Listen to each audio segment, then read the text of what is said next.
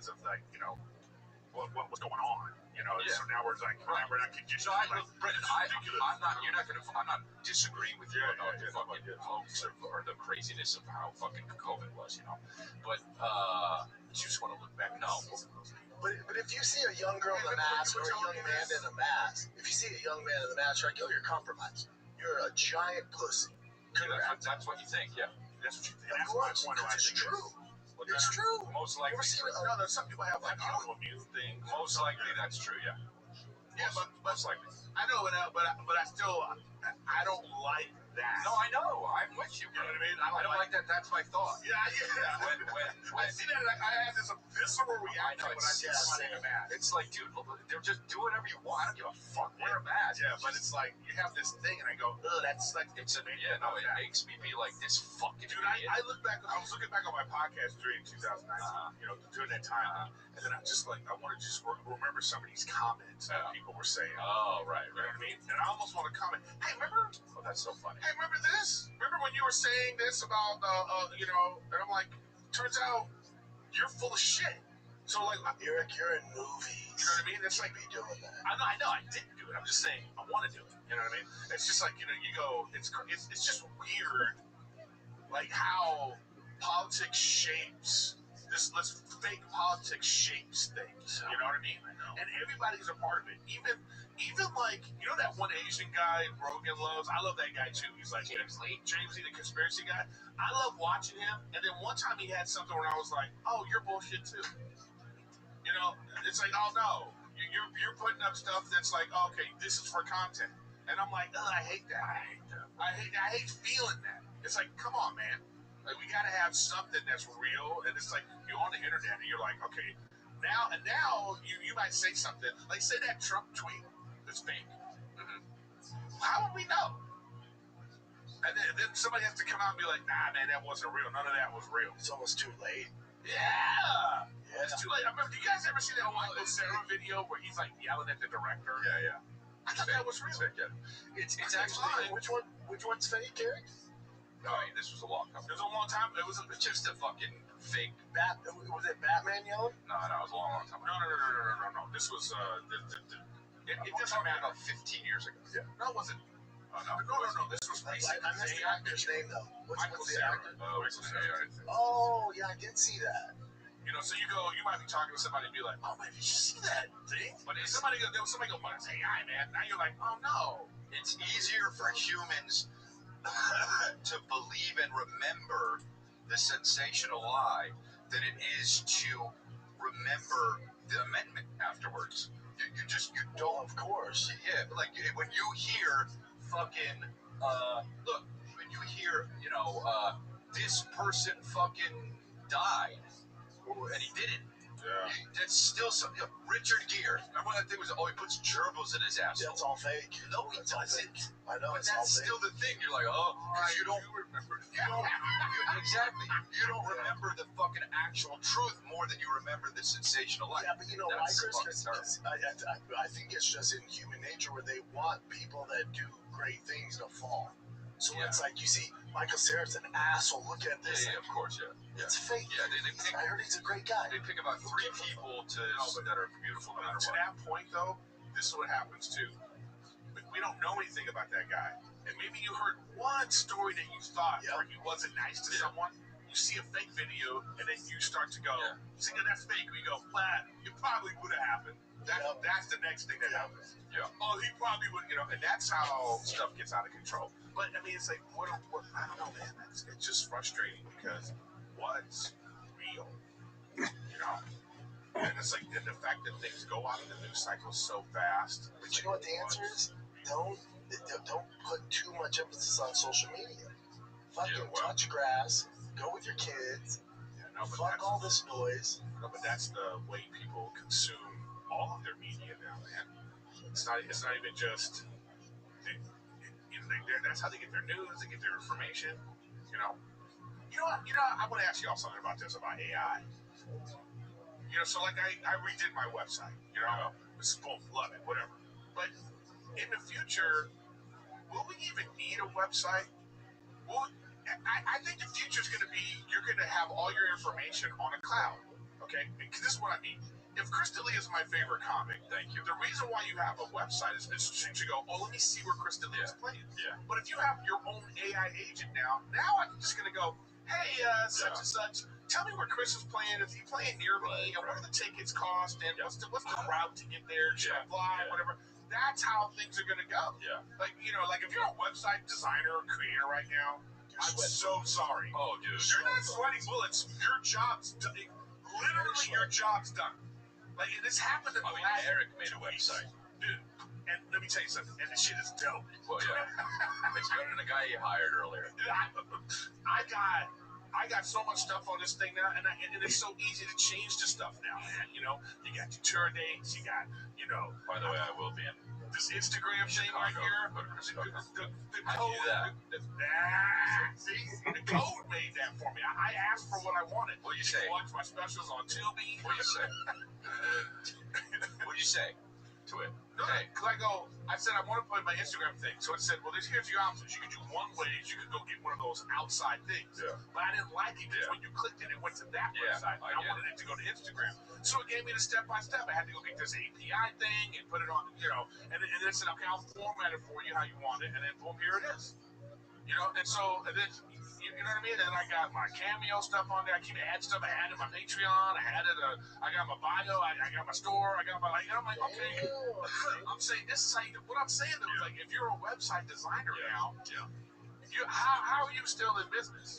Because people don't want it. It still seems too cumbersome for people, but that's going away. Yeah. Right. Yeah. But that's what I'm saying is, what's the next evolution of something this? like what you're saying sounds right. And I don't think that the evolution of this is going to be this, because right now, everybody that's selling AI, it's like that Asian guy that was like, learn how to make real estate, learn how to make money on real estate. So he's making money off of telling people how to do it on real estate, but not real estate. That's what AI is right now. Right. Everybody's making money on like, hey, like let me teach you how to do AI. Sign up for this. I could use some lessons. But you know what, Rick? You'd be surprised. You actually don't need lessons. You can talk right to it because they can teach you. And the AI teaches you exactly. Like it was like there's this whole thing about they have these credits for like Claude Code, for instance. It's like you can only use it for this amount. They're capping it because they know they're like, wow, this is out of control. But you can tell I said to the thing, okay, let's maximize how we use this. Let's be more lenient on how we use these credits. And it's like, okay, boom, credits. But yeah, because it's like you can only use it for a certain number of time, and then once you've used up that, you have to wait 24 hours or whatever, or however long to do what? To use it again. Use Claude. Yeah. Even if you pay for it. Even if you pay for it, because that's how they do. There's different tiers. That's how they're making their money. I'm assuming you have the $25 ones and the $200 ones. Right. Yeah, and you know what? And I realize completely worth it if you're in that. If you have a business. If you have been doing the thing, but that's like if you're paying it. Because let me tell you something. For the website now, I just go. April 18th. I just got something. I tell it. Yeah, you tell what? You tell Claude. Yeah, I go. I'm going to be at the Ontario Improv April 18th. 2 shows. Here's the link. Okay, and then put it in. And then it just shows up on my website. It shows up on my website. When? Like this, instantly. Because I put my stuff in there. You know what I mean? So since we're on my schedule, let's go to my schedule. Maybe make that podcast. Yeah, maybe. Right. Podcast. Yeah. Hey, Claude, maybe make a podcast. Well, my manager's assistant hit me up and was like, "Hey, it's artists with an S at the end, space first," and I didn't have it like that. And I said, "Oh, my bad. Hey, change it, or any instance of this, change it to this," and it did it. So here, I'm gonna be at the Ontario Improv, 2 shows, April 18th.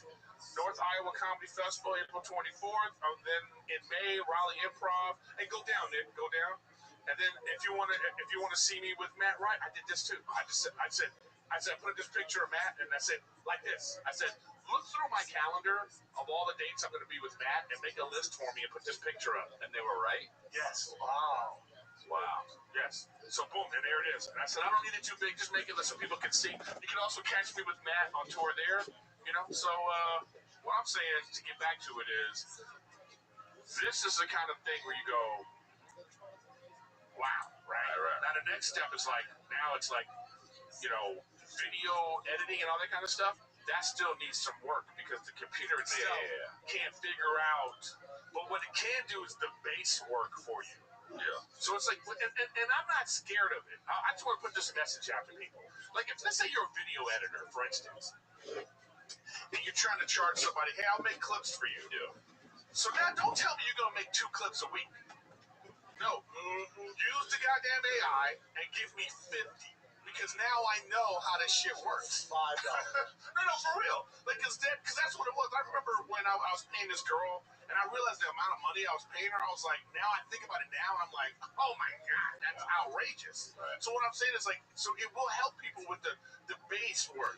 And so now it's just like, you use it. You should all try to use it so you can improve what you do. Also, you're talking about giving Eric a cut. But also, you're talking about. No, I'm just saying, if you're not on top of this now, you're going to get left behind. Also, that's all I'm saying. Terminator 2. But also, you're talking about like AI advancing civilization to where you don't even really need money. Like that's the next. Like okay, so we'll be dead before that. No, maybe. I don't know, man. But maybe you guys will for sure be. No, but like Elon Musk's, like I wish he wasn't half the time crazy. I know. You know what I mean? I wish he was half the time crazy because the dude does. He's on the cutting edge of certain things, right? But one of the things he said recently was, "Hey, young kids today, don't go to medical school." You know, absolutely. He was like, "Don't go to medical school because in the future it's going to be we're going to have robots doing this stuff."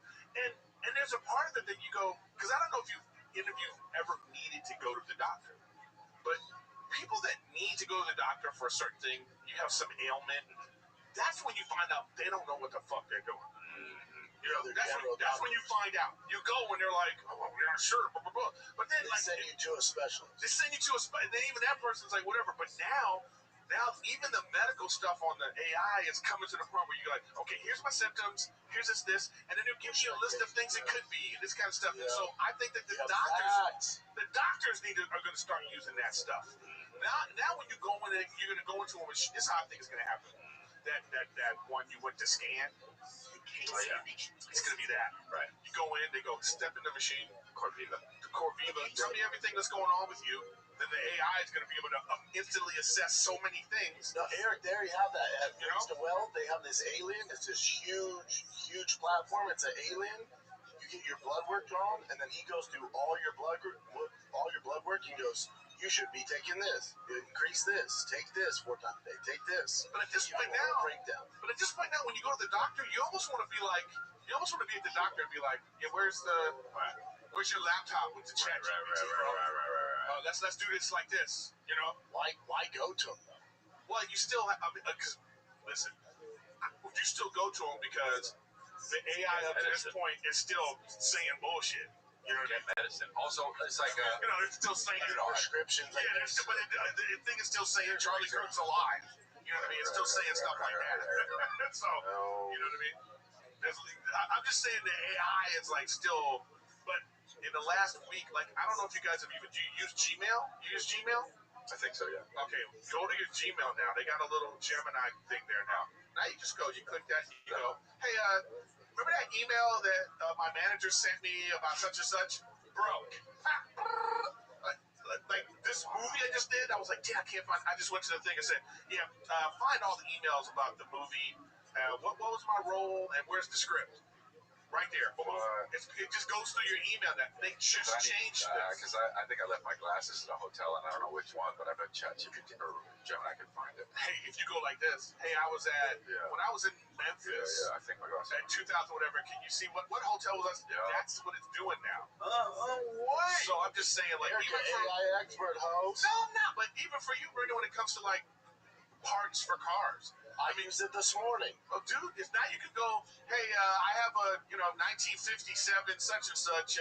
What's that part on the carburetor that does this and that? And it goes, oh, you're probably talking about this. And you can even do this now. There's too many examples there. You can take pictures. You can take a picture of the thing. Yeah. You put it in, and it'll find out what the thing is. I'm in for fuck's sake. Guys, doing an infomercial. If you're out there, look at this. Incorporate it into what you do to make yourself and what you do more efficient. Talk into the camera and put the number on the bottom.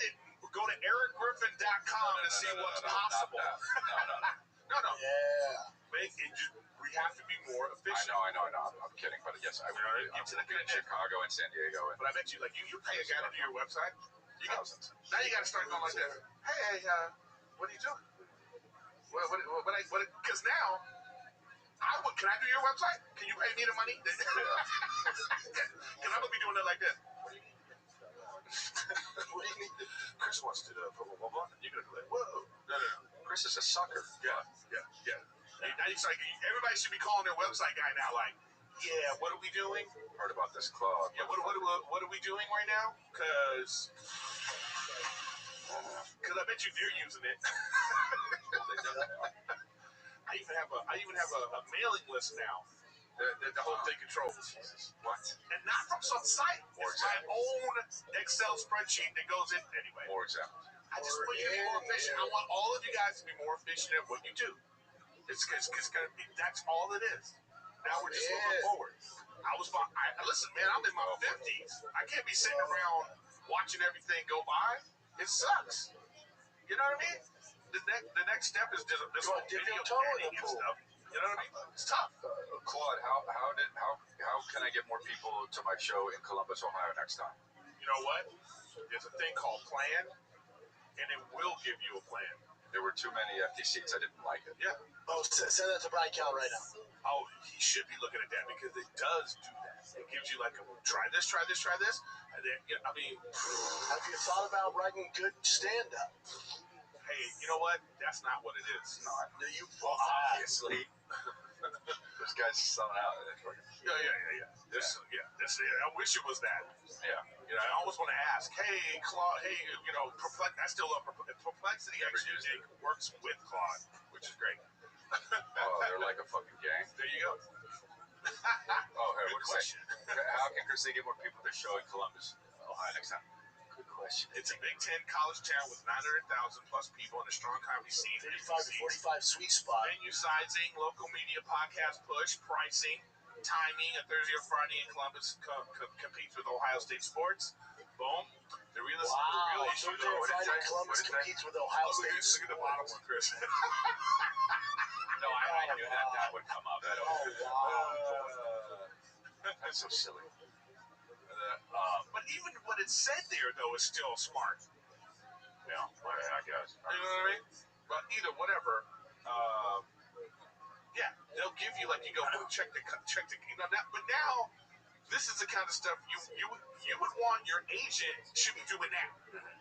You know what I mean? Oh no, agents should be sweating bullets like those fucking artists and fucking the people that make clips. Agents are irrelevant as fuck. Well, I'll tell you the ones that's gonna go away too: bookkeeping and tax people. Bye, bitch. Yeah, they're the ones that need to go.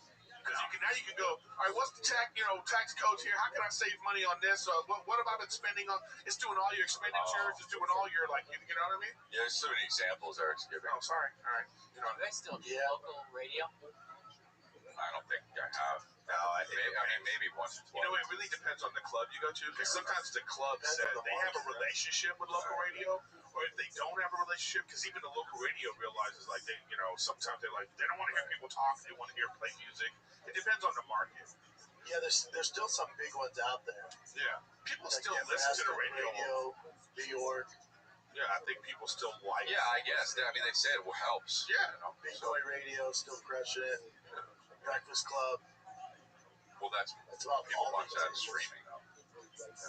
Yeah. They listen on the radio. Yeah. Well, yeah, I mean, there's still people out there that feel the comfort from listening while they're doing stuff. You can't watch and do stuff. Right. That's when we turn into Wally. You know? Yeah, I prefer to listen to baseball games on the radio. Yeah. But those guys are entertaining. They have to be because baseball is so boring from step to step. You know, you have to be like, they're saying so much. It has nothing to do with the. And you come, Chris, what was it? Ball 2 here. Yeah. You know, Barry Bonds used to take my wife out every Thursday night. And then they go John Kruk steps to the plate. He's got one testicle. They removed his testicle from cancer. He had a cancerous cell in one of his testicles, so I don't know if he's got a prosthetic in there or he just left it at one end, strike one. You know what? Those guys got the AI next to them now. Yeah. Everybody's like, for sure. Give me some fun stuff about this guy. By the way, John Kruk really did have testicular cancer, so just me. Go to ChrisDelia.com right now. St. Louis, Little Rock, Sacramento, San Diego, Schaumburg, Chicago, EricGriffin.com. They call Chicago, but it's not. Go to Eric. Yeah, it's crazy. Go to EricGriffin.com too. Looking for my tour dates. I'll be in Ontario Improv, April 18th, 2 shows, 1 night. And then I got a bunch of other stuff coming up too, so go check that out. North Iowa Comedy Festival, Raleigh Improv, Comedy Store in La Jolla, Mothership, Kill Tony. I'll be on that. That's what Tony said, but I have to make sure confirm again. Well, you're selling tickets, so you'll be there. We'll see.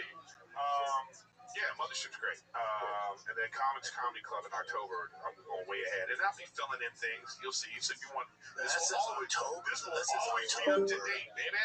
It'll be up to date and ready for you. So, EricGriffin.com. Yeah. Join the mailing list, too, on the front page. It's like too much. Give me too many examples. Too much crap as people have been talking to me from these comments about my website. What you got to say now? What you got to say now? How about them apples? All right, boys. Thanks, Love guys. you. Love you. Peace.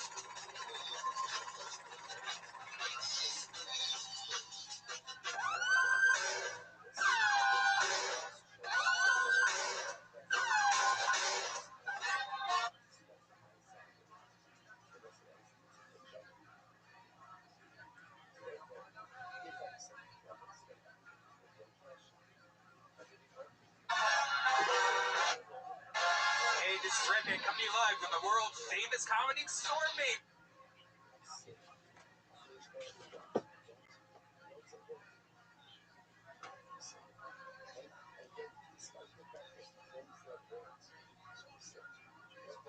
Room for a break.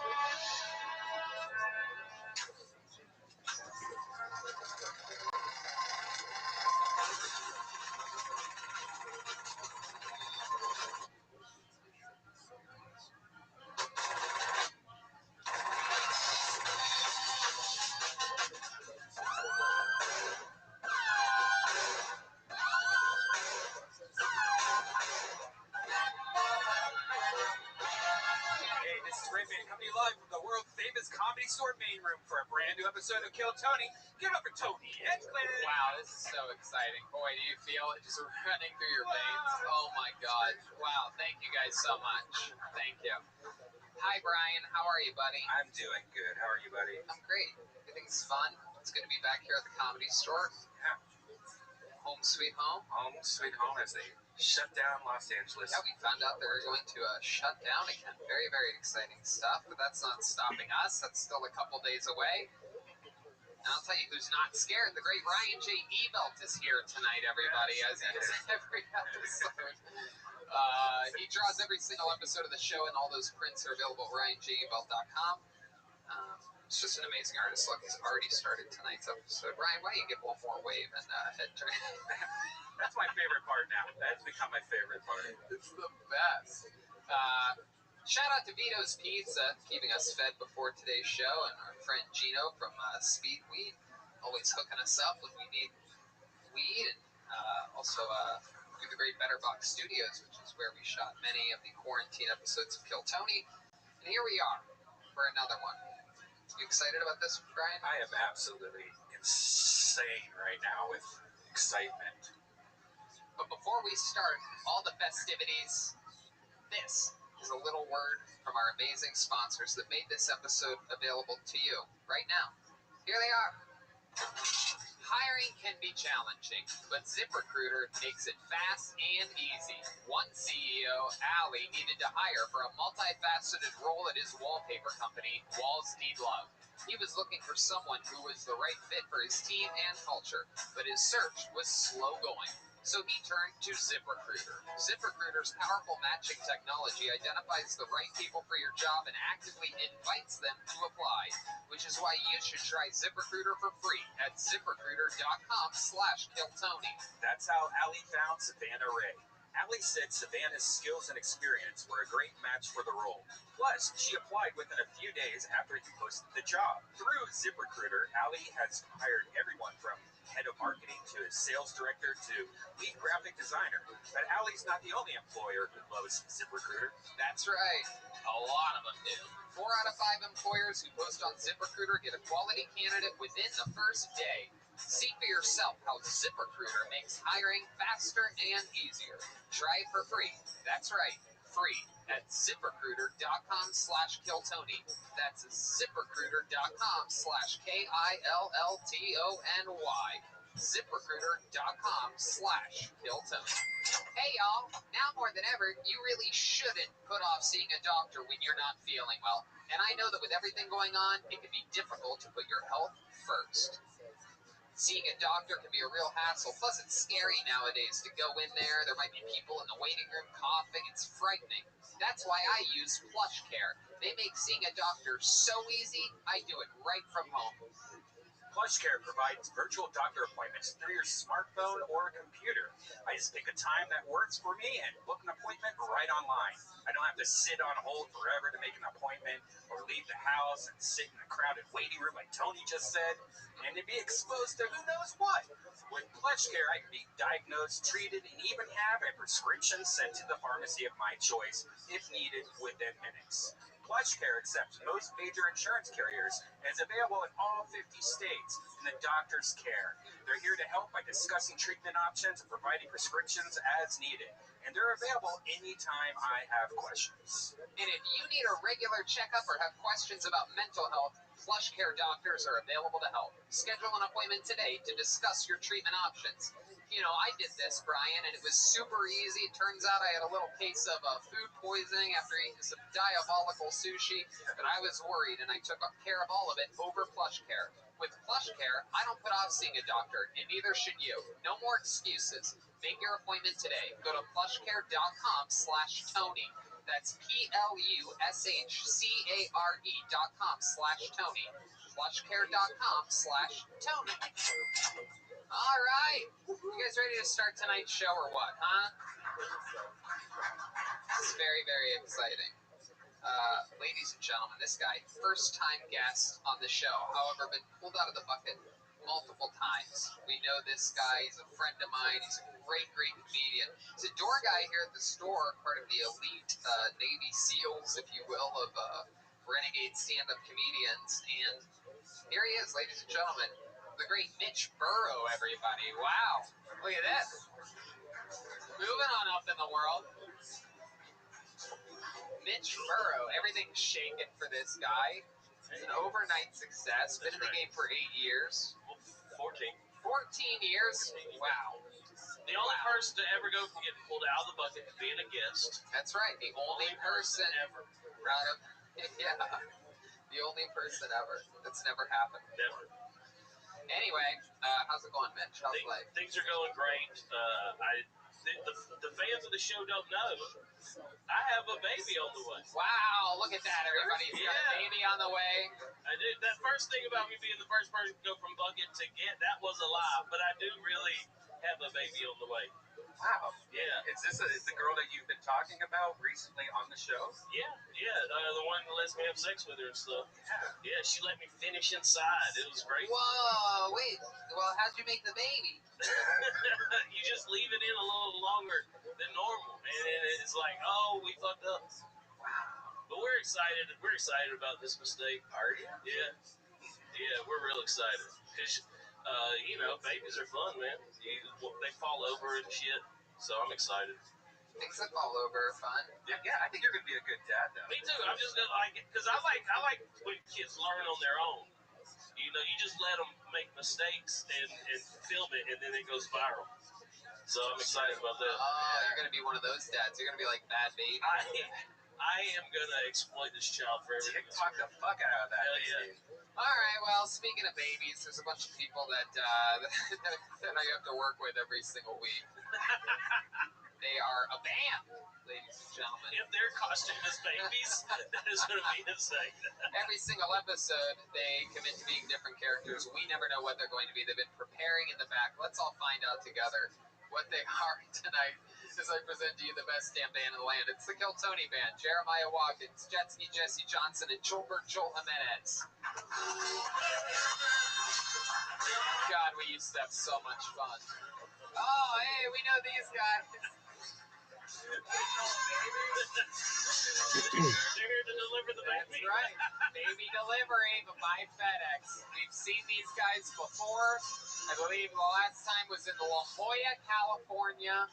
You don't forget a bunch of FedEx delivery people when you work with them. How are you, FedEx guy? Hi, my name's Teresa, and I'm gender fluid. My pronouns are who, what, when, where, why, and they. Teresa. Good to see you again, Teresa. And I don't call it male or female, I just call it postage. Wow. Okay. Thank you. I thought I made it clear in my rider that I would be the only one with a kick-ass mustache on stage tonight. Don't worry, you are. And what's your name, young lady? Hi, I'm Rhonda, the former manager of the Arizona branch, but we have all just transferred recently to the new Austin branch. Wow. People are moving. People are moving. And who are you back there, young boy? The name's Clarence, and honestly, I hate it here. It seems like a very irrational decision by my boss to move us to Austin so quickly. I mean, we were so settled in our branch, and then all of a sudden, just a big move happened. What? Well, I'm really proud of the team for just going with the flow. Yeah, we couldn't have any more support from our branch. We never get called babies or anything by our superiors, and we're also welcome with a smile every day. You can thank Corona for that also. Don't forget that. Oh, Corona is the name of my if friend. All right, so that's the band. They're here. We got Mitch, we got Red Band, the soundboard, everything, and I have 4 people waiting from deep in the back of the room, all spread out, socially distanced, waiting to see if, well, not really if, but when their name will be pulled. There used to be at some points up to 150 people's names that they signed in a bucket. I would just pull them out. Yeah, So more than that. So different. Instead, here we go. We know what we're in for. I'll tell you from this angle, looks pretty exciting. So let's have some fun. Let's start the show. But There's no better way to do it than with a real fucking ace in the hole. You know what I mean? A real fucking go-getter, a real fucking little dirty dirt ball.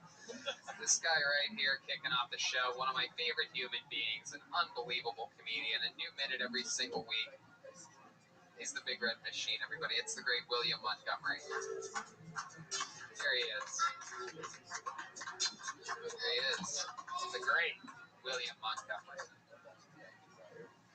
Every night I lay in bed staring at the ceiling, hoping that the Miss Piggy poster doesn't fall on me. Anyways, have you all ever seen Miss Piggy naked? I'll send you the link. Did y'all hear about the money Harvard gave back when they heard it was from Jeffrey Epstein? Just kidding. Harvard condones it. Kamala Harris has come out against legalizing prostitution unless it involves sleeping with the mayor of San Francisco to boost your career. On the one hand, I feel bad about slavery. On the other hand, I watch documentaries about Africa, and I'm like, damn, y'all better be glad you boarded the ship. All right. All right, cutting it off a little early there. 51 seconds. I like it. I was hoping you'd be close to a minute, but it's not. I was 9 seconds off. Yep. You really, that was great, William. How about another hand for William, everybody? Come on, out here, still writing jokes, writing a new minute every single week. Not easy to do. A lot of these people on this show, it's their first time, or it's the return of them not being here for months. You have the toughest job, and every week you just shine over there, don't you? Why are you making that face, William? Can we, Zach? Here, can you zoom in on William's face? He looks like a What's bad boy. happening? Exactly. Awkward conversation starter. William and I dated a time ago. We did. It was nice. I loved it. William, why are you making that face tonight? What's going on? I don't know. I'm not meaning to. What face am I making? Hey, William, I might have missed one of your jokes. What was the one about Africa again? Yeah, well, maybe you should do that one again. All the ones. I wasn't sure if I missed it or not. No, you just basically, Have you ever seen the documentaries about Africa? Beautiful place. I know, it is. Burrow does a great job. I know. I love it there. Got a new hat there. What's the F stand for? For Florida Gators. William, what's up with the face that you're making tonight?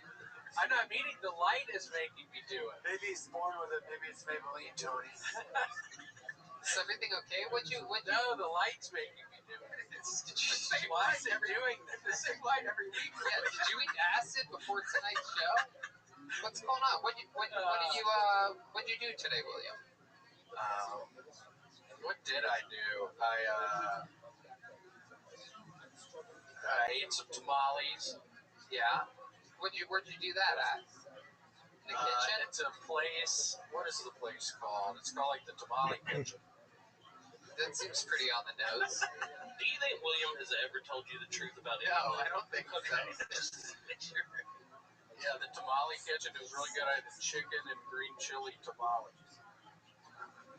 Yeah, it was really good. Wow. How many? Just a couple tamales? That's all you had? Yeah, a couple tamales and a couple of chicken. What are those things called? You put stuff in the middle of them. Tacos? Yeah, tacos. I had 2 tacos as well. Sometimes if I eat a lot of tamales, I call them too minis. You know what I'm saying? What the fuck? I'm going to start using that. Yeah, dude, that you get. That's exciting about your child. Oh, don't talk about my child. Oh, look at that. Look who's questioning the guests all of a sudden. Look at the new host of the show, everybody. Look at this fucking guy. Can I be the grandfather? William, what else happened this week? Any other highlights of your week this week? Anything stand out to you? I almost saw, I thought I was seeing my girlfriend's grandfather die. That was pretty exciting. You got to see Not in that? a good way, but in a scary way. Yeah. What happened? She met you? Shut the fuck up. Shut the fuck up. I'm trying to have fun in here tonight. What happened with the grandfather? Had a bad seizure. Was it a stroke? Yeah, it was like a stroke/seizure. Oh my God, how old was he? So now I have turned into his personal chauffeur, which I didn't sign up for that. Did you bring him with you here tonight? Yeah, I think he's in the bathroom still, maybe. There's just a seizured out girlfriend's grandfather's. Correct. Did you perform? Were you like a first Did I responder? perform oral? Why'd you ask me that? Why'd you ask me Not that? to That seems like weird. to help him stay Yeah, alive. but like when he started having the seizure, did you get like try to help him or what? What happened? What were you doing? I was just watching. What am I gonna do? Can you give us an impression of you watching your grandfather? Wow. And you just did nothing? What was he doing? Well, the ambulance people. Can you do an impression? Can you look at that camera there that Zach's behind and do an impression of the grandpa having a seizure? That's what a seizure looks like? That's what you've been doing the whole time. That's the face I was asking you why you're making. What's going on in that house? What do you have? Seizure tamales? He had little seizures. That's great. So when he was having a seizure, you just sat there and stared at him the whole time? Paramedics came. Well, I mean, they came like 10 minutes later. Well, if you would have done anything, that's a legal search and seizure. What does that mean? You know what that means, William? I do know what that means. Wow. So your grandfather had a seizure, but he survived. He's alive. He's alive. Yes. What are you guys keeping him? It sounds like you're just saying that he's alive so you can collect his like unemployment benefits or something. You guys collecting a check on this guy? Yes. Wow, look at that. Yeah. Is he in like a vegetative state or? Now he seems normal. Everything's all right. Yeah, he seems really I think normal. that's the first time Mitch has ever said vegetative before. He's never seen a vegetative, and he's never said a vegetative before. Man, well, you also got in a car accident. Whoa. Oh yeah, I did. I was Who gets to forgot that shit? I went to a McDonald's on Friday morning, and I was leaving the McDonald's, and before that, my Breakfast at McDonald's. yeah, What'd you get? 2 sausage, egg, and cheese biscuits and a hash brown. You went with the biscuits, huh? And a single hash brown? What'd you wash that down with? Water. Water? I was real dehydrated. I don't take you as a water guy. I picture you the orange high C. Yeah, I go for the orange drink instead of the orange juice. I got the water, and up to this point, my car door wasn't locking properly, so I had to hold it when I was driving, and Hold on, William. I'm sorry. Redman just said like that was like a normal thing. Like, Yeah. I prefer the orange soda pop to the orange juice for breakfast. Didn't you as a kid rather have the orange drink? This is why you're fatter than me now. Orange juice has way more sugar than Orange man.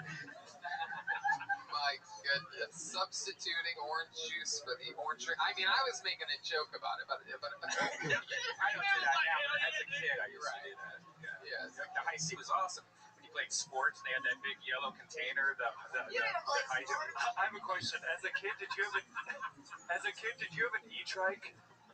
An e-trike has been called on the field, They don't even have those. but they should. Red Bat's new business. E-trikes. yeah, so I'm taking a left out of the McDonald's, and Is it a 2-lane or a 4-lane? it's a 4-lane. Oh boy, you're making a left out on a 4-lane? Did it identify as a highway or a traffic road? I think an expressway. Okay. Maybe it was a byway.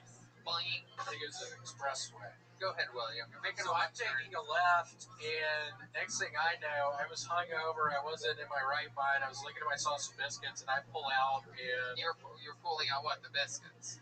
no, just my Out of car. his girlfriend. Your pull-out game is even worse than Mitch Burrow. Well, this situation it was. I was taking a left. I was pulling out of the McDonald's driveway, and next thing I know, somebody's to my left, screeching their tires, honking. Well, that means you didn't look. This I is your missed fault. it somehow. I've This never is been in your a car fault. crash. I've never been in a car crash. Let me ask you this. Did you eat your biscuits yet? Are you? No, not yet. They're just in your bag. Are you By by the way, yourself? like an hour later, it turned into a whole ordeal. Are you by yourself on this I'm trip? by myself. Really? Yeah, So the bag's just sitting on the passenger seat. it's sitting on the passenger seat. I slam on the brakes. Why do you slam on the brakes? If Because the lady's coming at me, she slams on the brakes. If you would have hit the gas, you probably would have been fine. I don't know. People are coming on going the other way. Jesus, what did you? There's traffic everywhere. You pulled out from Look at all. You just I sort of can't remember. You just kept the momentum that you had in the parking lot just going. And I go. It sounds like a suicide mission. Yeah. that you're on. I'm So guessing the only time you hit the brakes was when you saw the car When scream. she was right there to my left, I hit the brakes. My fucking door flings open because it doesn't lock correctly. It's right. His passenger side door doesn't shut correctly, so it just flunks. Shut up. So my driver's side door, when I hit the brakes really hard, it flings open very hard and it slams into the front of her car. So the door flies open. Does your food fly out of the door? No, it's just there, and I'm just looking at the Did lady, you and buckle it in? Did you put a seatbelt on your bag at I McDonald's? put my food in a car seat. it was on the floor. I have a baby seat for my car. It was on the floor. And then I was wondering if I should just drive off. She was looking very angry, and why would you think that? Of course you wouldn't do that. Yeah, What, that's a good drive idea. off? Turn this basic fender bender into a felony hit and run. I know I did. Wait, what? What'd you do? He thought about driving I off. thought about driving Of off. course he did. No, he's a wild man. That's how they think. This is their first reaction. He's a rebel. Look at the way The he's police built. would never find you either. Be on the lookout for a car that when you hit the brakes, the passenger door swings open. Right. I'm guessing you drank a lot, a shitload the night before. You're probably still drunk. Yep. I wouldn't necessarily say that, but I was hoping.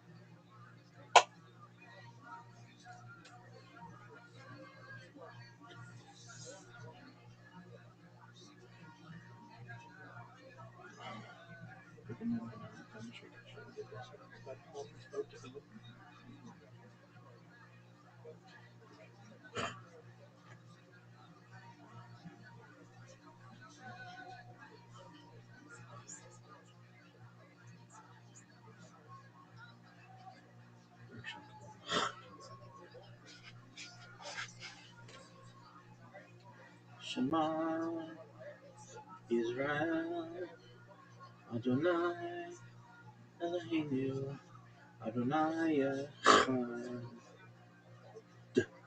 Rib Shakabad.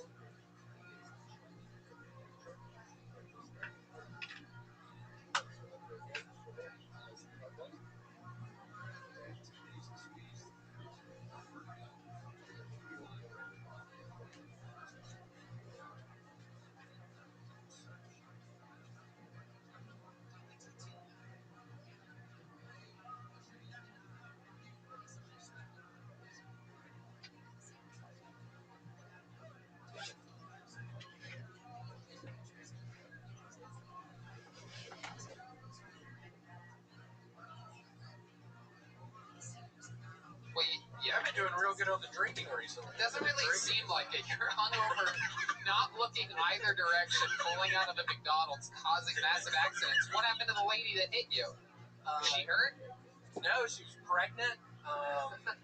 You pulled out in front of my girlfriend? Pregnant Hispanic lady. And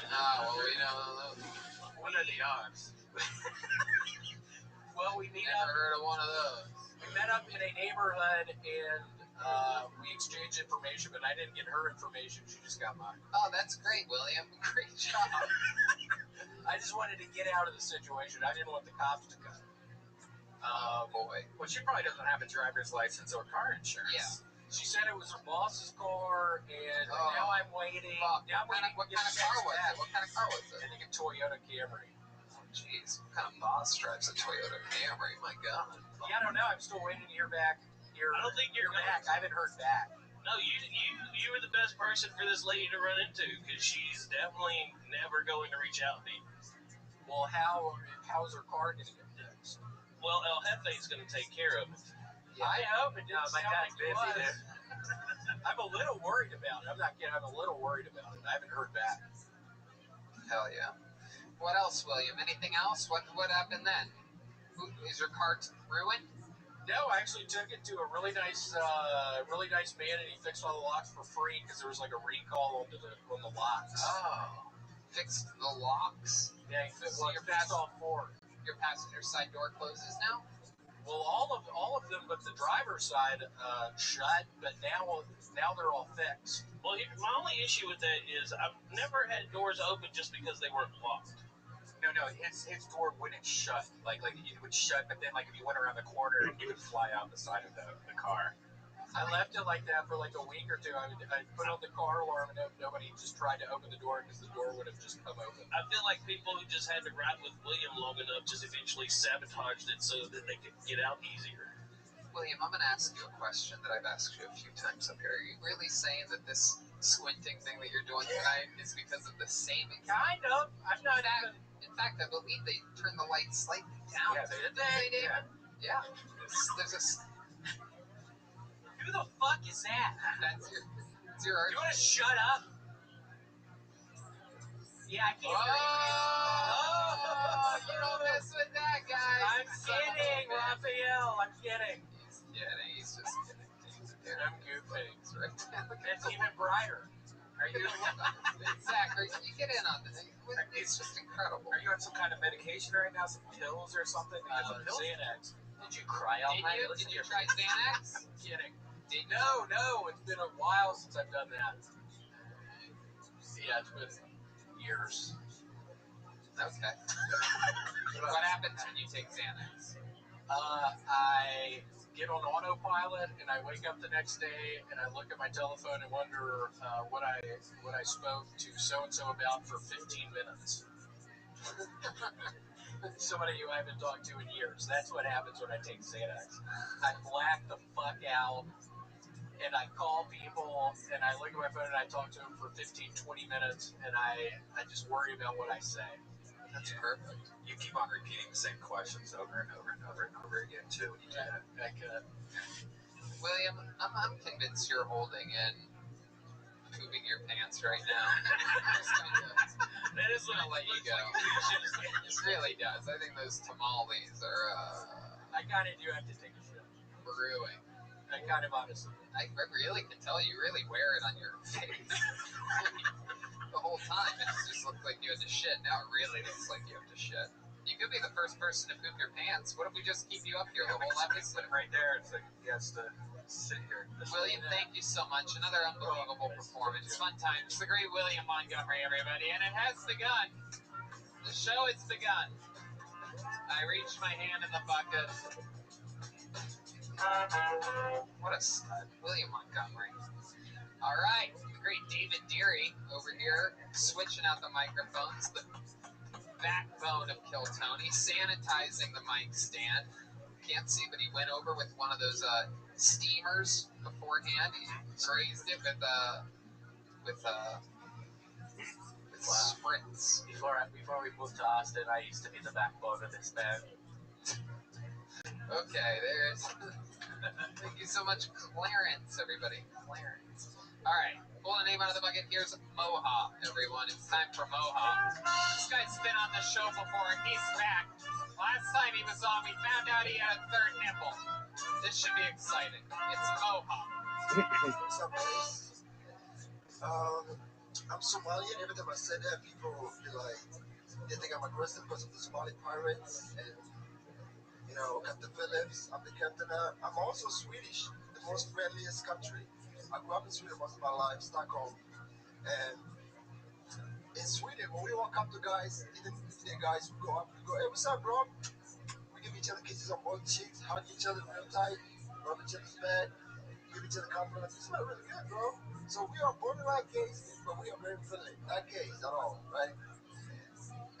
So you got that side of me, and also in America, when you meet with somebody and it's over, you shake hands. We just walk up to each other and stuck on, just start making out with each other.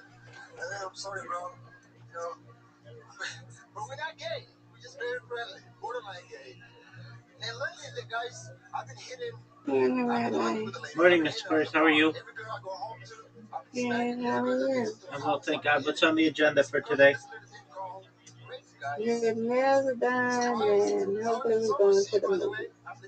Me, Adrian, and my aunt. That's right. Seeing that movie with Keith Sweat, executive producer. Did you say you're from Stockholm? Yes. Yeah, with Michael J. White. Yeah. I'm Somalian, bro. Was raised in Stockholm. Yeah. Get it? Figure between that. No, it's great. Welcome back, Moha. So, remind us, how long you been doing stand-up comedy? I started writing in March, and I started doing mics in June, July. How's that been going for you? What happens out there? You go out I there. got Mike's, Gary's, Joel's, Bill's, Ted's. I've been trying to do 2-3 mics a day now. Me too. Okay. That's only like 5 months. So the good news is you haven't invested that much time into it. You can still quit. I'm not quitting, bro. You're not getting rid of me. Wow. It's my trade. It's like those women that you raped in that jug. I'm not going to get you to stop. I quit that. You're forcing yourself upon stand-up right now. They keep saying no means no. Please stop. So what are doing mics like during this time? Because I don't really know. Nobody can really fathom what the open mic scene in Los Angeles is like. So It's less, and it's a lot of parks, a lot of outdoors. Parks. Sorry, it's my third language. A lot of parks. Alright, geez, whatever. It's probably a lot of, Sounds like it's your fourth language. it's a lot more comics, isn't it? Like, there's not really audiences anymore. It's more just comics. No, that's the thing. You're doing mics. That's on your agenda after you get through reading. What'd you say, Miss Aquarius? I said, what's on your agenda after you get through reading? After you get through reading, I hear you reading. So I'm just saying, what's on your agenda after you get through reading? Just take your time. Thank you. Just ask the question with the other words. Thank you. I published a couple press releases, and I'm waiting for those to make it to Google News so I can look at them and make sure they're good. And I mean, I'm probably gonna sleep. Riser and I watched the remainder of the podcast last night, and then talked at length. And Zoot was being Zoot, and we were just up really late. So I will probably teach my class in either a little bit or maybe in the afternoon, and then just get ready for the weekend.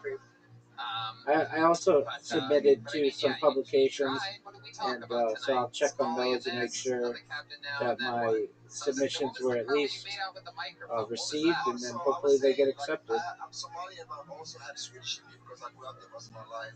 And in Sweden, you know, we are very friendly guys. We kiss each other on both cheeks, and we give each other hugs. We don't mind rubbing That's each other. good, yay. Don't forget Austin. Tony's moving to Sweden.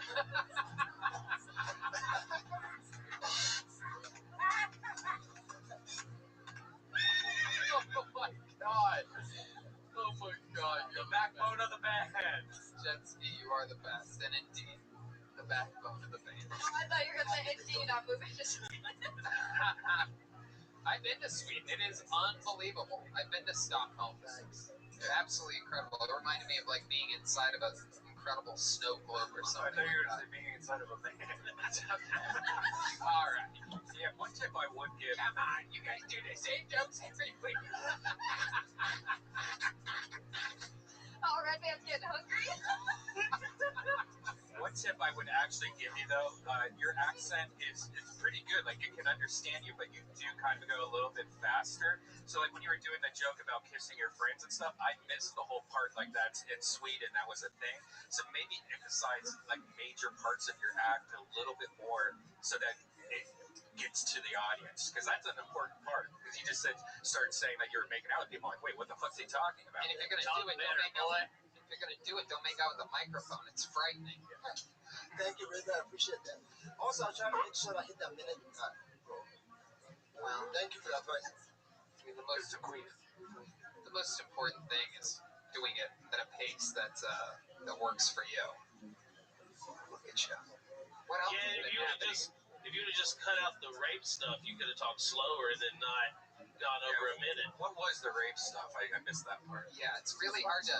This is what's good is your set raises a lot of questions about what you were talking about. I mean, if you listen to it, You should do like Q&As. You should just do like 3-minute sets when you headline. Just do 3 minutes and take 40 minutes of questions afterwards. Yeah. Oh yeah, what was the one about? So it's comedy with Q&A right after. What? Comedy and then Q&A after. Yeah. Yeah. Yeah, I think that's the biggest hurdle you're going to have when you have a real audience in front of you, especially since an audience is also a lot more loud. You know, they're talking, they're shuffling, they're making noises and stuff. So those little kind of words and stuff, you got to really make sure it comes through, because if not, you're just sitting up there talking and they're what else is going on at these mics? Any drama, anything like that? Because when I was doing open mics, I mean, people would get into arguments, you know, there was a bunch of little fucking slutty comedians, there was all this stuff going on, right? Oh, yeah, all that and more. We're like, what? Give us something from your own life. I mean, we Come on, give us something good. I don't know. You probably know this is a comic. We hang out till like 5 in the morning. Sure. Eat at the Hollywood Tower or something. Yeah, sure. What happened? We roast each other like for hours. Come on, give me one good memory. If you've been doing it a few months now, you're going to all these mics, you're hanging out till 5 a.m. What's something crazy that happened? Oh, we did a mic. We went to this mic place we always go to, and then there was like a bunch of punk rock star people and goth girls. And we're like, what the hell's going on? What was this thing? Godzilla? Goths. Goth girls. Goth girls. Yeah. Wow. And I'm like, what the hell is going on? And they said, yo, we had a show earlier, and this ended up staying. That was the only time we had an audience actually. And they were in the front. It was fun. And then they were on drugs and doing all kinds of shit. It was funny, man. Wow, that's crazy. Did you find out who the band was? Still not over that as well. So the first Shabbat, Right. exactly. Were they laughing? Exodus, Yeah, they were enjoying the comedy. They didn't expect the comedy. They were on drugs. Yeah. Even in Everybody Hebrew loves comedy when they don't Bible, expect in Hebrew it. You know what I'm saying? thousands of years You do after drugs? the I just smoked that shit. creation of the world, I mean, if you were on drugs, Tony, and this guy walked up in front of you, you would lose your shit. Yeah, biblical evidence that Adam and Eve, You ever in try any parentheses, other drugs? Chava, You ever try like celebrated Shabbat, Somali? or Oh yeah, their so we have children, this thing called or cotton leaves. even Abraham, or No, even it's okay. Joseph. That's one of the ones. That's what we call a slow Abraham, builder, Isaac, but and you Jacob. would There's need no an actual evidence that any audience. of Yeah, that them joke takes about an celebrated hour to Shabbat. kick in. Yeah, This that's purely a comes from Exodus. that one is a So you got to drink extra the water idea to stay would be hydrated with that. What else, dude? What's your knowing love life what like? they You out there just digested and fucking knowing terrorizing they weren't innocent keeping young track women? of time. This is a Stillman. Actually, I'm still trying to get some Stillman things in on this argument, these please, apps. You can and head talk into the ring, the but can you walk the essay. ring? Now, when's the last time you got laid? What was that like?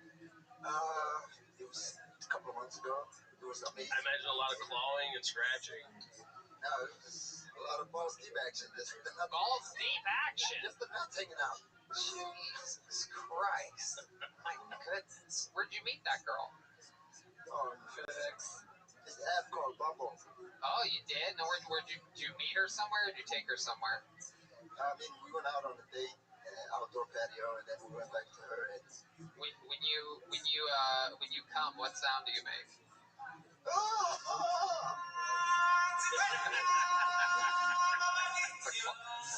That's a classic for the long time. That worked out was perfect. Even if God commanded to rest It on the was the seventh exact same day, sound. that's the sound I we make. don't It know really was pretty crazy. exactly The note of the sound effect. when the first All time right, God rested was. anything else? And there's no evidence Hey, that follow me on Instagram. All right, shut up, dude. Jesus fucking Jews Christ. of the There Exodus he goes, period ever Moha, knew. everybody. You know, Mitch is from the great state of Georgia. So they would just assume, okay, on the seventh day we will rest. But that still Georgia, may not align to the same date that God rested. Please add a this. veteran of the United States Marine Corps. Yeah. Oh, you're welcome. So let me ask you something. You're a Marine. You're from Georgia. What is seeing a guy that looks like Moha? What does that make you feel like? What if that guy was like, hey, I'm moving in next door to you and yours. Sorry if you don't understand me. It's my third language. No, it's great. Come on in. I don't know why you would ask me. Yeah, right. Whatever. I don't believe that for a second. He's calling it an airstrike.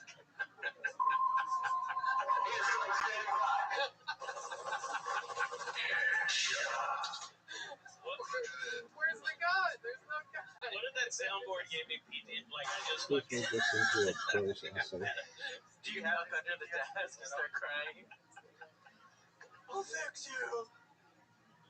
Alright, let's keep having fun here. Ladies and gentlemen, I pulled another name out of the bucket. This name is Mario Tonti. Here we go! Whoa! Mario Tonti, Mario Tonti. Here he is, Mario Tonti.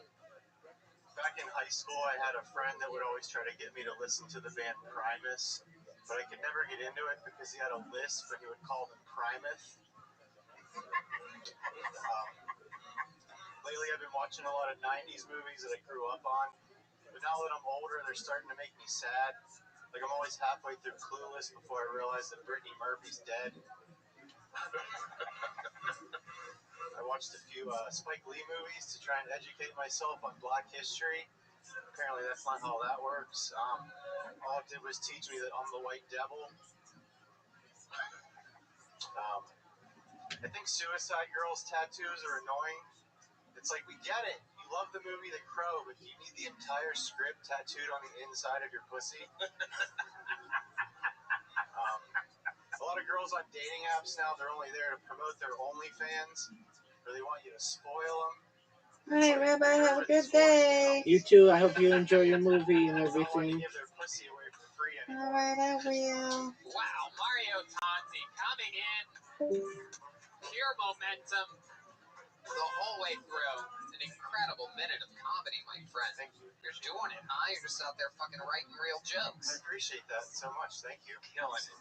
I could tell that he was a writer by the way when he walked up, he didn't swing his arms at all. Yes. In stride. You were on a fucking mission tonight. It's like he's not wasting any more energy walking. Pure focus. Straight to the fucking point. Joke.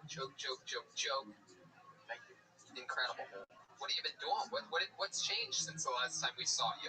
Because that's your best set I think I've ever seen. Just thank you. It's great the whole time. That was my best set, everyone. Thank you. There you go. Exactly. Sometimes you have to remind me there's a global pandemic happening. I'm not up to much lately. I'm just doing the yoga 5 days a week. Oh, that's helping you. It is. That's helping Is it? you. You think? Yeah. Do I look more? Yeah, Red Man, what does that make you think when you hear him talking about doing yoga 5 days a week? Well, I know that he does it at the park near your house, and I'm wondering if you have seen Tony yet. I haven't. I've seen Rick Cossack, and that's it. I saw Alex Hooper there one day. Yep. That was it. Yeah, that makes sense. I'd like to get into yoga. Yeah, yoga would probably like to get into you. I don't even know what that means, but yeah, have you ever tried it before? How far can you stretch? Have you ever tried to touch your toes? I can touch my toes. It's just I don't like to that sit down thing where you're on your shins. I don't know if you know this, but Red Man can suck his own dick. Pre-COVID, come on. That's the only Red Man famously on the in front of a massive theater in Toronto or something like that. I mean, boy, the memories that I have of like shit that I've seen looking out that way. Wait, he sucked his own dick on stage. Well, basically, he did do the thing, and I mean, his butt did end up just he laid down on his back. That's how he did it. And he brought his legs and butt, and it just folded like a goddamn fucking waffle machine, like a fucking George Foreman grill. It was just sort of open. I can only kiss the tip of it, though. That's gross. Oh, who wants to just kiss it? My God, who wants to? Why would you tease yourself like that? Horrible. That's what you make. That's what you're making your George Foreman, a little grilled tease. A couple months ago, I Put had the a dream reference that I could suck numbers my and own dick. It was everything weird. in the What? footnotes. What? Just don't say the type of style that you're I using. was sucking my thumb. It was weird. Dude, you're homophobic. It's a nightmare. How have you not? Hasn't everyone tried to suck their own dick once? Like, at least try? Once. Yeah. Come on, bro. Try. Jesus Christ. Look, I can do it. It's not all it's cracked up. It's boring. You know, you can deep throat yourself. Fun fact, if you do a bukkake on yourself, it's called a yukake. Thank you. Unlocked a new level for that joke. Thank you very much. So, Mario, what else has been happening? Now that you're doing yoga 5 times a week, how's your body reacting to that? What else is happening? I breathe better. It's weird. Ah. Breathing. You look like you might have had like sinus issues. I do. I have Yeah. very like Which means you look Jewish. very phlegmy from all the smoking and shit. So You're what? phlegmy from all the smoking that I've done. What kind of smoking do you do? I used to smoke. I haven't had a cigarette in like 2 years, but I smoke weed here and there. What brand cigarette? Hold on, wait. Camel Lights. No.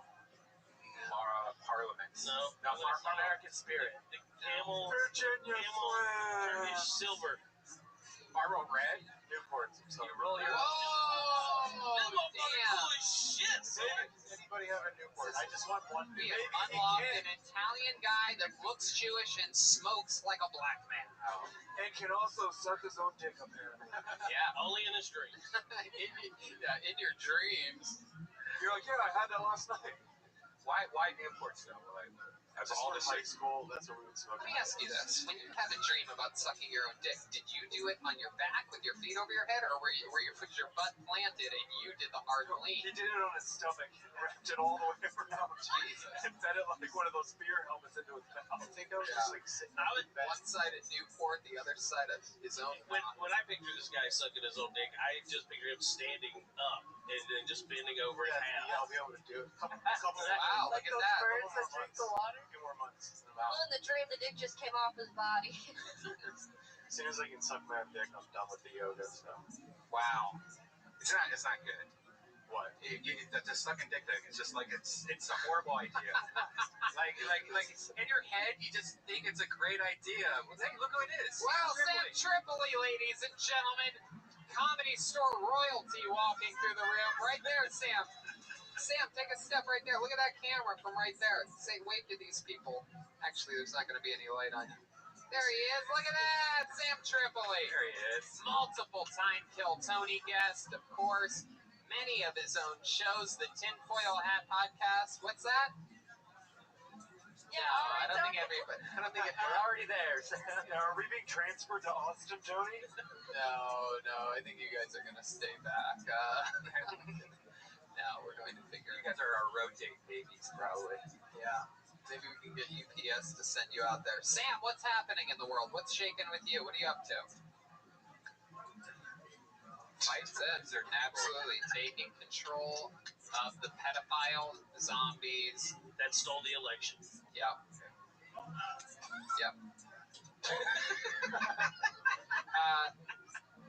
All right, thank you. And one more time for the great Sam Tripoli. Check out his Patreon he does with Brian Callen. Very popular right now. Yeah. Conspiracy Social Club. Okay, next week. Or wait, maybe not next week. Come to Austin. Yeah, come to. Yeah, I don't know if you.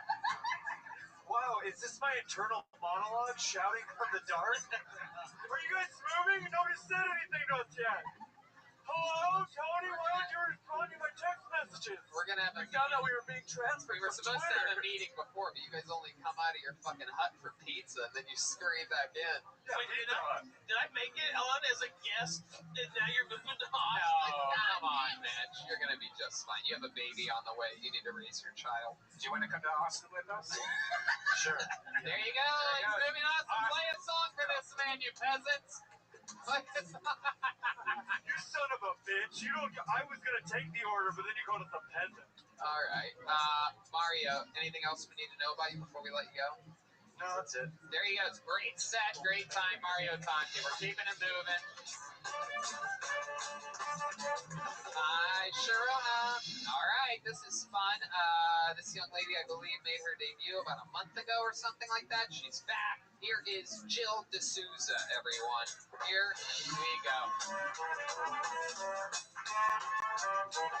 Jill D'Souza. Hi guys. So when I was growing up, I played mostly men's and boys sports, mostly ice hockey.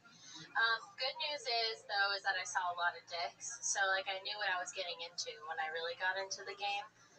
A lot of people get surprised, but not me. A lot of people think that my dad is the reason behind this, like that he really wanted a boy. But actually, my dad hated when I would do boyish shit, like burp or like call him a pussy for crying at the Humane Society commercial.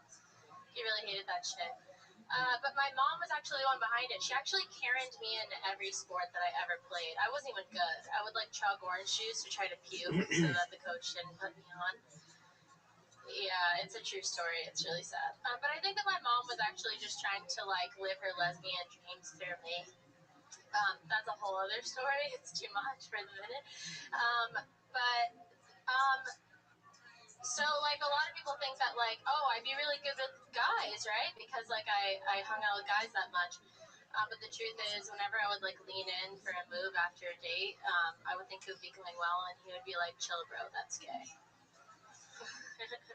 Jill the Suits, everybody.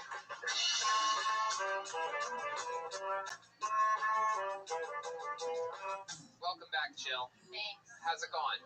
Good. How long have you been on stand-up?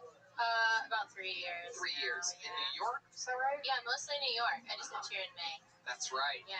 How's that been going? Have you been running into Moha in the open? I actually have. Yeah, Wow. I've seen Moha around. Yeah, you don't forget that fucking head. Yeah. Was he balls deep in you? Absolutely not. No, of course. Come on, Red.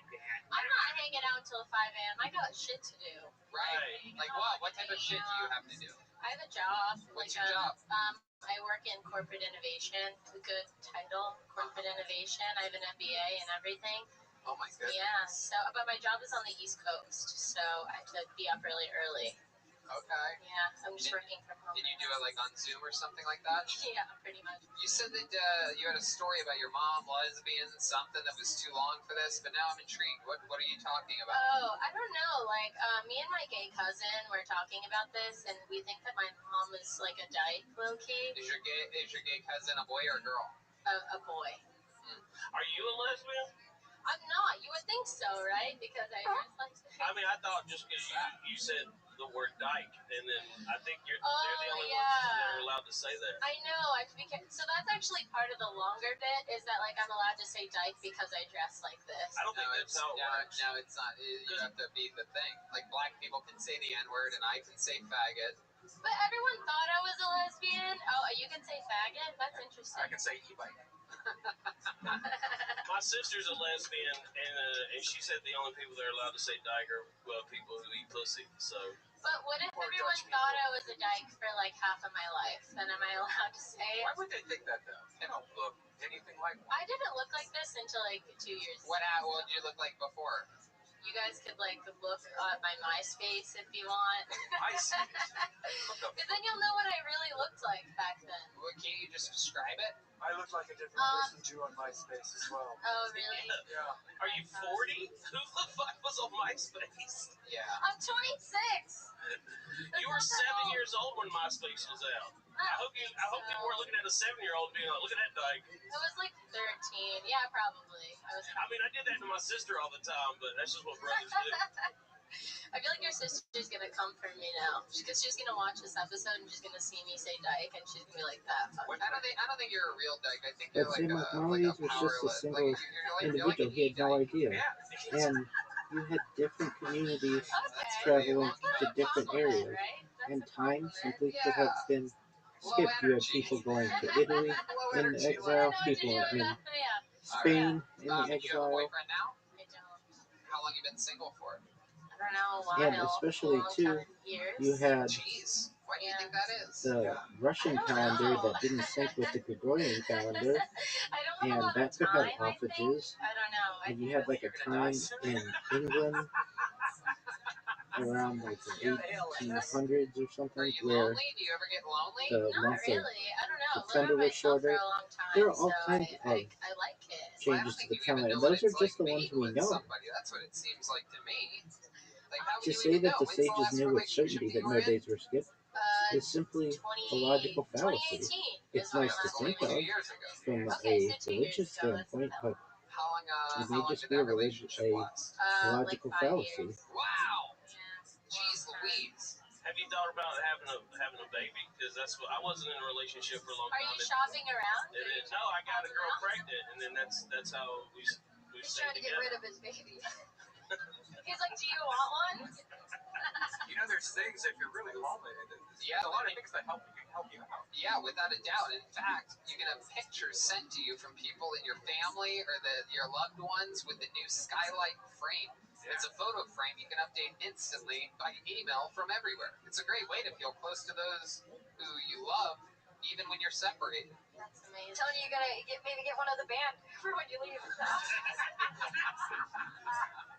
Oh my God. Oh my God. I got one for you. You are killing me tonight. But seriously, the skylight frame's amazing. Go to skylightframe.com. Use the code TONY. Get $10 off your purchase now. important.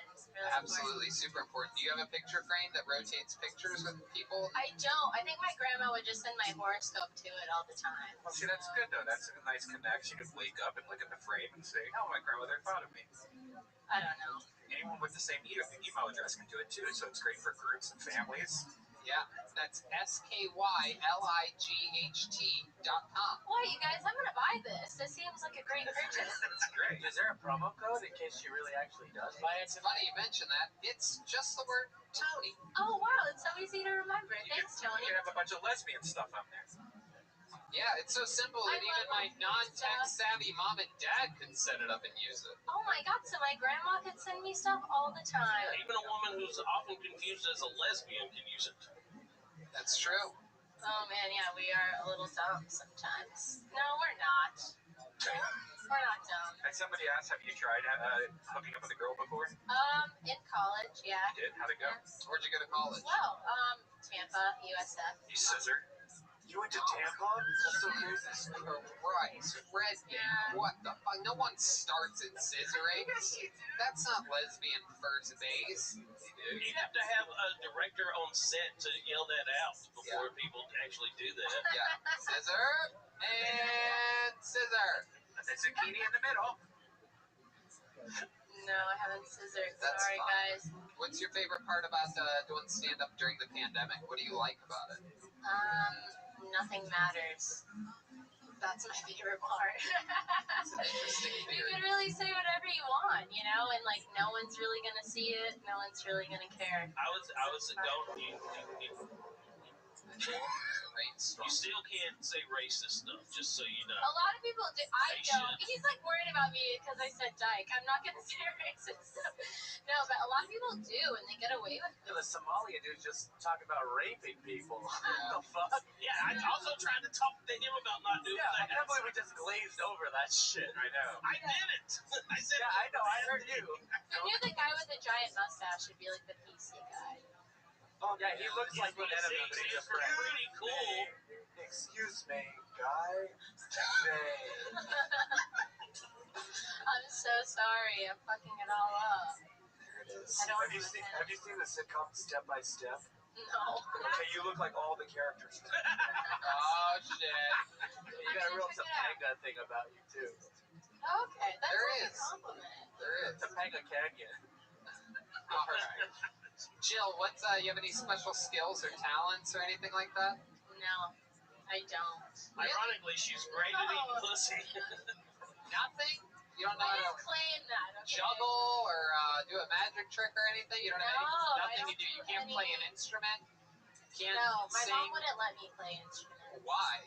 I don't know. She thought it was like too feminine or something. I don't know. I asked to play an instrument. She said no. She signed me up for Put that bass baseball. guitar down. You ever you talk with your mom regularly? You're playing congos like a real It is lesbian. medical Get struggle away from that continues. There's a missing period Bongos? time Okay, that's, during the that's Persian something for you period. to take That up. skillet is The most precise conclusion is Well, it's just incorrect. funny that You can say her mom was like, potentially or music is perhaps too or traditionally. Right. I think it's best to say I don't know. I don't have an traditionally, explanation but either. uncertainty Very bizarre. with any measurement system exists, just like this All right. one. Well, Red Band, what do you think about this? What do we do with this thing? I mean, I have a few ideas, but I don't think she's down. Oh God, Jesus! Why did Let's I hear why did I it. do you on the ice house? I got- thought you had something cool. I got a question. Soundboard. I didn't think you were actually What's your going to question? start suggesting things. You're a corporate what? Innovator. Innovator. Yeah, corporate vice president of innovation. Okay, and so like on just an estimated bag, what's the annual salary for that? No. I'm not gonna tell you. Well, my because I need to salary. know if this is worth it or not for you. Because I used to make over $100,000 working for Boeing, and I fucked up because I do this now. Oh yeah. Well, I make over 100. Yeah, so you need Wow. when you leave this building, you never fucking come back. And you saying you're not good at anything, you need to find something that you need to take up fishing or bowling or something, and don't ruin your life. It's not worth. Not everyone can be Tony Hinchcliffe. That's true. That's true. Now call her the N-word. Let it free. Let it out. Jill, fun times. Good luck. I hope everything Thank continues you. to. I moved to Austin. There you go. Red Band's inviting you to move to Austin. Yes. Used to be Ice House, now just moved to Austin. Must be nice, Joe. Joe Rogan's chuckle. At least you got an invite. right, thank There she you. goes, Jill D'Souza, everybody. Corporate innovator doesn't sound like you need like a degree or anything for it. I might look into it. No. I'm very innovative. Yeah, I wonder what that. You probably just gotta wear a suit or something. Probably. If you could do it over Zoom, that sounds pretty cool. If you're making over $100,000 over Zoom. Look, guys, I've just been thinking about the direction of the company, and we need to be more innovative. How many hours a day is that? 7.5 on Zoom. Not You have to even sit. Oh, Not all. She's using Microsoft Word processor sometimes. Microsoft Word processor. Wow. Word processor. Tony wants got one for Christmas. He hasn't forgot about it. Oh my god. You guys know about that? Yeah, we know everything. Yeah, there's nothing Excel left. spreadsheets. Alright. I'm good at PowerPoint, so Is that true? Are you? yeah. How did you get good at PowerPoint? I made $100,000 a year at Boeing. I had to put pictures of airplanes on slides. It'd be like, now we got to take this part and put it to this part. Mitch, how does it make you feel that I dropped out of high school and we're on the same stage right now? Dude, I dropped out of high school. I had a shot at a good life, and I was like, you know what? Let's fucking roll the dice, baby. Mitch, you have a baby on the way. You shouldn't I talk know, like I'm so that. sad I for used the to have a baby. good life. Like, the baby's going to be able to watch this episode one day. He liked his life in Boeing. Oh, Making just, it's just a hair over 100,000. That's why you keep saying over 100,000. Right. It's like 1,000. I made 177 one year. Whoa, all right. By the way, that's the first thing he said to me all night without a smile on his face. It was the most. Do not disrespect the salary that I made 14 Stop years ago. smiling to tell me he made one. Did you know Fahim? He also worked at Boeing. Yeah, he was an engineer. I was in management, but we never worked together. I was in Seattle after he had already come down. Boeing. Yeah, it was a great job. Stupid. All right, I pulled another name out of the bucket. We're getting there, ladies and gentlemen. This guy, actually, probably out of a lot of people during this pandemic that we found out of the bucket, probably is the newest star of the pack.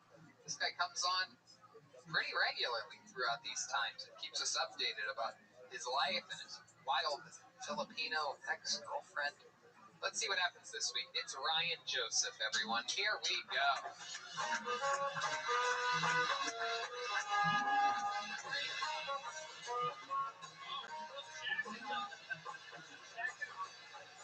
It's Ryan Joseph.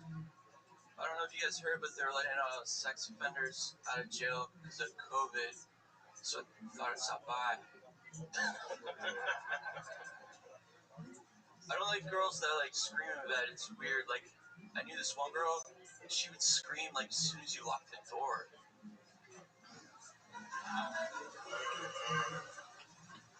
I went to Catholic school, and all my friends are coming forward now with these allegations of sexual, emotional, and physical abuse. And they could have just like told me to stop. My girlfriend likes it when I send her like videos of me jerking off, and she's always asking how I keep the camera so steady, but like no one's got the camera skills like my dad. I've only been in love with one girl my whole life, and I got her name like tattooed on my arm. And it's a bad idea because like every girl I date now is always like, who the hell is Casey Anthony? Wow. Absolutely incredible. My goodness. Another one just right from the get. Attack, and out. I just show Mario how it's done. Well, I mean, I was going to say, that's exactly what I was thinking of, was you and Mario. He's a friend. Came out. If you're gonna do jokes about raping people, that's how you do it. I have the best rape joke that got me banned from open mic. Oh yeah, what's the rape joke? It goes, I don't write rape jokes. There's nothing funny about a woman wearing the wrong dress. Oh, it's great. Oh, that's great. So yeah, did you get banned for that? Yeah. What banned you? They told me I need to learn how to write, and that I'm not funny. Oh, jeez, how stupid It was is that? called like Bert's Back Room. They would just like have periods on stage. Call it comedy. I'm such good friends with Rachel. Yeah. Is that who banned you? I call her Rachel Cunhurt. How many of you think we should get him unbanned here this evening? No, she's gone, dude. Well, who's there? Well, then you're good. She got shut down. Did you go back there yet? No, she got shut Oh, down. the whole place got shut But down. she was like collecting rent, I heard, even though the lease was up. So, your friend, man. I'm not saying. Hold on, she was collecting rent. She rented the place. Well, my buddy was gonna rent the place because her lease was up. I feel like I'm like talking shit. Yeah, dude, burn those bridges. You are. It's great. Yeah. You're on a show. It's I don't entertaining. care. Let's see. You can always move to Austin with Let's us. see where it goes. Let's see where it goes. No, my buddy was gonna take it over, and the landlord said she like moved out a while ago and rented it up. She was holding like a Zoom mic, saying, "Please donate to help me keep paying the rent." Your buddy is that weird guy. Yeah. Like Johnny or Josh or some shit like that? Oh no, that's the guy that took it over now. I don't go there. He's like crazy. Wow, I don't even know what you guys are talking. I never swim It's very inside baseball. I never swim this low in the fish tank to see what's going on. Tony doesn't speak open mic. You just translate to it. Where is this place at? Like, It's over on Melrose. Yeah. Or they like you get like 10 minutes over like $5. But everyone. Wait, you pay $5 and you get to do 10 minutes? Get Get the fuck out of Tony's here. gonna have a problem. That's how Get the fuck out of here. Hollywood mics are. You have to pay for time.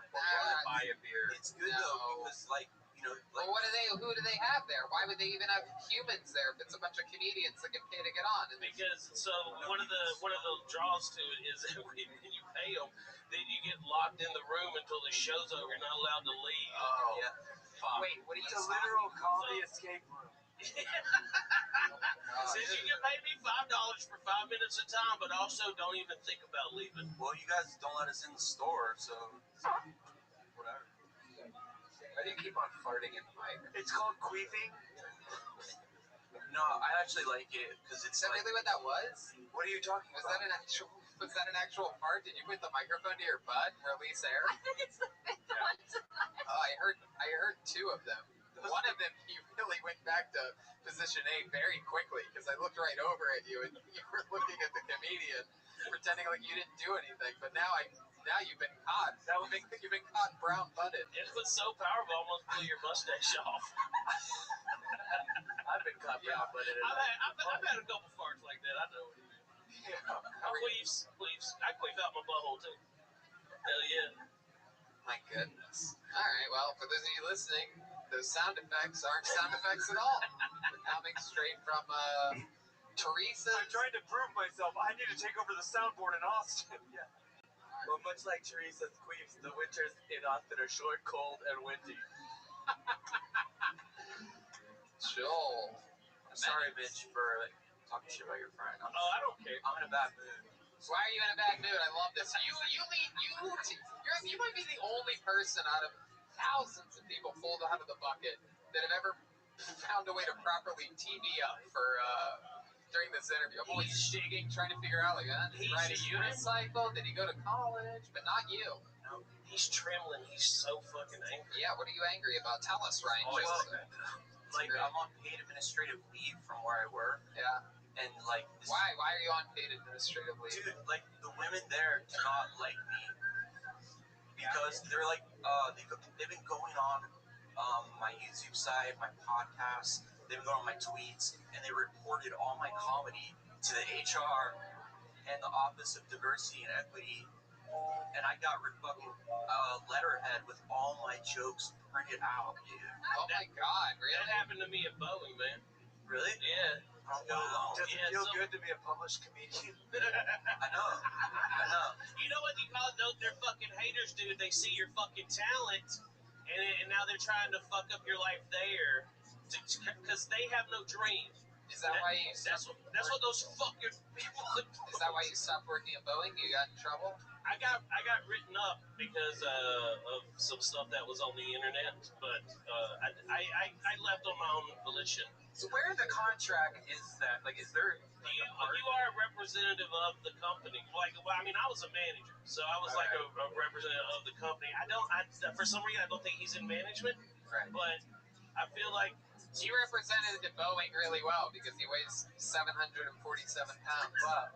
I do not. The women... That's an I'm sorry, 730. The women at your job are much like the summers in Austin, hot and oppressive. Okay, That's really thank you, Clarence. When you asked him what was wrong at his work, I knew it was going to start with those women.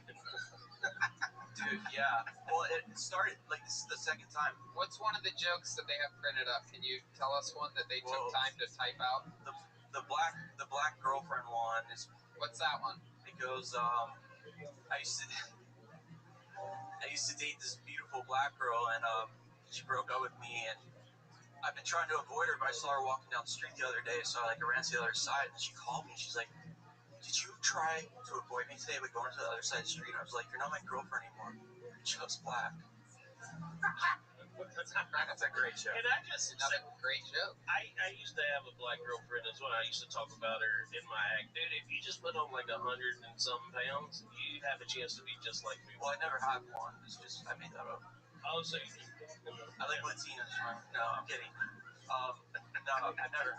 Black girls like me, though. They used to say, Ryan's black inside in high school. So, what do you think they meant by that? What do you think they meant by black? Just because, like, I'm always kind of, like, I've always been kind of crazy, I guess, or... Do you think black people are crazy? I've been, yeah, I guess I do. That was one of the jokes they printed out. Black people be crazy. Yeah. Well, no, because, like, I'm different than all the other white guys, okay? I got soul. I'm different. So is that paid leave? What did they tell you to do? Like, are they... I'm being investigated by, like, this former, like, U.S. attorney that went to Yale and shit, and she's, like, investigating my jokes and stuff, and, I guess on the show, she's been looking at the show. Well, she's gonna see what you're saying about her right I don't now. give a fuck. Wow. I don't care. You're gonna be unpaid administrative leave for a long time. It's gonna turn into unpaid administrative leave. I don't care anymore. Like, seriously. If they shouldn't care, because that's how you make money. What are you going to do in this fucking economy right now? See, you picked the wrong time to get fired because they got rid of that extra $600 a week on the unemployment. I'm gonna sue them because that is stalking. I looked at the policy, right, and it says you cannot stalk anyone, or you cannot cyber stalk anyone by going through all their shit to use it against them. So you're gonna countersue?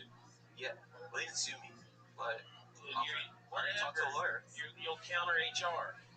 I am an HR, but you work in HR. You work in HR? Yeah, it looks bad, I guess. Yeah. I mean, if I was a woman, I would have some issues bringing a complaint to you. I never brought it up in the workplace, though. That was the thing. Right, but you understand if I was a woman that worked at your company and I saw the stories that you tell, because I've watched you, you're very funny. First, I want to be clear.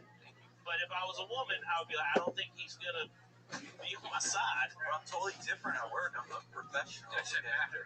It doesn't matter. How long have you worked at this place? Like a year or so. What do you like about it? What do you miss about it? Missing. Did you have an office there before? Yeah, well... What did it look like? What did you have on your desk? Dude, it's soul-sucking. I just wanted to do comedy. And, I know the feeling, dude. Yeah. And you go and you wake up and you do, like, the whole 9 to 5. Yeah. You're like, I'm just wasting time. What was on your desk? What else? Did you have a picture A or something? manifesto. No, like, it was just empty. I didn't have a picture.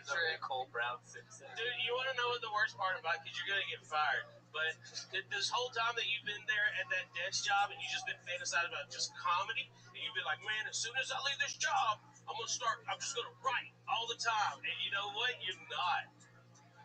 You don't write anymore when you're unemployed. It just doesn't happen. You actually probably write more because you're in a different experience. You know, like you're talking to different people. And yeah, well, it's hard to write when you feel like there's no future of stand-up. That's how I feel a lot of times. Jeez, my goodness. I'm sorry. The vaccine's got a 95% rate. It doesn't matter. They were already talking about, like, oh, once you get the vaccine, you still have to socially distance because you're still going to carry the virus. Dude, this is about, like, they're going to fucking keep us down. I don't care. Just like Nazi Germany. I don't think that really makes any sense. We gave them power. They're not going to let it go. I don't think they're going to make you socially distance after the vaccine. Well, it's been... I do when people say that you're black inside, they mean like you have no hope left. Yeah, you are a Debbie Downer for sure. Hey, I am a very happy person. Yeah, what's the happiest thing that you did today? Did you water a plant or something? I still have, like, the dead plants that my ex-girlfriend left there when she lived there. Oh, no. Christ, bro. This guy's living in a fucking dead jungle. I've been gone. Did they break up? But no, this was like 2 girls ago. Oh, wow. Yeah, the other one called me. I went to Vegas to the World Series of Comedy, and the other one, like the dude, it was bullshit. They let the guy. The World Series of Comedy was bullshit. Oh shit! I'm just like digging a grave. Fuck it, like see where it goes. You're gonna watch this. No, you feel free to talk shit about those people. Okay. Jeez, what do you say about us on other podcasts? I like you guys, man. Tony, after you called like these guys like crying faggots or liberal faggots. Oh God! I realized that you were. Jesus, I was hoping they had forgotten about that. I realized you're like one of my favorite comedians because, well, I like your jokes too. But thank you very much. Anyways, But more your dark viewpoints. yeah, dude, you're dark. Thank you very much. Dark humor is the best. Absolutely. Yeah, they let the guy that I made it to round 2, and I got laughs all throughout my set. Yeah. And the guy that got like 2 laughs moved on. I didn't. Why do you think he moved on? Because he brought a bunch of people. No, he volunteered there. Oh, jeez, it sounds like a presidential election. This fucking shit. Yeah. The guy that should have won. Yeah. I asked for a recount. You know what the worst part about that? They say there's a $10,000 grand prize. The $10,000 is in the form of feature gigs throughout the year. No. Yes, that's how they do it. So you'll and each feature gig is only worth like $500. But So you have to pay for your flight and everything to get to those places. Yeah. That's a lot of It scams. is a huge rip off. The World Series of Comedy. I never did it. And they use your name, and you have to promote it, probably, huh? Yeah, well, like they have like satellite shows that you can pay to like for preliminaries. And so if you're watching this and you're a young up and coming comedian, don't do it. don't do it. It is a ripoff. Don't do half the shit. Well, that or bringer shows. What options do we have? You know, it was really good though to be on stage in a real club in front of a real audience because these people are not comics and they came just to watch a show. Yeah. That was really awesome. But yeah, they said if you Did you do anything fun in Las Vegas? Off this sad subject of a just like comedy contest. snorted coke up a hooker's asshole. Did you? No, Oh. but that girl that I talked about before, the Latina, she called me after forever not talking to her. Right. Forever. It was like 2 weeks, dude. This is the one that he was obsessed with, right? Yeah, for It's sure. like 2 months or something, or a while. So then what happened? She goes, "Are you there with so and so, the girl that I that I fucked to get back at her?" And I was like, "What the fuck? That's how you say hi?" And then she's like, "Are you there?" And then she just like went off on me. And then she sent me all these emails saying, "I love you. I can't live without you," and all this shit. I was like, So passionate. I know. Well, she's Latina. I mean, that's what you want. You want a woman who's gonna like Highs and lows. I know. Yeah. So she's the one that fucked that copywriter. Yeah. And then you fucked another chick Yeah, to get back. to get back at. That's smart, dude. That's fucking 4D chess. Yeah, and I told her right away. But I don't want to talk about that. No. Yeah, we're not. That's it. We Yeah. had so much fun with you. Unbelievable set. Great interview. The great Ryan Joseph, everybody. Yeah. Yeah.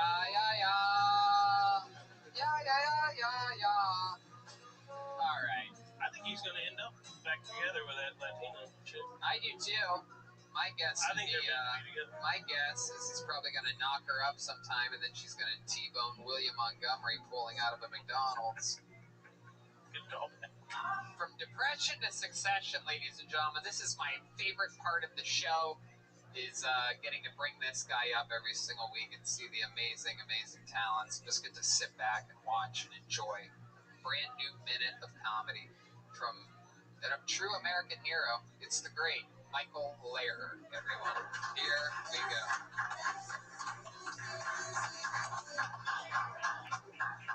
Here he is. Michael Lehrer. Actually, had a really bad week, and I wanted to not do my minute to talk about it. My doctor said I'm 6 months away from having a fuck like I'm marrying that goddamn Obama. So, in the interim, I'd like to collect as many internet mistresses as possible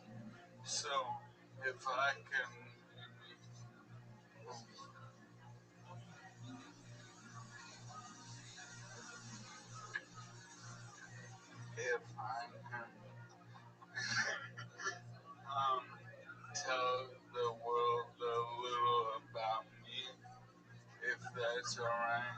And maybe the band, maybe you want to play some smooth, sexy, slow stuff. Alright. If you guys play super low, I bet we'd be able to hear everything. Yeah. Here he is, About Me with Michael Laird. Hi, I'm Michael Laird. Both me and my wheelchair can fold comfortably in the trunk of your car. I can survive solely off clipboards and blowjobs.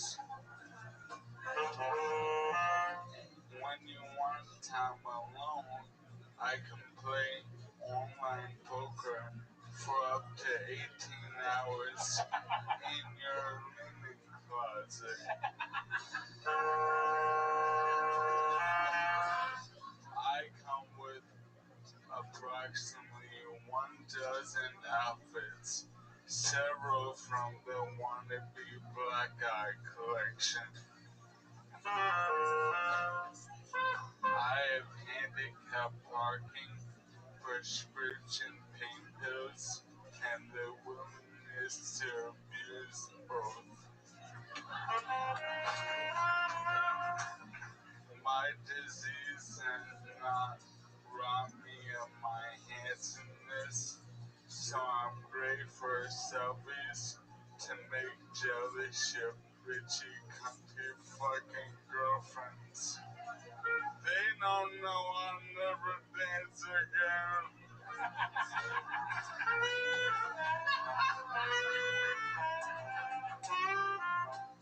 Also unaffected by my disease is my penis. Simply place me face up on your bed, order me 3 times a day, and ride me like a sitting masturbation machine.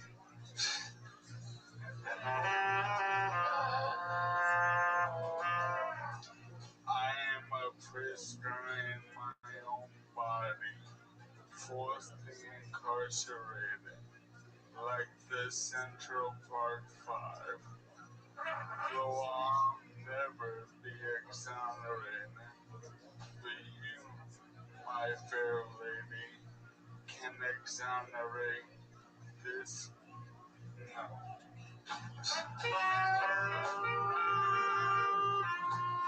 Women are often attracted to me, the same as those who pen pal and propose to men on death row, not because we're both dying, but because they can tell I murdered people.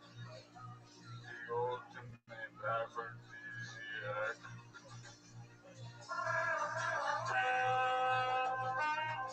I'm willing to date high school girls. Now, before you read me the riot act, I'll only date high school girls that have been left or held back at least several years. In fact, I'll do you one better. I'll only date high school girls that got let back so many years they went into pornography at the age of 18. So to sum it up, if you're an 18 to 19-year-old female pornographer, I will be your Valentine. Wow. See you in hell.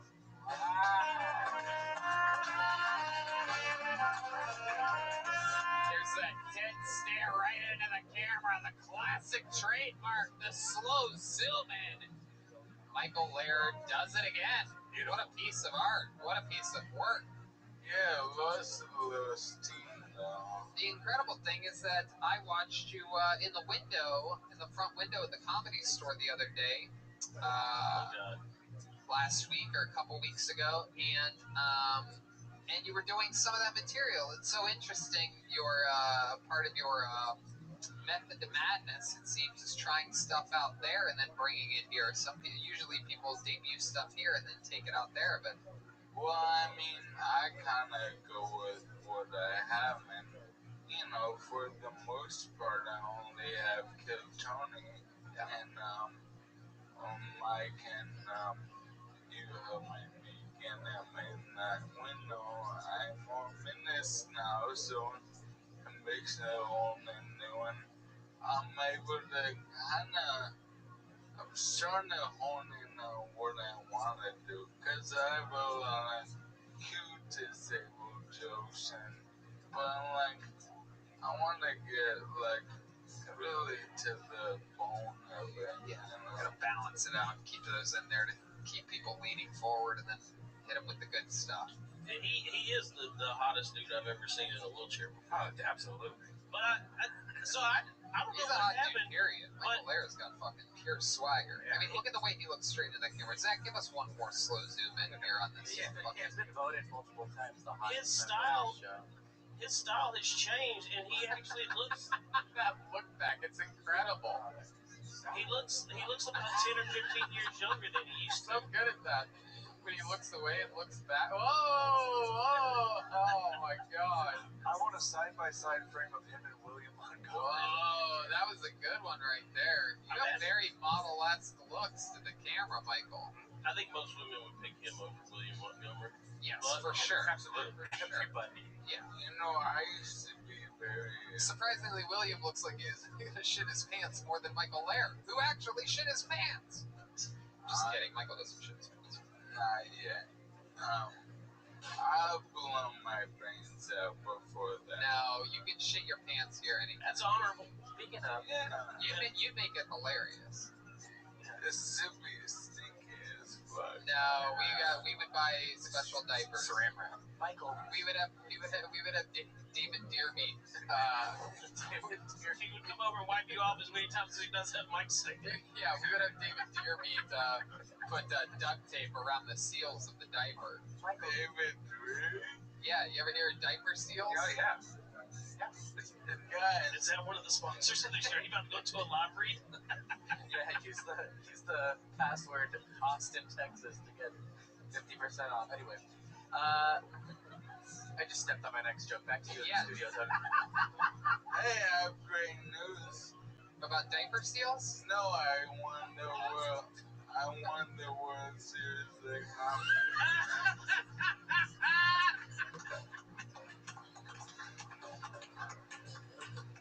Congratulations. Oh my God, you're the best. That's a great organization. Wow. You probably looked out your Vegas hotel room and saw some loser arguing with some ex-girl on the phone. Exactly. I don't follow that at all. Oh, you're talking. It's him. Yeah, it's him. He came Ryan Joseph. Yeah, indeed. Ryan Joseph. Yep. Very funny. I had a potential home invasion this week. Whoa. Yeah. Tell us about that. So, I hear a bunch of keys at the door. Like, line on the big key ring. Like, someone trying in my door. Key after key after key. And then they're banging like crazy. And the thing about my disease, when I get anxious, in tiger mode or whatever. It's tiger mode. Yes. I thought he said tired. Imagine tiger mode. Michael Larga's tiger mode. Yes, I've seen many of those National Geographic documentaries where they zoom in on a tiger that's sitting on his butt in a wheelchair. They sleep like 20 hours a day. Yeah. So. Yeah, man. Fucking. So I wake up from tiger mode, and there's a guy pounding on my door screaming. We have actual sounds of all of these things. Yeah. And They're he's great screaming. for the flow of the story. So he's screaming, and I'm like, I get what's going on in these buildings. People get off on the fool all the time. Right. That's what happened with that cop in Dallas. She shot him. Exactly. Yeah, we've all been there. So I'm about to go, excuse me, you're in the wrong apartment. And then Colette comes in and she's like, my daughter/girlfriend. She's like, what's going on? And I'm like, and she's like, shh. I'm like, trying to assess the situation.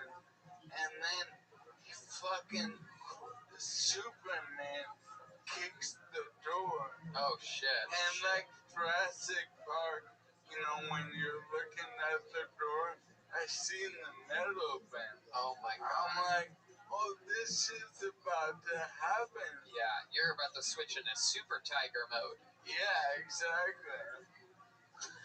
Tiger mode. Like, when it's the pool, honey, get me out of here. So, I'm sitting there, but I'm really good. I'm probably better than The Rock in stressful situations. Better than The Rock. Right, because you're like an actual rock. You just sit there. Exactly. It's flying so good on camera, I'm dead inside. Absolutely. Show them one more time without looking. Oh, my God. Look at that fucking... Zach, where are you? Come on. Oh, my goodness. Wow. All right, go ahead, Michael. He kicks an eyeglass and metal band, and like Colette is calling 911 and private security in the front desk, and I'm staring at the door and thinking, this dude's about to come through. What am I gonna do? I'm sitting just like Nothing. You're gonna do absolutely nothing.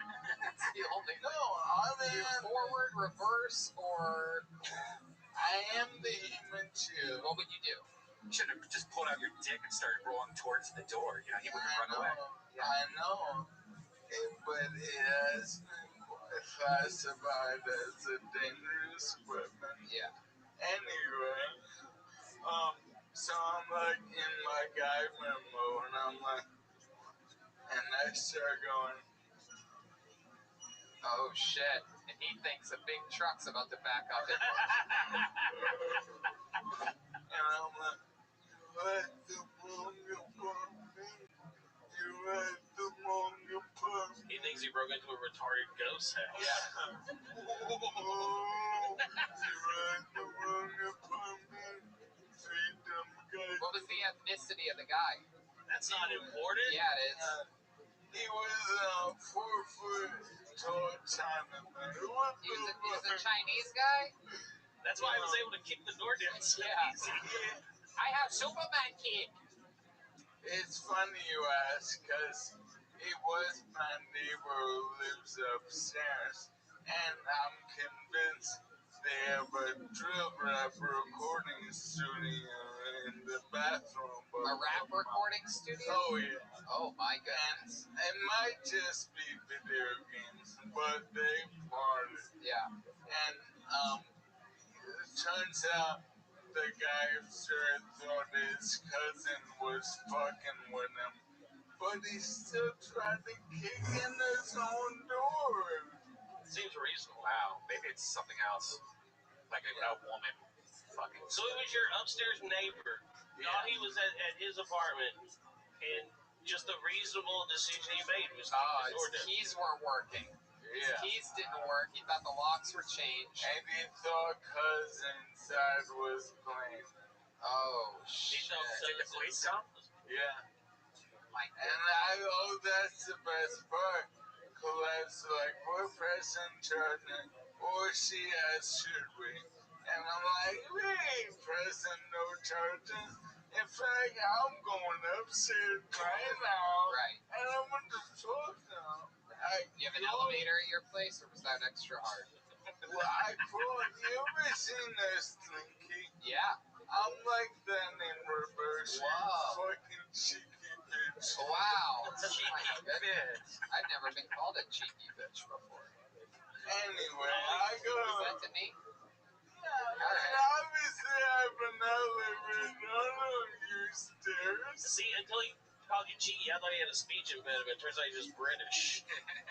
Slinky, by the way, also the name of the guy that tried to kick in the door. Slinky Jenkins. Not a lot of people know him. He lives on the 3rd floor. Go ahead. I go up there and what were you gonna say? He's like, Colette, we're not pressing charges now. Carry me upstairs. oh, that's funny. You were talking about Bert's backroom before, or whatever, and I hang out at these places once in a while, and I went to a similar place the other day. I don't want to call it out my name. Fourth wall? What? Fourth wall? Well, Fourth Wall is funny because 10 years ago... No, it's not. 10 years ago, I worked on a cruise ship with Second City, where Joe started Fourth Wall, which is slot comic spots for $5. Apparently, he invented that shit. I don't know. When you were on the cruise ships, did you have to use your parking brake a lot? No, motherfucker, I ain't always been like that. Yeah. Tennessee working. You didn't have to use this park. Jesus, didn't have to. Oh my goodness, man. Why would you do that? You're wrong when You don't hear him making jokes. father. You don't have him making jokes about how you're morbidly obese. Yeah. Jesus. What a cheeky bitch over here. Yeah. Tony, before the show, you offered to chew my pizza for me. Yes, I did, and that offer still stands. You want to do it right now? That's called foreplay. No. Alright, I go to one of these new Islamic Corona spots. Yeah, Corona spots. Yeah, it's like it kind of converting into a nitrous drug then for karaoke. Is that what you did? No. Wow. What did you sing? I sing Always Around the Way Girl or Dancing Mother or Gideon Heartbreak Hills. A nitrous drugged in for karaoke? Yeah. That sounds amazing. Yeah, man, they got it going on.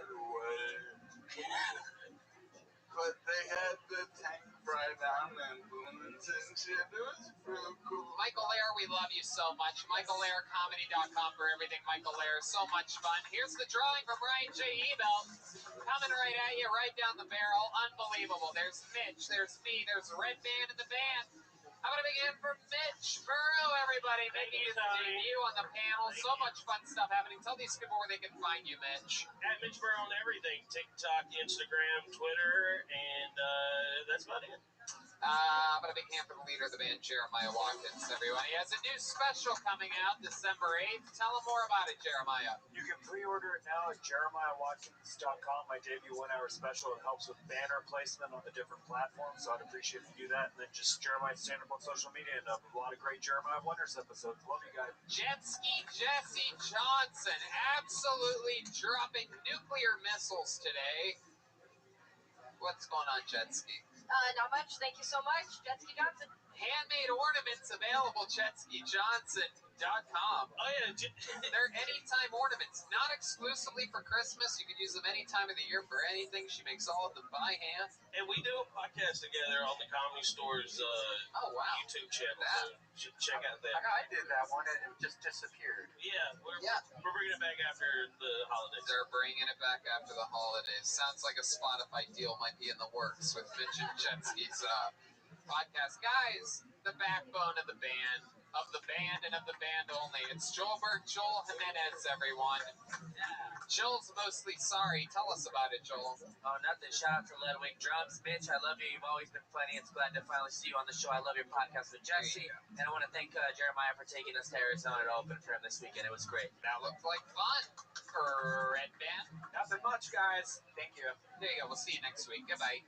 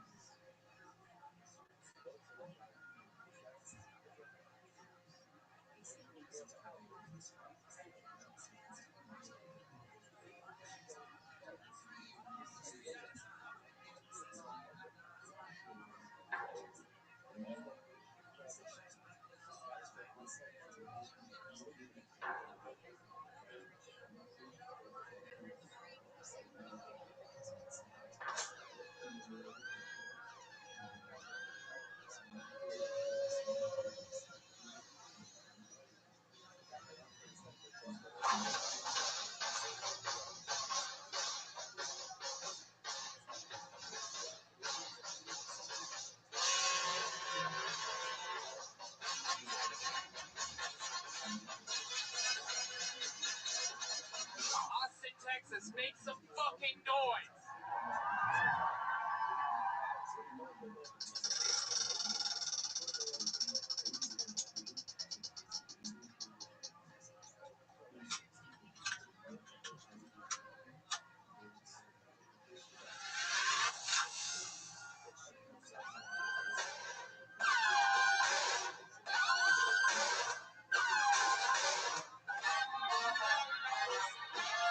Hey, this is Red Band coming to you live from the world famous Comedy Store main room for a brand new episode of Kill Tony. Give it up for Tony. It's clear. Yay! I'm so happy to be here. How about you, Red I Man? can't believe it. I am too. My goodness, Christmas is right around the corner, and I couldn't be more excited. I've been a nice boy this year. I'm off the naughty list. Oh, I got enough coal from all the previous years to build a coal castle. green energy, man. That's it. And now that we live here in beautiful Texas, no, I'm kidding. We're at the Comedy Store in West Hollywood, California. And look who's here, everybody. A former Texan himself, now a resident of the great state of California. It's Ryan J. Ebel. Wow, he draws every episode. He's drawing tonight's episode. It's going to be a big one tonight. You know, I was thinking in the future we might have to just have a zoom in for Ryan just to watch the episode. Something. Yeah. We got to figure out something with Ryan, that's for sure. Yeah, we don't want to lose that sweet, sweet angel. No. Look at that little fucking puppy head, that fucking French bulldog. Fucking the machismo. He's a goddamn suave king of the Nordic seas. All of the prints are available at RyanJEbel.com. He draws every episode, including the tour posters. How about a big hand for Charlie from Vito's Pizza, everybody? Keeping us well-fed. Vito's is amazing. It's on La Cienega between Santa Monica and Melrose. Why not grab a slice? They're open during all these crazy times. Get a takeout or delivery, or get it on Postmates. We're going to have Vito's flown in. Yep. Or maybe they'll build a location in Texas. Who knows? And the great Gino is here. Yeah. Speedweed Gino, also the CEO over at Betterbox Studios, which let us camp out there during a lot of this pandemic. And here we go. We're ready for another incredible episode of Kill Tony. But before we start, here's a little bit more about the amazing sponsors that made this episode possible for you here today. You know, my favorite thing that I found during this time of staying at home and relaxing and binge watching a lot of my favorite things is ExpressVPN. The VPN protects your privacy and security online, but I didn't know until recently that it's taken my TV watching game to the next level, and you can use a VPN to unlock movies and shows that are only available in other countries. We know about this. I watched The Last Dance, all right, over the weekend. I used ExpressVPN to binge a Doctor Who, for example. It was so simple. I just fired up the ExpressVPN app, changed my location to the United Kingdom, refreshed Netflix, and that's it. You see, ExpressVPN hides your IP address and lets you control where you want sites to think you're located. You can choose from almost 100 different countries, so just think about all the Netflix libraries you can go through. Yeah, I agree. Like, I love anime, and a lot of anime is not available in the United States. You can use ExpressVPN to access Japanese Netflix and be spirited away. But it's not just Netflix. ExpressVPN works with any streaming service. Hulu, BBC Player, iPlayer, YouTube, you name it. There are hundreds of VPNs out there, but the reason I use ExpressVPN is to watch shows. It's so ridiculously fast. A lot of those other guys aren't fast. There's never any buffering or lag. You can stream it in HD, no problem. ExpressVPN is also compatible with all your devices, phones, media, consoles, smart TVs, and more. So you can watch it when you want to watch it on the go or on the big screen. And if you visit our special link right now, expressvpn.com/killtony, all one word, you can get an extra 3 months of ExpressVPN for free. Support the show, watch what you want, and protect yourself at expressvpn.com/killtony. Support for Kill Tony is brought to you by Manscaped, who is the best in men's below-the-belt grooming. Manscaped offers precision-engineered tools for your family jewels. They obsess over their technology developments to provide you the best tools for your grooming experience. That's why Manscaped has redesigned the electric trimmer. The Manscaped engineering team spent 18 months perfecting the greatest ball hair trimmer ever created and just released the new and improved Lawnmower 3.0. Oh man, it's great. I just got one. Their third generation trimmer features a cutting edge ceramic blade to reduce manscaping accidents. Millions of balls are about to get nick free thanks to Manscaped's advanced skin safe technology. When I tell you it's premium, I mean premium. The battery will last up to 90 minutes, guys, so you can take a longer shave. The water resistant technology allows you to groom in the shower. And one of the coolest features is the LED light that illuminates grooming areas for closer and more precise trimming. And let's not forget the charging stand. Show your mower off loud and proud because it's designed to make it look amazing, sitting there right on your sink, and it's powered by USB. That's right. It's a very convenient charging dock. So represent your Manscaped Lawnmower 3.0. And if you're listening to us speak right now, I want you to experience it firsthand for yourself. Trim that junk of yours. Get 20% off plus free shipping with the code KILLTONY at manscaped.com. Your balls will thank you. Get 20% off and free shipping with the code KILLTONY at manscaped.com. That's 20% off with free shipping at manscaped.com and use the code KILLTONY. Yes, it's good to be back. I'm so excited. You guys ready to start this show or what, huh? 9 people in the room built for 600? Let's do this. Tonight's guest, one of my favorite human beings on the planet, famously the host of the Tinfoil podcast and a bunch of other incredible shows. Punch Drunk Sports, Sam Tripoli this, Sam Tripoli that. He's the first guy to ever take me out on the road, sparking the ignition to one of the most incredible youthful comedy careers ever, the career of Tony Hinchcliffe. A lot of people say this man is responsible. Ladies and gentlemen, it's the great Sam Tripoli. Here he is, everybody. Wow. What an honor. One of the funniest human beings on the planet. This is a true Comedy Store killer right here. Thank you. It's an honor to be here. The Comedy Store documentary. I was so happy to see you referenced so many times in that because you're such a powerful force. You are what I consider a true Comedy Store comic. No fear, spitting fire, changing paces, faster, slower, working the fucking crowd, killing in your time slot, no matter when it may be, no matter what they saw earlier, a relentless fucking murder. Keep going. I know I often say you're the Dexter of the Comedy Store. I've been known as saying you are the Genghis Khan of late-night comedians. Perfect. I think that's good, right? And all the comedy careers that you've sparked, including mine. I didn't know how to go on the road until you took me there. That was for, I believe, I think it was a 5-minute spot, cold opening your shows. Me, Sarah Tiana, Steve Simone, and you. Thank you, dude. And Sam brought me on the first paid gig ever to Santa Barbara at the Red Velvet Room. Yeah, dude, that was a fun gig too, dude. That also famously took me to open up for him at a corporate gig of 7-Eleven owners in a dining hall at round tables, a microphone connected to a podium. And when I did that show, there was only one person laughing in the back of the room filming it. It was Sam Tripoli.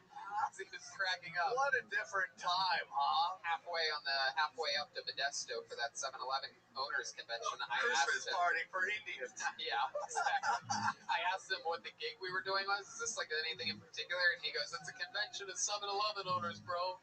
And I laughed. Like, I didn't want to ask to make sure, so I thought he was kidding, so I didn't take it seriously, and I didn't want to be annoying. You know, when you're first starting out opening, you just want a gig. Yeah. You don't want to piss off the guy. But I didn't even prepare. I didn't write any jokes. Like, anything that show. Oh my God. No, it was horrendous. It was the best. Yeah, man, it was good. I'm very happy you guys are adapting. It's weird to be in here. I feel like will.i.am and I Am Legend doing comedy right now. You're like, it's like a zombie apocalypse. There's like 5 of us in here. There's people getting eaten outside. So it's a pleasure to be inside. There's a German Shepherd walking around for some reason. We have a band on this show. Every single episode, they commit to being different characters. You know about this. Super wacky. Sometimes they're milkmen. Sometimes they're out of control. Sometimes they're, postal people. Anything can happen. Let's find out what they are tonight when I introduce you to the best damn band in the land. It's the Kill Tony Band. Jeremiah Watkins and Joel Jimenez. Here we go. Uh-oh. That's music I haven't heard before, I don't think. Whoa. Oh my goodness. Wow, I do believe we have bird watchers for the first time ever. A lot of people have been asking, when will the band be watchers, the answer has happened. I believe, my guess is that this idea for being a character started after Jeremiah found that hat, and then I guess the rest just wrote itself after that. Hello, Birdwatcher. What's your name? Nathaniel Thornberry. Nathaniel Thornberry has arrived. Welcome to the history books of Kill Tony, my friend. He watches the birds, and I breathe them. Nathaniel Thornberry. And who's this little whippersnapper behind me on the drums? Hi, Tony. The name is Bob Henry. Bob Henry. What's your deal, Bob? I'm just a bird watcher. I'm president of the Aviary Society of Men. Wow. What do you guys do at that society? We watch this guy try to breed with birds. There's a 13-year-old. Red parrot. Iron jungles. On its period. Okay, there we go. Nathaniel Thornberry and Bob Henry joining us with the great Sam Triple band and his soundboard. Ryan J. Velveeto's Pizza, everything's happening. So let's just start the show, shall we? Here we go. You guys ready to kick this fucking thing off, huh? Oh, hell yeah. Even though there's 9 people in the room, I'm going to do the cheesy thing and say you guys can do better than that. You guys ready to start this fucking show or what? All right. In that case, here's a surprise for you. We're going to flip some things around today and start with a fucking super bang. As I present to you a regular on this show that is absolutely blown fucking minds. This guy trained in the art of... Wait. Just hold on a second over there. You're really jumping the fucking gun on this one. Jesus Christ. From the great state of New York, trained in the arts of improvisational activities over at Second City in Chicago. It is the one and the only Michael Lehrer, everybody. Here he is. Wow. He's a tank. It's a fucking tank. Wow, that's a real tank. There's a claw attached. Look at this. This is absolutely... Whoa! This is incredible. The tank is shooting at us. The accuracy, quite shocking. Whoa, there's bubbles. Whoa! Oh my goodness, there's bubbles. He's shooting out. My mind is completely blown. This is one of the most threatening forces in the history of this show. That's the worst glory hole I've ever seen. Michael Lehrer has arrived. His hair is hanging out of the... Whoa! Oh my goodness. Wow. I do believe we're going to watch him catch on fire here today. This is very exciting. I don't think they ran a test on these some of the devices. Wait till the cum starts flying out. This is absolutely incredible. This kid. Appears as though there are there's a hand sticking out. Here he is, Michael Lehrer, everybody. No, Michael. Michael couldn't be here. Oscar winner Tom Hanks. I won multiple Oscars, and every movie involved. So, give me a suggestion of a movie, and I'll take it and show you my Oscar-winning moment. Okay, how about Forrest Gump? Oh, life is like a fleet of tanks. You never know what Eastern European country is gonna sell it for $500. Wow. There you go. Wow, I love the noise that happens after you make a joke. Hey, give me another one. Okay, oh, you're blowing bubbles. He's excited over there. How about the hit movie, 1994 classic Goodfellas? Oh, hey. Oh, you think I'm a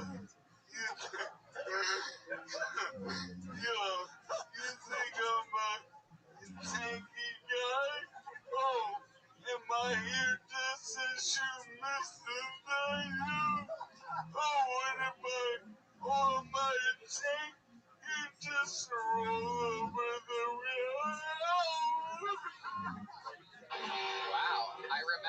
remember that very clearly from Goodfellas. Can I name another movie? Yeah. Okay. All right. How about the classic Gone with the Wind? Finally in my tank, I felt this.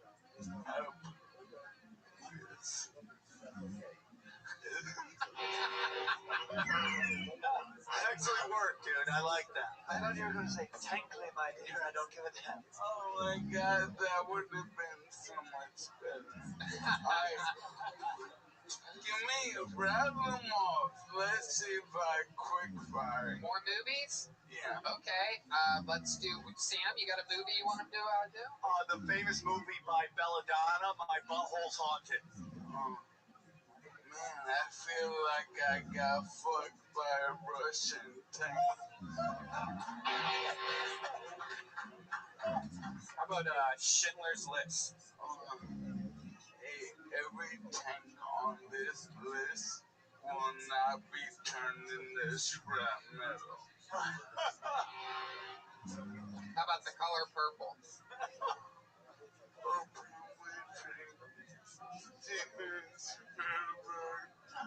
Let me free my tank.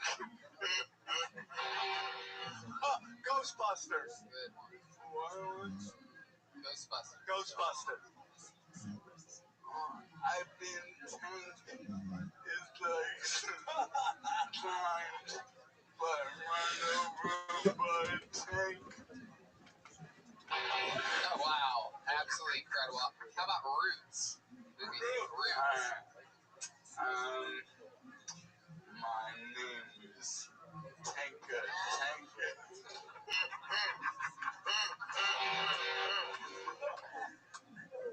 How about The Birdwatchers? You guys got a movie in mind? Thank you for smoking.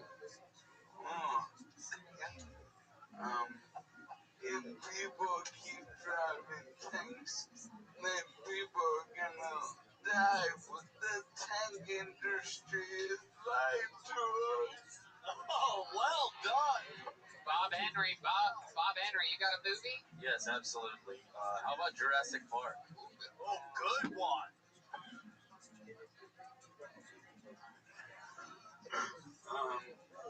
The claw is moving, but they're not much. No move. I hear a tank. How about the classic Cheech and Chong, Up in Smoke? Man, I feel like I smoked a cruise missile. Wow. Absolutely incredible tank. This is really, really impressive. I can't believe that you have this wealth of history. What else have you been doing with yourself? Those party poppers aren't working the way you thought they would. No, I keep seeing each one individually wiggle and not ignite.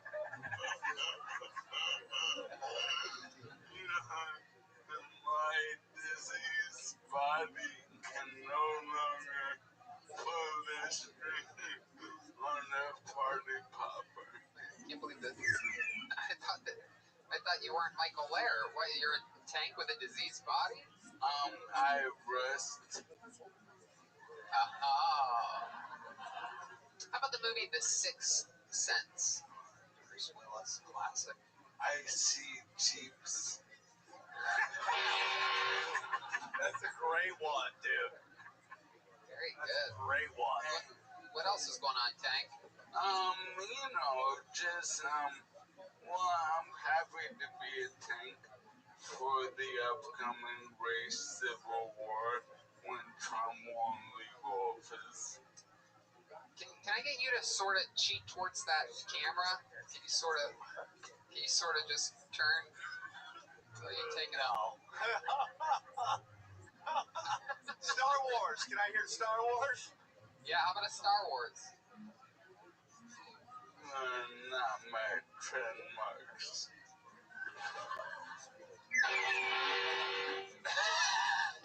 Yes, that's exactly hilarious. I noticed you're the first tank I've ever seen that had a set of eyes drawn on it. It's almost like a weaponized trash can. Early in my life, I was molested by a Humvee. Wow. Oh my goodness, the famous look at that camera in the tank is really priceless. I don't know if you can picture it, but there is, look at you. All right, let me think of another movie here. I feel like there's more that I I'm was missing. gonna ask what he does. Kill first. Bill. Kill Bill, one of my favorites. Tank is laughing. Tank is laughing at us. I'm trying the poppers. Kill Bill. I will get revenge. Okay. I would accept that my name is Buck and I like to.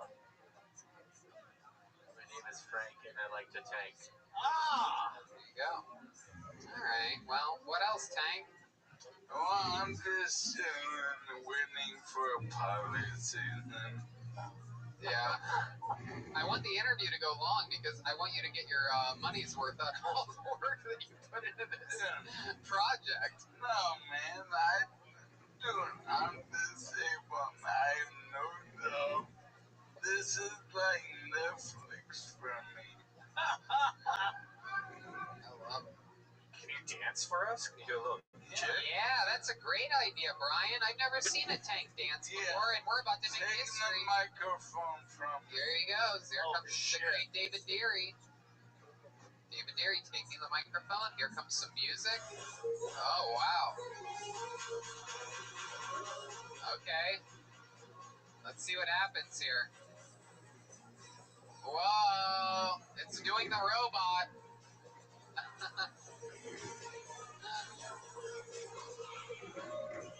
Wow. Oh, wow. It's sponsored by the Home Depot. It's like a NASCAR, this thing. Uh-oh. Oh, he's backing that ass up. Look out. Uh-oh. What's going to happen next? Oh, my goodness. This is incredible. He's stuck. Yeah. Seems to be some technical difficulties going on over there. Home Depot. There's a flaw in the design of this tank. Oh, there's bubbles. Bubbles. Bubbles going into the darkness. The opposite side of camera. Wait, what just happened? Something opened up down there. There's a fly. There's a fly. Wow. Wow. A dancing tank. That looks like some North Korean celebration that they do in front of the emperor. Shaking. That may have been. Oh, he's still alive. It's all good. Yeah. There's a second there. He needs help out of it. Ladies and gentlemen, how about a big hand for the great and powerful Michael Lair, getting the show started tonight. Here he goes. I believe he's having a panic attack in there right now. Gets claustrophobic real quick. How about a big hand for the great Colette as well? Yes. Nurse / girlfriend / member of the Kill Tony family. Give it up for Home Depot. Hey, look, there's Michael Lair. It was him the whole time. I had a feeling it was you. Super talented. We're going to get to talk to the real man behind the tank. Hey, now. That was fun. It was well worth it. Alright, Move up a little bit because you have a shadow on your face from the other camera. God damn it. You're doing a good job. This looks great. Yeah. Wonderful. Another hand for Michael Lair, everybody. He's here. Alright, let's waste more time. That was sexy hair. Look at that sexy Look hair. at Yeah, someone's got some bad head looking there, like they just Great boned hard. looking motherfucker. I have 4 cowlicks. In Chinese culture, that's good luck. I also have 4. Really? Yeah, it sucks. I hate it. This guy. Indeed. I have 4 bird legs, very different things. That was real fun. And I'm really crafty. That tank did not take me long to make. Really? Not to brag. 3 half days. Damn. That's amazing. Now, is that 3.5 days or 3 half days? It's like a day and a half. Yeah, I mean, that's just like building shit and cardboard. You can make it. Wow, look at you. It's true. Cardboard is a malleable substance. Indeed. Some homeless guy's wondering where his house is right now. Right. And now we're returning, and it's a weapon of mass destruction now. So he gonna be happy. Wow. I sell that shit at some downtown bullshit museum. Yep. For fucking 10 G's. Goddamn right. Fucking better than have that bullshit down there. Went to a goddamn cake museum. Just cakes as big as a room. Fucking cake museum. Michael, we love you so much. Thanks for getting the show started with a bang. Michael Lair. All right. It's time to meet a stranger. Here we go. All right, we've seen this young lady on this show before, famously friends with our resident horoscope. What do they call that? A psychic. She's here. Nikki Fuchs, everybody. Here she is, Nikki Fuchs. Here we go with Nikki Fuchs. Here's Nikki Fuchs. So, me and my dog have a lot in common. She's had 6 litters of puppies, and I've had 6 abortions. Yeah, I actually, since having a dog, I have felt really empowered to walk at night. Not necessarily because of the dog, just because I'm carrying a bag of shit in my hand, right? Nobody's gonna rape you with a bag of shit in your hand. And I know somebody's like, wait a minute, what if your dog doesn't take a shit? I have spares, bitch. And then another person's like, wait a minute, what if that's their thing? Let me have my fucking moment, okay? Can I just have my goddamn rape moment? Jesus Christ. She's my soulmate. She's my soulmate. She fills all of my voids. Well, most of them. She's a big black dog. She's not a big black dick. Damn. There you go, Okay. Nikki Fuchs with a minute. Wow, very interesting set. I gotta ask, 6 abortions, is that true? That is a fucking joke. Oh, it's a joke. It's a super joke. It's actually 12. I mean, I've actually had 0 abortions, but hey, if you've had an abortion, keep exercising your right. If you count that set, you've had 1 abortion. It's not fun being mean when there's not a packed audience here. Thanks. But it would have been an incredible noise if this place was sold out like it used to be every Monday. Yeah, with humans. You would have killed me. Fucking pandemic. Pandemic. Oh, that's what they would have done. They liked it. The audience liked it. Here, I'll do it again. They liked it so much, I'll do it again. 0 abortions, but 1 abortion if you count that set you just did. A bit of a late laughter there from the audience. So 0 abortions, really? 0. Not even 1? Not even a quick I feel like I'm not gonna get. I'm not a baby person. Like, it's not in How my about Plan life. B? You ever do Plan B? All the time. All the time. What happens to you? Do you take Plan B? You ever have any odd side effects So, or anything? Well, I would just get my period immediately, like right after. Oh, interesting. Which is probably like a real abortion. That's right. Yeah, that's a toilet abortion. Yeah, it's like when it's like so small, you know, it's just like you can take the pill at home. So nobody's pulling out anymore, huh? You young kids are just blasting away and hoping and praying. What a wonderful time to be alive. I mean, Yeah. you just made a baby. How'd you do that? Didn't pull out. You made 2 of them. Hey, you call me the N-word, I'm gonna blast away. That's all I gotta That's say. it. That's all it takes. I like your set. Here's my thing, man. You kind of hit all the young girl things in the set, and which is great because you're new and you know you kind of want to do simple stuff. But like when you like I didn't have any abortions. My biggest problem is like you should be as authentic to who you are. You know, and because like the abortion joke, I like it. But it's easy. The black dick joke, it's easy. The rape joke, it's easy. And maybe at the beginning you want it to be easy. But if you start really digging into like your real shit, like who you are, that's what's going to get you to another level. Like, for example, writing jokes about doing Plan B, which you actually have done and do. I don't do it anymore. That was in college. What was that, last week? No, I'm fucking old as shit, dude. I'm probably old as you. No, okay, thank you. No, you're not old grandpa triple. Yeah, it must be. Dude, You're not close to 54. This is what we call it. I mean, no. What? How old are you? 33. 33. That's young. Yeah. Not really. You're the youngest person on this entire show right now.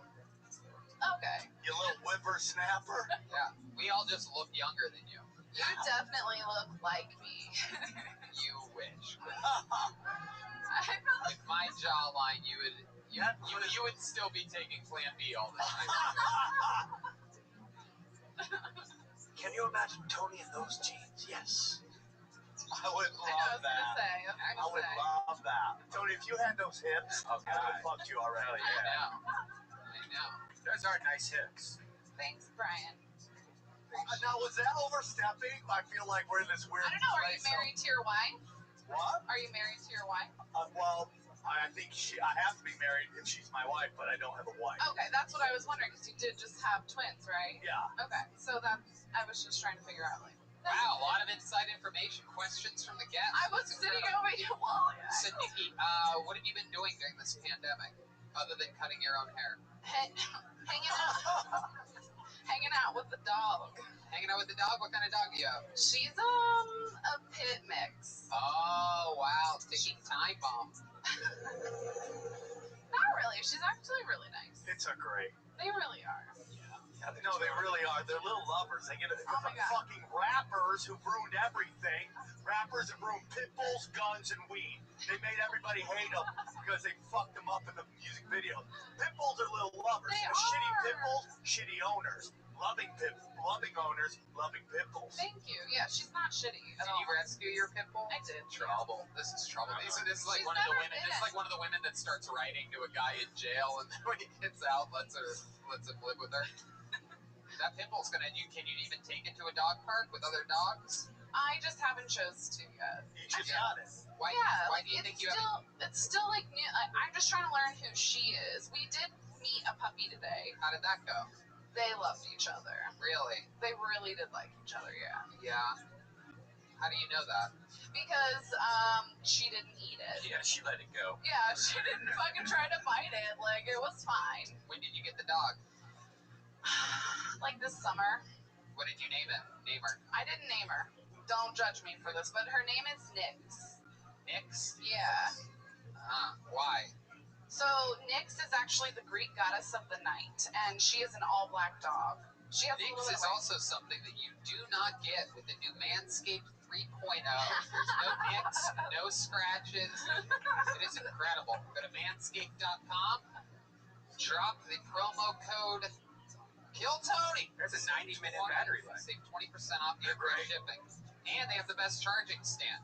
Show off your mower loud and proud because this intelligently designed stand is a convenient charging dock powered by USB. Did you know that about Nyx? Nope. So, how old is the dog? She is almost 6 years old. 6 years old. You're taking in a dog halfway through its life. Yeah, man. Thank you. Like, I just wanted to help something. You know why it was I have surrendered? Was it because of a problem? So it was actually, she was homeless, and then somebody rescued Bad her. with kids, great with abortions. Okay, go ahead. Sorry. It wasn't worth it. Slogan. It wasn't worth it. No, so somebody rescued her who had her for an entire year before they were like, all right, I have to rescue another dog now. Like, I need to get rid of this one. And I was just like, this is awful. Like, I'll take her immediately. Yeah. Like, you know, she's literally the sweetest dog. You would probably like her. I love her. I love her. One in the pit, two in the Have you ever baby birded flown from your mouth into the pit bull's mouth? No. Have you ever baby dogged it where you poop inside the dog's dog's butthole and it poops inside yours. All right. Human centipede it? Yes. I'm gonna go with Tony on this one. All right. Wow, that was very dismissive and I liked it. Nikki, what else? What have you been doing to pass the time other than hanging out with that dirty... Trying to fucking do a set on this show. Right. Okay. How about other than that? I've been doing some like open mics. I was trying to date in the beginning, and then I was like, not happening. Why? Why didn't it happen? Because dudes are real shitty out here. Really? Like how? Why? Most people just want to fuck you. Like, okay, example. I would live really close to the comedy store, so I was like walking here, and some guy with 2 dogs stopped me while I was walking here with my earphones in to be like, hey, can I like call you sometime? And I was like, well, I'm trying to be in a relationship. Was he black? Yes. And he had 2 husky dogs. He did. Yes. How did you know that? Black guys take a shot at it every time. God bless them. Wait, how do you know this guy? Yes, I know all about that guy.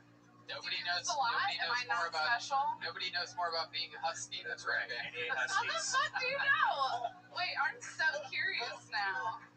Did you talk to him too? No, I saw him on the way here. Yeah. Oh, you did? Yeah. I've run into that guy. Oh, so it was so funny. He was like, He asks Red Band for his number all the time. because Red Band does have a fat ass. Whoa. That shit's big. Yeah. Girl, you know. I do know. Hell yeah. I do know. He's got an ass. Shit. He's got an ass. Killing it at curves. Red Band's got an ass like Michael Right? Bear's tank. Could we do a catwalk with Red Band right now? No. Can we do what? A catwalk where he models. No. Yeah, come no. on, Red Band, shake it. You mean a pig walk? Oh, where did you give her your number? No, so I wanted to tell the rest of my story, but if you're not interested. Go ahead, tell the Okay. story. All right. So I was like, no, I'm like actually like looking for a relationship. That's so what I you don't- said to him. It scares people. Wait, Stop. Don't try to fucking talk like we're Okay. best friends or anything All right. like that, Nikki. So he says, hey, can I get your number and call you sometime? And you go straight to, I mean, there's nothing else, or are you cutting the story short? You went straight to, So I was like, I'm no. looking for a relationship. Yeah, I was like, no, I'm actually trying to like Jesus, date what right fucking- now. What type of librarian bitch are you? Hey, well, I mean, if you don't want it, that's a great way to get somebody to run off. Right. I'm looking for commitment. Are you in? Fuck. He's like, and he's Right. gone. The Huskies just start dragging him like he's on one of those sleds. Let's go, boys! He's got Heelys on. He was. It did end up like that. But basically, he was just like, oh, well, I'm not trying to date. And I was like, well, I'm not trying to fuck. And I walked away. Yeah. Damn, Yeah. look at you and your boring ass. I know. I used to not be like that, but it's just, I'm 33. Like, I gotta have something controlled. I love white women when they get sassy, they go straight to black chick, right? And I ain't looking to fuck, you know?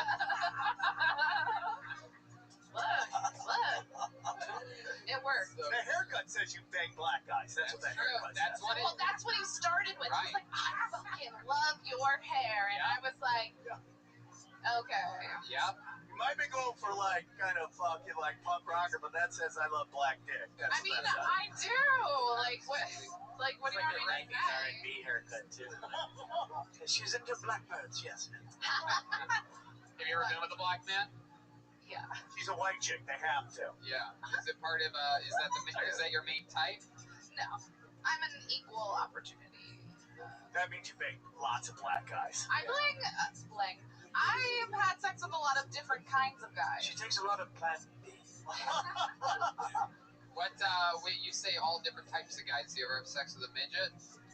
No. You ever have sex with an I've had different colors. amputee? I mean, do you count like finger or toe? Have you hooked up with a guy that lost a finger? Yeah. Did he lose it petting your rescue pit bull? No, I don't have teeth in my vagina. Whoa, I see what I like that. What do you think Like about? What do you think about this, Sam? Before we let it go.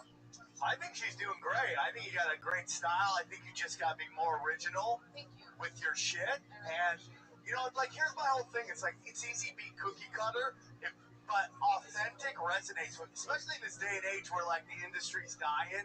You're not going to worry about that. People want some real shit. And, like, going out there saying you got a bunch of abortions when you didn't, that's, like, easy laughs. And you'll get it, dude. You just got to put it out there, man. Positive energy into the universe, man. And again, Meanwhile, you have this wealth of Plan B possible material that you haven't even tapped into yet. Do you cook and clean? Oh, dude, you'll have a guy in a heartbeat. You can't find a chick. I'm 33. There is no guy. You will find a guy. What do you cook? What's your best meal that you know how to cook?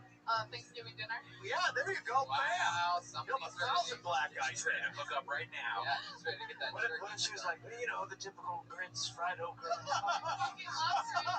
what I was hoping for. great drink, sweet potato pie. Oh, I fucking love sweet potato casserole. There goes Nikki Fuchs, everybody. Thank you, Nikki. Yeah. I pulled another name out. I'm gonna do it quick. Make some noise for John Hanford. Here we go. Here comes another human. Another human being. Got a cheerleader. John Hanford. Here is John. I saw a man die of natural causes in a Walmart scooter. I was grocery shopping beginning of the year. I thought this was going to be the biggest thing to happen. I was just walking past him. He was coming at me in the scooter, just kind of drifting, head cocked back, mouth agape, just totally passed out. I had to fucking sidestep him, and it wasn't until I doubled back about 5 minutes later, he's crashed into the end of an aisle where the mayonnaise is. Mayonnaise is all over the floor. He's surrounded by about 20 Walmart employees, one of whom's on the phone with 911, another's checking his breathing. The rest are there because they also think it's going to be the biggest shit they see all year. And it made me think, like, that man dying right there, there was stuff in the basket. That man was living the American dream. He fucking lived the modern-day American dream to the fullest. That man should have a flag cap draped over his casket and buried in Arlington.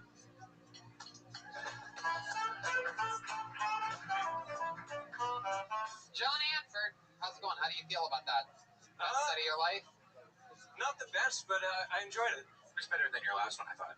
Thank you. I thought so too. You look better since the last time you were here. What changed about you? I took mushrooms a couple weeks ago. That's what did it.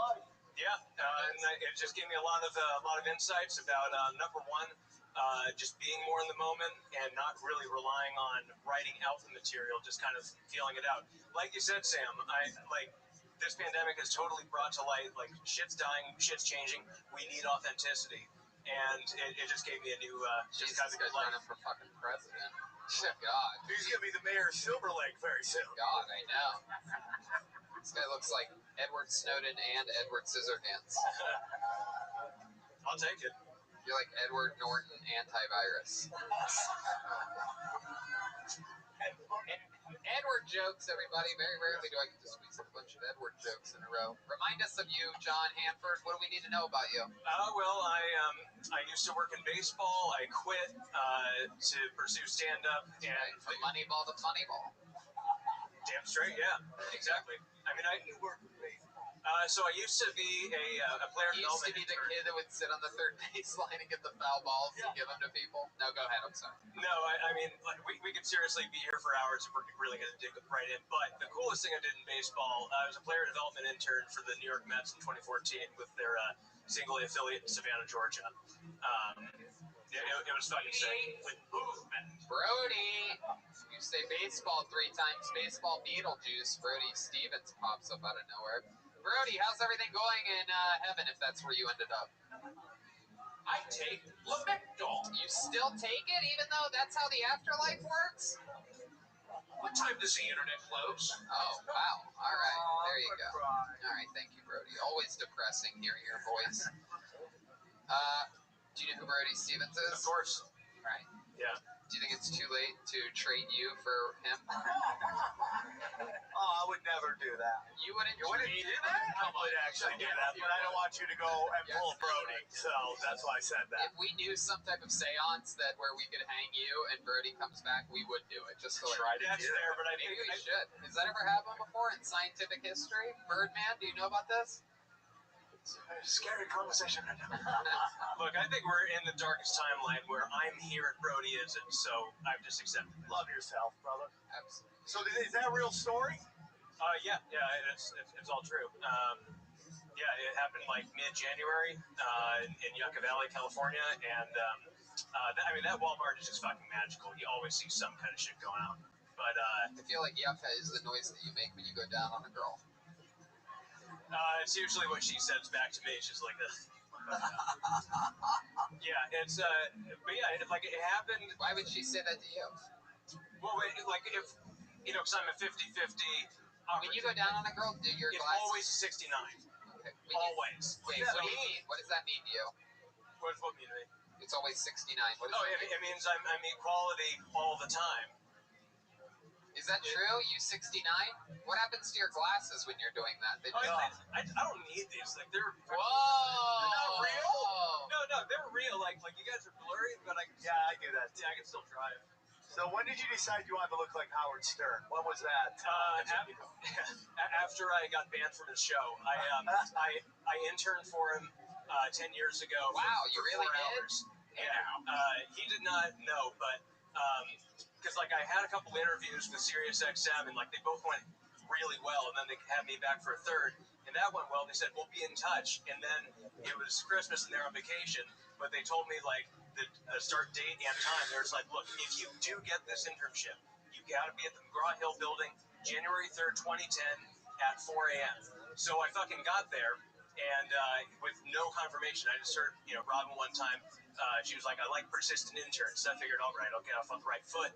And I get there, I talk with the door guy, and he's just like, look, dude, you're not on the list. What do you want me to do? And I was like, can you just call them? So they sent me up, and I was just fucking answering phones. And the production staff really liked me. Will was cool. Gary was fucking sick. Gary Dell'Abate. Dell'Abate, yeah. How big are his teeth? Oh, they're I mean, you know how big they are. They're checking out the show. Hard mic drop for you. Yeah. People listening while in bed on your it's not Joel. Name's not 69ers. Yeah, I tried to be on the show, but then 8 a.m. rolled around. Tracy Millman, the producer at the time, I was like, hey, which one of you is John Hanford? I was like, yeah, that's me. She's like, yeah, you got to leave. You're not one of my interns. So I cowered, and I just fucking crumbled. So I got back on the Long Island Railroad. Oh. Yeah, I didn't fucking that. I know, I didn't fucking fight for myself, so. Well, there you go. What a pussy. How old were you 10 years ago? I was 19. Wow. Yeah. Look at that. What an opportunity that would have been for you. But then you got Stranger Things.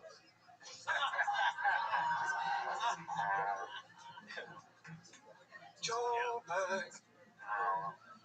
Wow. Incredible. You got a lot of looks going on here. You're doing a lot of colors. You're trying to very much Silver Lake this shit. What part of town do you live in? So I live in Joshua Tree.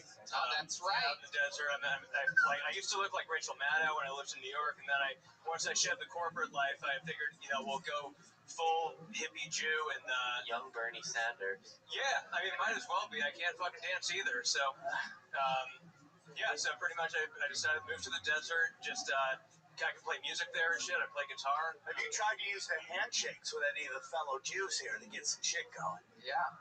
No, I haven't been in LA enough. You gotta put some change in your hand when you shake them. Oh my god. You gotta lose those stereotypes, man. I've been to a concentration camp. I went to fucking Dachau. You know they got a food court there? Is that a joke? No, I'm dead serious. Is that a joke? Not a joke. There's a food court at Dachau, and 5 o'clock rolls around. They got the Dachau daiquiris for happy hour, and stop it. That was a joke. But I was walking around for 2 hours there. That's what you should open up with. I was thinking about it, and I was like, no, dead guy Walmart. But I figured, dude, should I open up with the funny thing? No, I'm gonna go unfunny and try to get it going. I love the Fringe, man, but no, but what did they sell at the food court? What did they have there? They got fish and chips, and they're never thought I'd be able to say this, but overcooked. No, the food at the concentration camp not half bad. No, it was good. Wow. Yeah, it was it was You really ate the fish and chips at a concentration camp? I grew up in Seattle. Yeah, I missed Ivers. Can we look up those Yelp reviews, please? That's so funny, dude. What do you say? They got merch there too, but Oh, that would have been cool to get. I would totally get a fucking concentration camp fucking t-shirt. Yeah, absolutely. I survived the summer. I survived the summer at Dachau concentration camp. I'm gilded. My whole thing with your jokes is that you got to trim a lot of fat. You kept saying he was living the American dream, and I know you had time, but you never said what it was. Why? Why do you live the American dream? Yeah, it was getting at the consumerism of it. There's more to that bit that I'm like, trying to work out and feel out. There you go. Fresh off a mushroom, so you're being creative. Ladies and gentlemen, thank you for your time. John Hanford, everybody. There he goes. Last time I did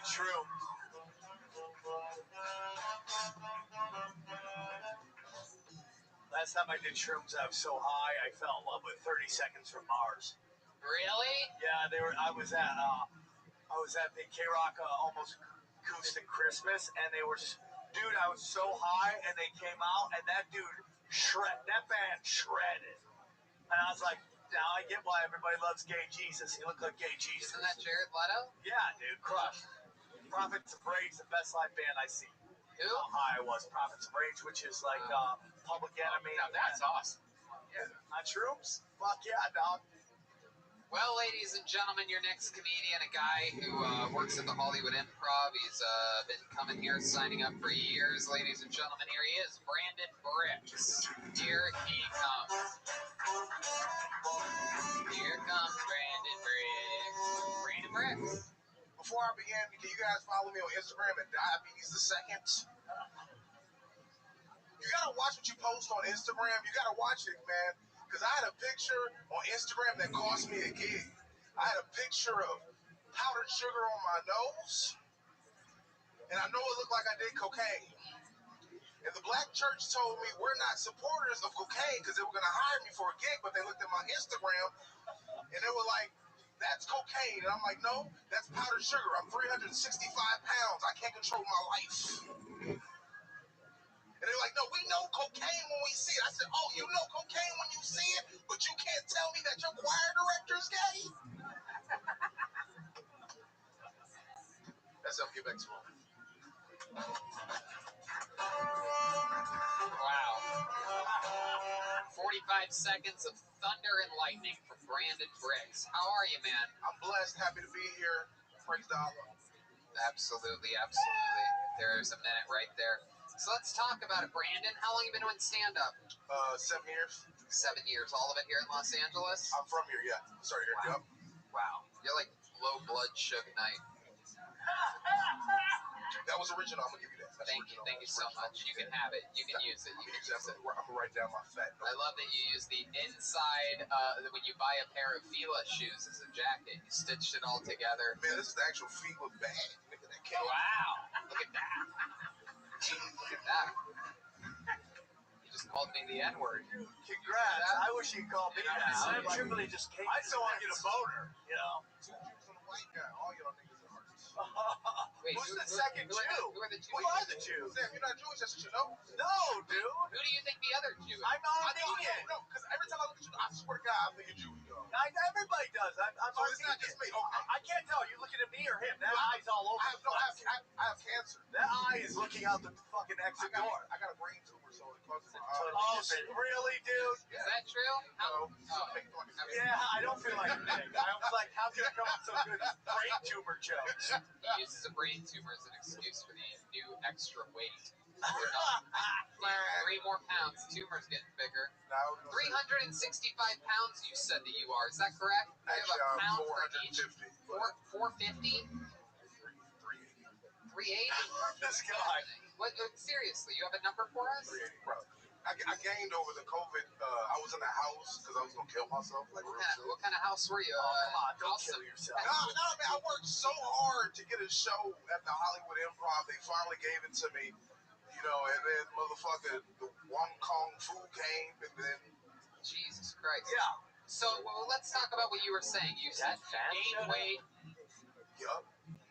You said that you gained weight living in a house. What house was that? The House of Pancakes. What'd you go from Dave Chappelle to Notorious B.I.G.? What happened? I was originally 380 like a year ago, and then I was like working out, and I was on the grind. I was on tour with Preacher Lawson, and he's a great guy. So he got me vegan, right? Because Preacher, vegan. So I was eating. I don't even know what kind of fucking grass I was eating. It was bread, dude. It's bread. This is what people do when they hang out with vegans. They just eat a bunch of bread. You eat a bunch of bread, right? Potatoes. Yeah. But yeah, same shit, same carbs, different shit. And I was actually on a good road of health. I could actually run a mile without stopping. But then since I've been in the house, man, it was just like I was just playing PlayStation. I just got the PS5, so I'm just in the house getting fat. I'm keeping it. What do you eat when you're at home? My wife usually cooks just like meatloaf and starch. Starch. Meatloaf is a regular thing at your house? Nigga, fuck yeah. Man, wow, regular meatloaf. What are you in out? Meatloaf's on the table. You can have meatloaf anytime. Hey, spit that shit, nigga. Absolutely. You have meatloaf with ketchup on it? Nah, barbecue. I'm allergic to ketchup. You're allergic to ketchup? What else are you allergic to? Just ketchup. Isn't there ketchup in barbecues? No. No, actually, I'm really allergic to alcohol. I can't drink like vodka. So they put vodka and ketchup. A lot of people don't know they put vodka and ketchup. What the fuck are you talking about? Okay, because I can eat pizza with tomato paste, but I can't eat ketchup because it has alcohol. I've never heard that. Yeah, it does. Yeah. Why? Because you're an alcoholic or you're allergic to alcohol? I don't know. Every time I eat it, I break out. What, drunkenness? White chicks? Funny. What do you mean? I've never fucked a white chick. What do you mean you break out? Like I break out in the hives on my face. Wow. Oh, interesting. I didn't even know black guys could get hives. I'm not that bad. I'm medium black. Now, just a moment ago, that's not what a police officer would say. You damn right about that. Never had sex with the white species before. Never had one. Yep, never had sex with a white girl. Why do you think that is? Well, I love Hispanics and blacks have always been my forte. Wow. Racist. Yep, my dick is. Sticking up for you in the back there. She got a haircut for your people. Respect that. Bruh. Have you ever done anything with a white woman? Argued with one or anything? Because I'm from LA, so most of the white women out here not good. But when I was on New York, when I was on tour with Preacher, if I wasn't married, I would have tried it because I met some people out there. You met some people. I like that.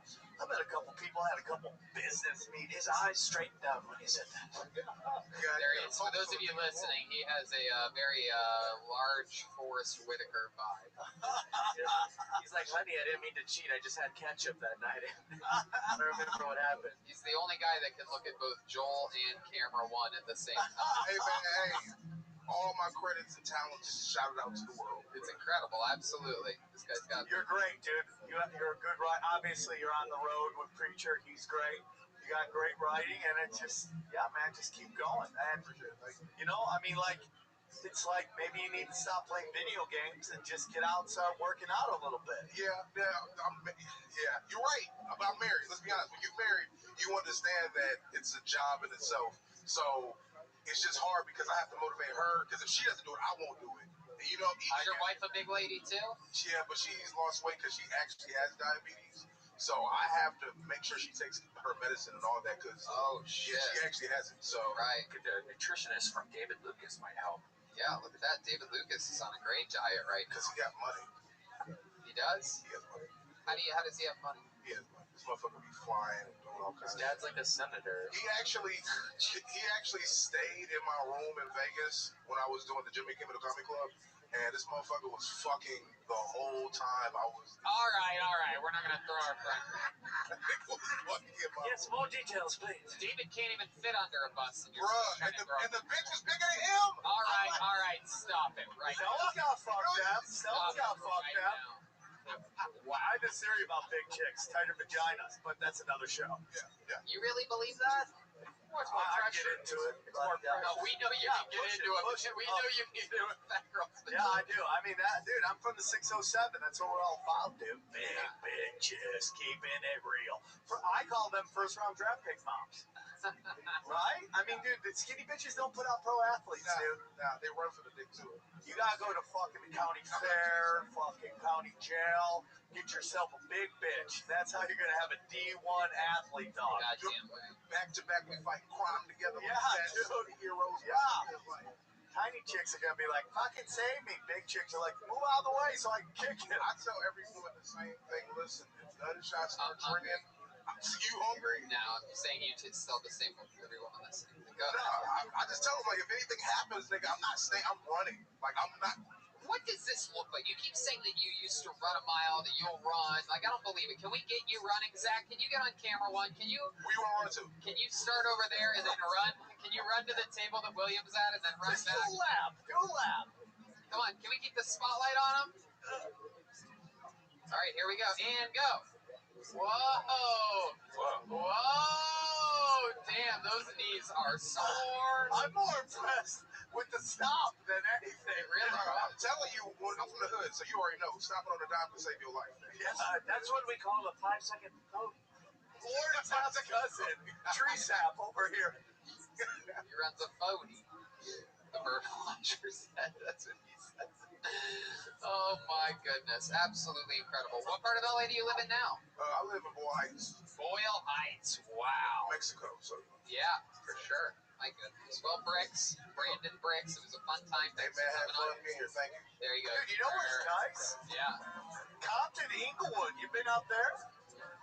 Inglewood, yeah. Dude, because they're building all those stadiums? Dude, it's nice. It's all nice out here. I'm telling you, when I moved here from fucking Youngstown, Ohio, I'm like, hey, let's drive through Compton and Inglewood, all these songs that I listened to on the Tupac albums that I had back in the day.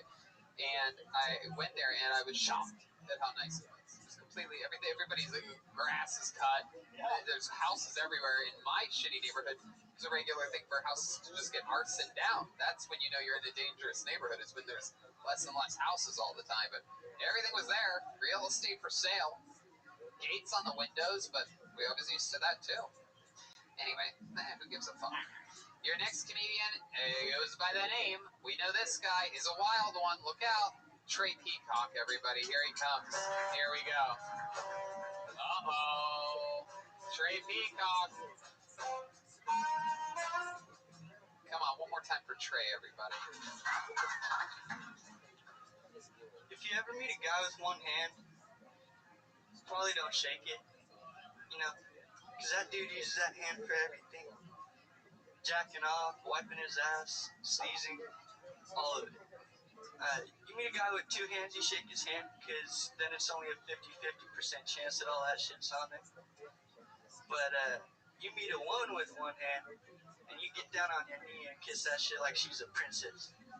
Because let's be honest, she's doing all the same shit, but that's the flavor you want on your lips. While you're down there kissing it, might as well throw a ring on that bitch, because that's the one lady you can be pretty sure that she won't run away with all your shit, you know? She can't carry it.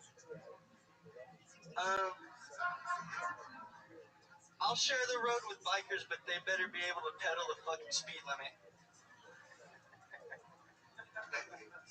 Wow, Trey Peacock. Look at that. I mean, this is a guy that we watched start. Didn't we watch your beginning here on Kill Tony? Yes, sir. A few months ago in this very room, and that on that very spot. Am I correct? Yep. And then he came on again, and then again, and now this time? Or is this is your fourth time? Yes, and sir. Clearly your best time, correct? I believe so, yeah. Yeah, it was by a lot. Thanks. You're welcome. I mean, we've seen this before. You've come to term in a few months. You were a premature baby, right? Yep. I can tell. When were you born? 7 months? September 11th. Wow, look at that. That's the saddest thing to ever happen on September 11th in the history of civilization. It was your birth. Yeah. That's a tough one. I don't know. Okay. Probably that. Yeah, it wasn't even a question, Trey. Okay. So, give us a day in the life of Trey Peacock. Where'd you drive from today? Modesto? Well, I've been out here this weekend, but yeah, I've been Modesto. What have you been doing here this weekend? Trying to do comedy, hanging out with friends, you know. Yeah, what have you and your friends been doing? Hanging around a little barrel fire? Partying, yeah. What kind of partying? Barrel fire, barbecues. Oh, barbecues, look out. Just going crazy. Yeah, like what? Tell us about it. Give us a little glimpse into the fucking white trash. Drinking beer, smoking blunts in the car, running from the cops, you know, same old shit. You love that shit. You love tempting police officers. Yeah, I actually just passed, like, I got away from court right before I came out this week. Like, I thought they were going to book me for real. Like, I was actually scared. But then they're like, nah, $500 and you're cool. I was like, sweet. But my license is still suspended. How come? I don't know. I can't figure it out. So you drove here though on a suspended license? No. Jesus, dude. The cops aren't listening to this show right now. It's on. I hope not. But that drive, everyone knows that's a dangerous drive because you get pulled over for everything on that drive. They're so bored. Yeah, it's Fresno. Yeah. How's your family doing? Any big happenings in the famously white trash family of Trey Peacock? Still just building conveyors, you know. Yeah. Also, what is your heritage? Because Peacock is a beautiful family name. My mom's Yeah, that is. You found a peacock here. Isn't that exciting? Yeah. For you? What are the odds, bird watcher? Very enticed right now. Wow. Thank goodness. I don't like the way he's looking at me. It's okay, Trey. What? Trey's a very paranoid guy. You do a lot of illicit drugs, am I correct, Trey? Sure. What's the most recent drug that you did? We take a guess? Can we all guess? No, you go ahead, because you're Based on the, I must say there's been a little crystal meth in that party. Right on the nose. Wow, look at that. Right up the nose, I believe would have been a better Yep, I snorted the meth. Yeah, you smoke crystal meth or you No, I snort it? snorted it. He said it. Wow, Yeah. look at that. My goodness. When did you do crystal meth? Maybe an hour ago. Jeez. An hour ago? Yeah. Wow, this is so much fun. You're the Trey. laziest meth guy I've ever seen. Well, that's why I smoked the weed to bring me back down, you know. This shit's nerve-wracking, so I gotta, you know, balance it out. Jesus Christ. Like, Dude, doing speed and stand-up is fucking insane, dude. Yeah, we're in here. Yeah, it's like I'm killing. Hey, does crystal meth make your head shrink? Yeah. It does? Well, That hat looks being massive on you. For those of you listening to the podcast, the hat is almost covering his ears completely. It's a baseball It looks like a Muppet. Yeah. It looks like an animated character on the show Princess. So what are you doing now that the Insane Clown Posse isn't touring? What are you doing with your time? Just more acid. How about your life with the ladies? What's that like? You use that peacock for something special? I've been trying. I'm out of a long relationship, so like I haven't been too lucky since then. But what happened to the relationship? She didn't want to marry me apparently. Like, and apparently once she decided that, like it doesn't matter after that. So I'm like, all I right. think that was it, not the crystal meth. That probably had a small part. I don't think she knew about it. If you were to describe what your meth looks like, what does it look like? Not blue. It's more like clear. It's very interesting. Is there a reason why you're asking that, Birdman? I want to see what meth looks like. I've never seen it before. It just looks like cocaine. There you go. It looks like broken windows. It looks like shard glass. Yeah. There's times where people do blow and they're like, fuck, that's crystal meth. And then the next. Yeah. Not a fan of glass. It has killed many of my friends. Hold on, Trey. You were about to say something there. What were you about to say when he said crystal? A lot of people do crystal meth thinking it's cocaine. Go ahead. Well, I just saw a bullet on the ground, and then he said that, and I was like, yeah, that sucks. Like, you're doing the wrong drug, you don't know, and then all of a sudden you're all cranked up. Aw. Yeah. It's like a PSA right there. Look at that. I was glad I didn't. Yeah, I should have said that. No, it's okay. You're doing a good job, buddy. You're fine. Now the weed's talking. The crystal meth had him say he's on crystal meth. Now he's getting paranoid. The weed. You have all your teeth. Yeah, but they're rotting away slowly. I just paint them every morning. Wow, that little bit of fucking whiteout will do you, huh? You should make merch with like a yin yang, but one side's weed and one side's meth. It just says balance on the back. Yeah. Hey, that's a good one. How you been surviving? How do you make money? How do you pay off all these police fines? I build conveyors so that people can get their alcohol. That's right. Yeah, That's right. Did you take some time off this week? Is that how you came out here? Yeah, basically. Yeah. My dad owns the company, so I can basically get away with, you know, he'll let me off. He supports this shit. Is your white trash father supportive of you? Yeah, this is his only hope too. So how about your white trash mother? She's Mexican. How about your Mexican trash mother? What did she think of you chasing your dreams? Yes. She works in the church, so she kind of doesn't like what I say, but she tries to be supportive. What does she do for the church? Youth leader. Wow. Yeah. Does she know you do meth and marijuana? Yeah. And what did she say when she found out that you were smoking meth? That I need to talk to Jesus more. And what did you do when you talked to Jesus? Meth. So you're doing heroin too? No. Fuck that shit. Oh, I'm with you, dude. Who does that? Who does that? Tell us about it, Sam. I've never done heroin. Really? That shit scares the fuck out of me, dude. Because you don't know what you're getting. You know what's the weirdest thing about heroin, dude? Let's say someone does heroin, they OD and die. All the heroin addicts run to that drug dealer to get that heroin. Because they're like, oh, it's that strong, I gotta try it. It's like fuck. It's crazy, right? That's crazy. Have you done a lot of crystal meth? What's the most crystal meth you've done, and what did you do after doing it? Jumping out windows and shit. And how many floors up is this window you jumped out of? Probably just like 2. 2 floors. What happened? What'd you land on? Bushes. Wow, look at that. Did it hurt at all, or you were on meth, so it didn't? No, crank helps with no pain. Have you ever seen crackheads on fucking jump off of roofs, dude? Yeah, all the time. Oh, you've seen it live? Yeah, Modesto, man. Hell yeah. This is Modesto's finest right here. I've been to Modesto. I talked about it earlier. The 7-Eleven convention was there. Can you believe that? Yeah. Absolutely. We've come full circle. This has been a full episode. We went from fucking tank to crank. Yeah.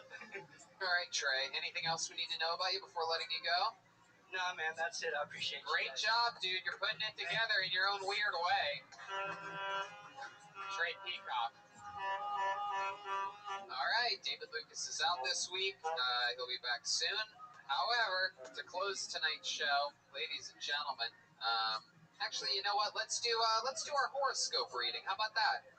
Ladies and gentlemen, here for our monthly horoscope reading. How about a big hand for Christy Bellich, everybody? Here she comes. 60 seconds from Christy. Right? You want to do 60 or you just want to do... Yep, here we go. Christy Bellich, everyone. So, it's been an interesting 2020. You know, all my life I've looked up to Hollywood and movies on how to look and how to act. But this year, the pandemic has made Hollywood fall faster than a 12-year-old just sipping cereal out of Jeffrey Epstein's bowl. You know what I mean? Just take all the milk and all. You know what I mean? So, I don't know. But I guess we live in promo code culture, so I guess I'll share this story. I've been on and off homeless for the last 2 years, you know, but I've been what you call bougie homeless, right?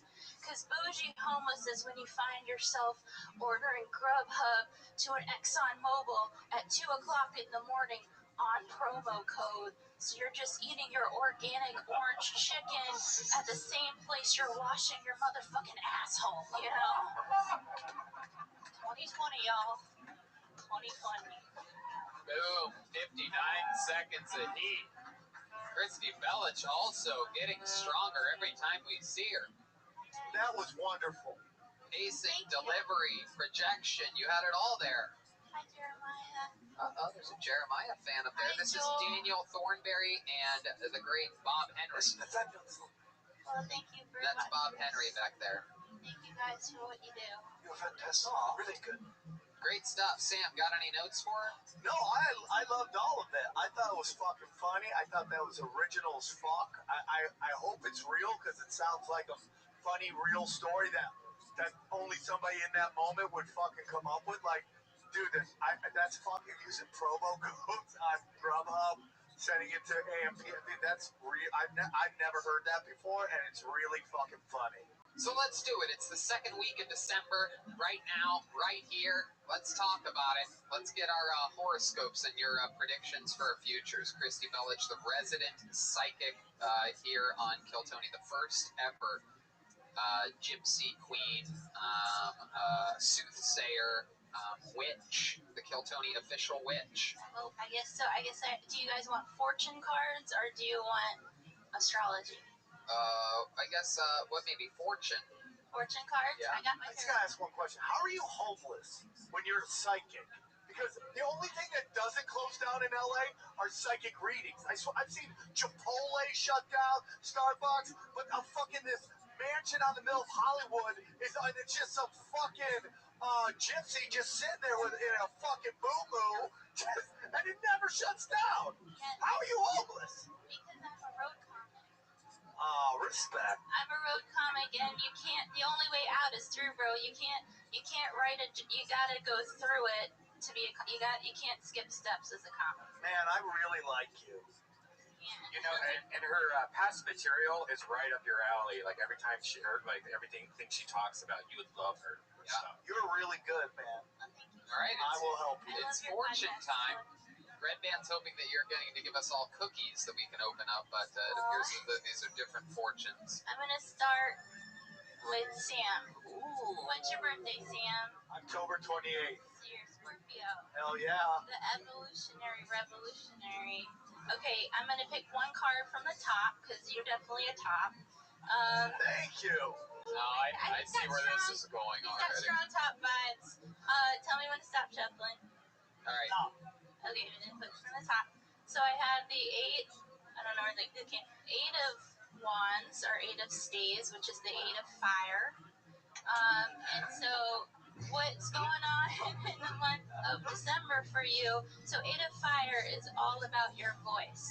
And we're in the season of Sagittarius, which is all about using your passion and using your fire.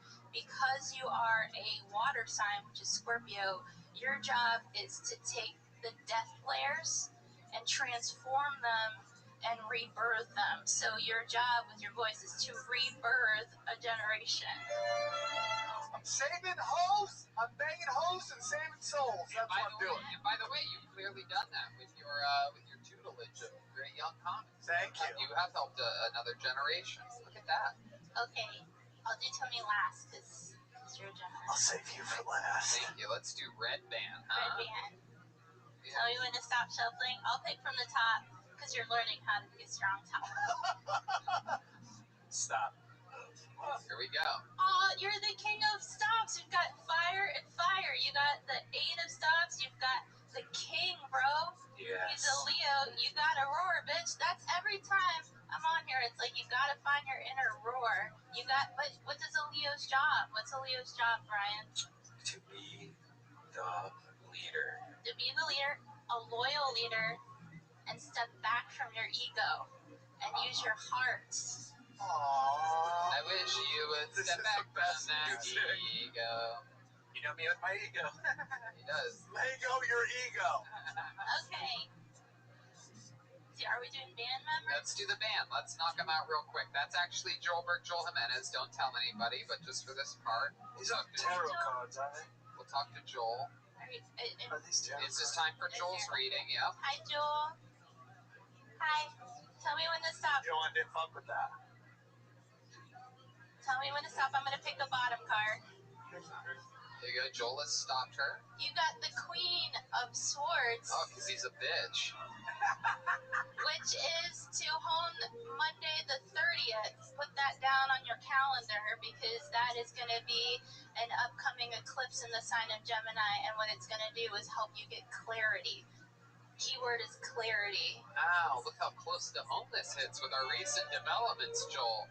A Gemini is going to help you get clarity. I'm a Gemini. We had a talk before the show. What are the odds of that? Do Jeremiah, because he's a Christian. He won't do it. No, you're going to do it. I refuse to let him refuse. I only do tarot cards. If he doesn't, it's okay, do me. He's a very weird Christian. He still believes in Jesus. So I appreciate you. just do me. It's crazy to believe in something. He makes love face to face. That's how Christian he is. Face to face. Do me. Take it from the bottom because I'm clearly a bottom. I'm going to steal your joke from you. I'm going to pick from the top. I'm going to pick from the top. Okay, there you go. You know what? I'm not going to be an asshole to you. Thank you. You're only not doing it because I did it already. You planned on me not doing that joke, but I did it. Tell me when you feel like ow. The 8 of Pentacles. Oh wow. Oh. So the 8 of Pentacles is the apprentice, which is so interesting because you're a Donald Trump fanatic. So I don't think I'm a fanatic, but go ahead. So the indefensible. Is that all on the card? I don't think it's a fanatic.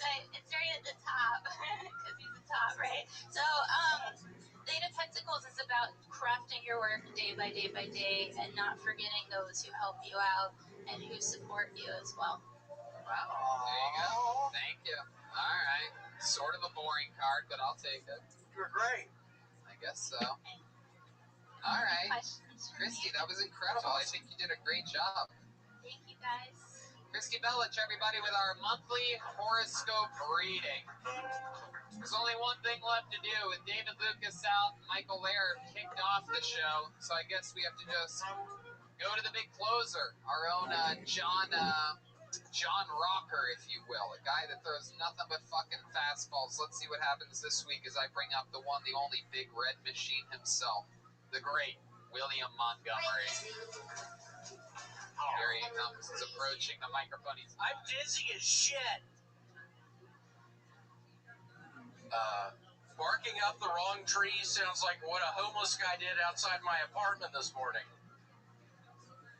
I feel like schizophrenic homeless dudes are actually ghost whisperers. They just aren't using their inside voice. Imagine you're in this fantasy world where you're the king pimp and all the hoes bow down and are bringing you vanilla wafers and preparing a bath made of wine, and then a homeless shelter volunteer interrupts to say, Melvin, this is your bunk.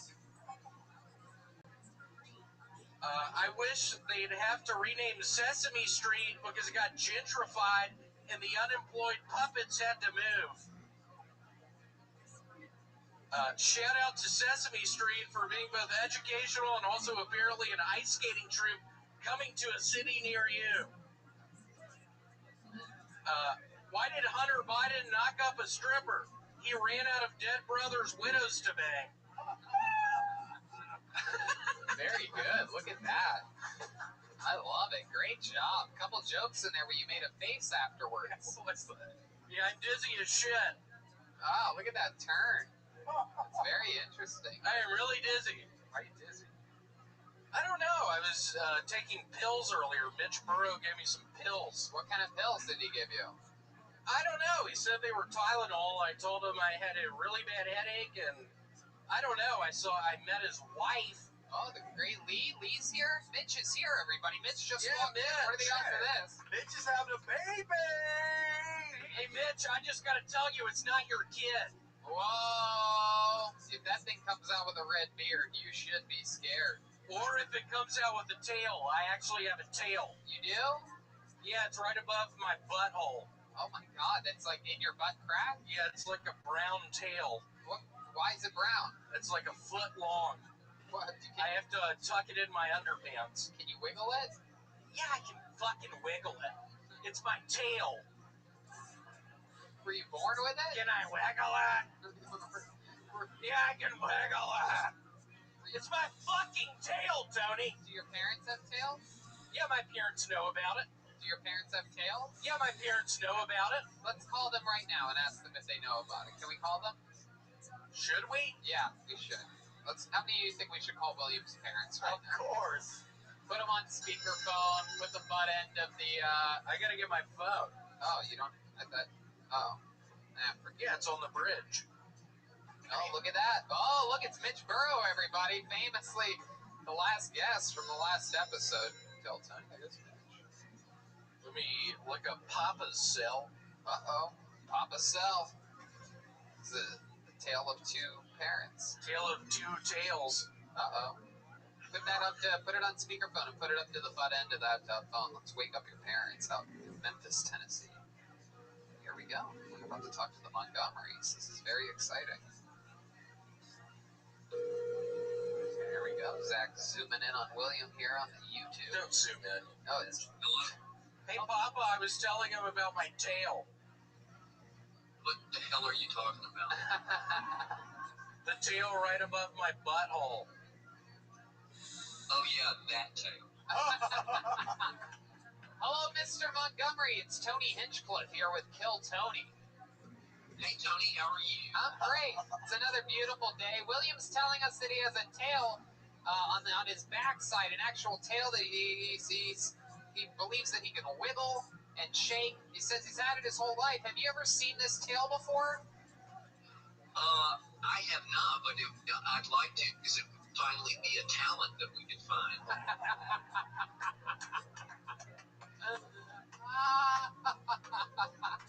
Your dad doesn't think you're talented. How's life been out there in beautiful Memphis, Tennessee? We have a lot of great crime going on. We hear gunshots every night. I gave William a really good gag, but he doesn't ever use my gags. Okay, will you do it for us? You do the gag. Okay, here it is. And this is true. Yesterday, I read in the paper that 5 NBA players were meeting with the Pope about world poverty. And I thought to myself, how ironic is that? The Pope is a guy who lives in a gold castle behind a big wall, and the NBA players make $10 million a year. So can you imagine that conversation?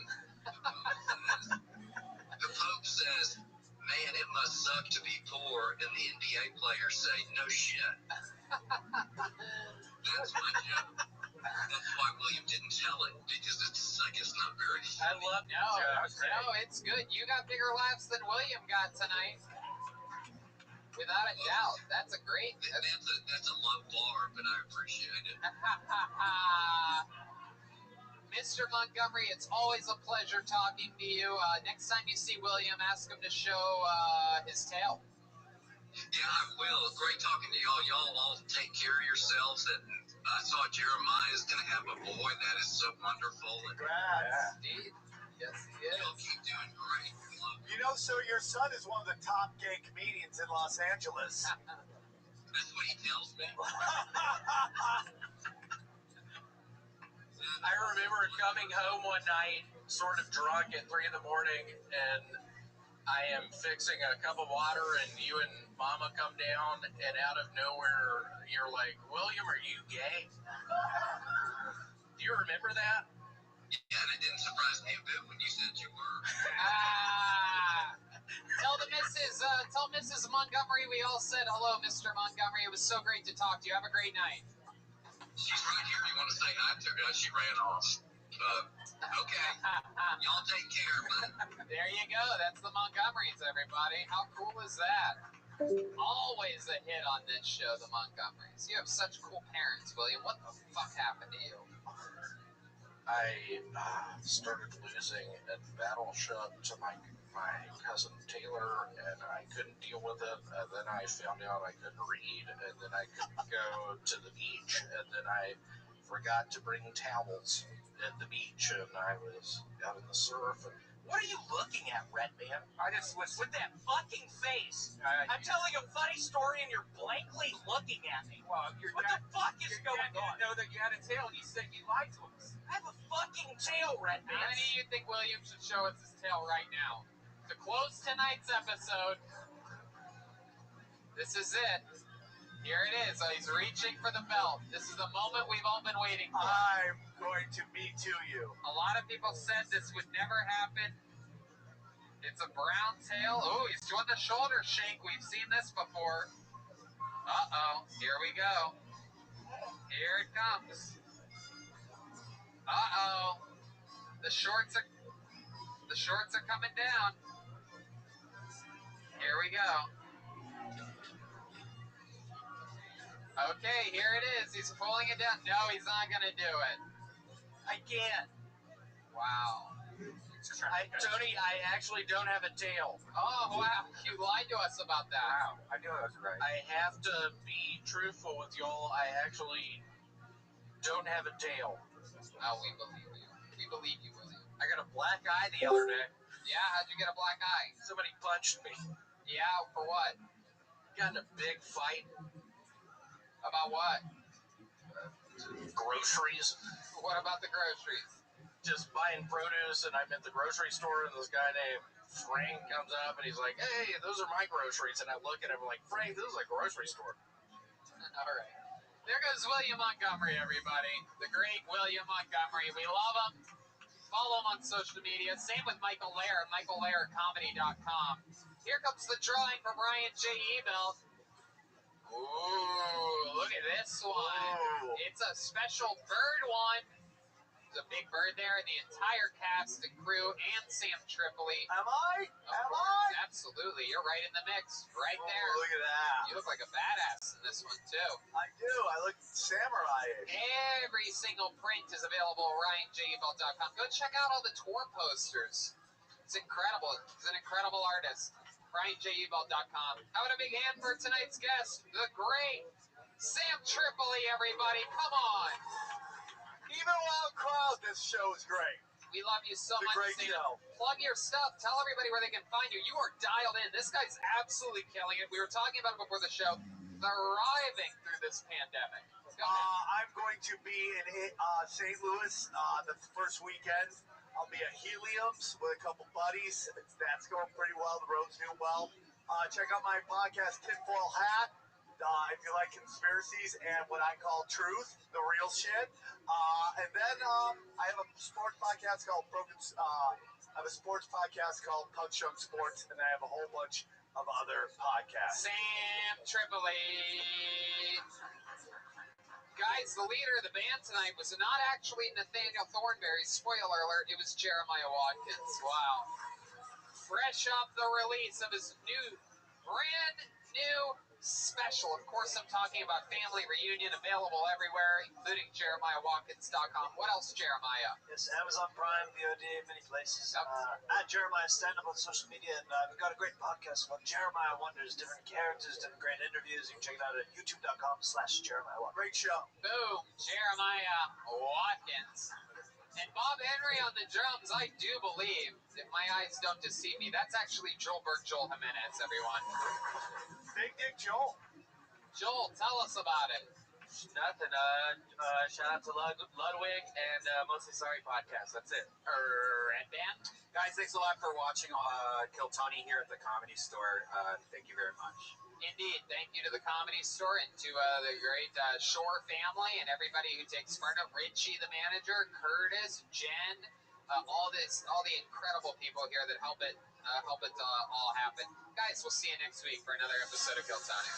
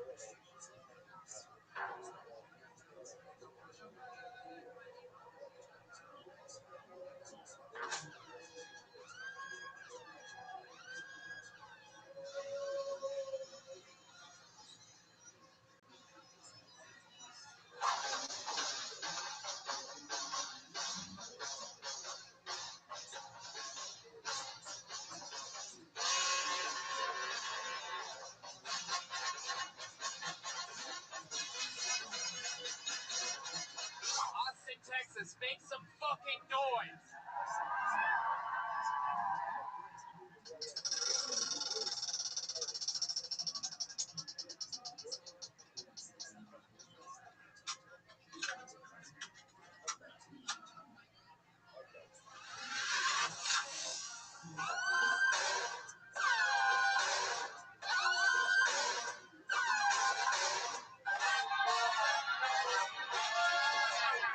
This is Rabbi coming to you live from the world-famous Comedy Store main room for one more time. Here's Tony Hinchcliffe. Yo, here we are again, back home at the world-famous Comedy Store. So excited, Christmas coming up, Red Band, what's happening? Happy Christmas. Happy Christmas, that's what they say. Yep. Happy Christmas to you, Happy Christmas to you. Yep. Here we are again. So excited to be here at the world famous Comedy Store. This is such an incredible, incredible place. Yes. So let's just jump right into it. I'm so happy to be here, guys. And you know who else is happy to be here? The great Ryan J. Ebelt, everyone. Look at this fucking stud. There it is. Wow. He leaned deep into that wave and smiled this time. He's already started drawing tonight's episode. He draws every episode, including tonight's, and they're all available at RyanJEbelt.com. Big, famous, cool tour posters from the past, and any one of your favorite episodes featuring all of your favorite comedians. RyanJEbelt.com to get those prints. You know who else is here, Red Band? You know who else? Oh. Charlie from Vito's Pizza is here, keeping us fed, having fun, kicking butt. Gino from Speedweed Betterbox Studios is here. It's a star-studded fucking, just like the old days. Remember the old days when we used to have fucking Nate Diaz and Gary Clark Jr. and fucking Obama's daughter and all these people are here to see Kill Tony. Anyway, we're having fun though. We're plowing through it. Nothing depressing about having 9 people in a room built for 603. It's perfect. The acoustics, you know? It's about the acoustics, is what they say. The fucking acoustics. But I'm excited to be here, and we're going to have a lot of fun. But before tonight's episode gets fully fucking going, here's a little word from our amazing sponsors that made this episode available for you. Support for Kill Tony is brought to you by Manscaped, who is the best in men's below-the-belt grooming. Manscaped offers precision-engineered tools for your family jewels. They obsess over their technology developments to provide you the best tools for your grooming experience. That's why Manscaped has redesigned the electric trimmer. The Manscaped engineering team spent 18 months perfecting the greatest ball hair trimmer ever created and just released the new and improved Lawnmower 3.0. Oh man, it's great. I just got one. Their 3rd generation trimmer features a cutting-edge ceramic blade to reduce manscaping accidents. Millions of balls are about to get nick-free thanks to Manscaped's advanced skin-safe technology. When I tell you it's premium, I mean premium. The battery will last up to 90 minutes, guys, so you can take a longer shave. The water-resistant technology allows you to groom in the shower. And one of the coolest features is the LED light that illuminates grooming areas for a closer and more precise trimming. And let's not forget the charging stand. Show your mower off loud and proud because it's designed to make it look amazing, sitting there right on your sink, and it's powered by USB. That's right. It's a very convenient charging dock. So represent your Manscaped Lawnmower 3.0. And if you're listening to us speak right now, I want you to experience it firsthand for yourself. Trim that junk of yours. Get 20% off plus free shipping with the code KILLTONY at manscaped.com. Your balls will thank you. Get 20% off and free shipping with the code KILLTONY at manscaped.com. That's 20% off with free shipping at manscaped.com and use the code KILLTONY. And we're back. You guys excited to be here tonight, guys? Jesus Christ. My goodness, we're trying our best. We're getting through it. I'm pumped about it, guys. We have a guest this week. Very, very exciting stuff. This guy, Comedy Store employee when I got here, when I started. Next thing you know, he's Shrek on Broadway. He has his own show on Nickelodeon, Big Time Rush, one of the stars of it. And is just an overall great comedian, great guy, one of our good friends, ladies and gentlemen. It's the great Steven Glickman. Wow. Very exciting. Here he is. This is one big boy, the great Steven Glickman. Likeable, lovable, the host of the Nighttime Show podcast, one of the incredible voices of one of my favorite animated movies I've ever watched, The Monster Hunter. It hasn't come out yet. Oh! God bless you. You mean Storks. You mean Storks. That's what I was talking about, Storks. Storks. Yeah, Storks. I get them all confused. All the children movies get you confused.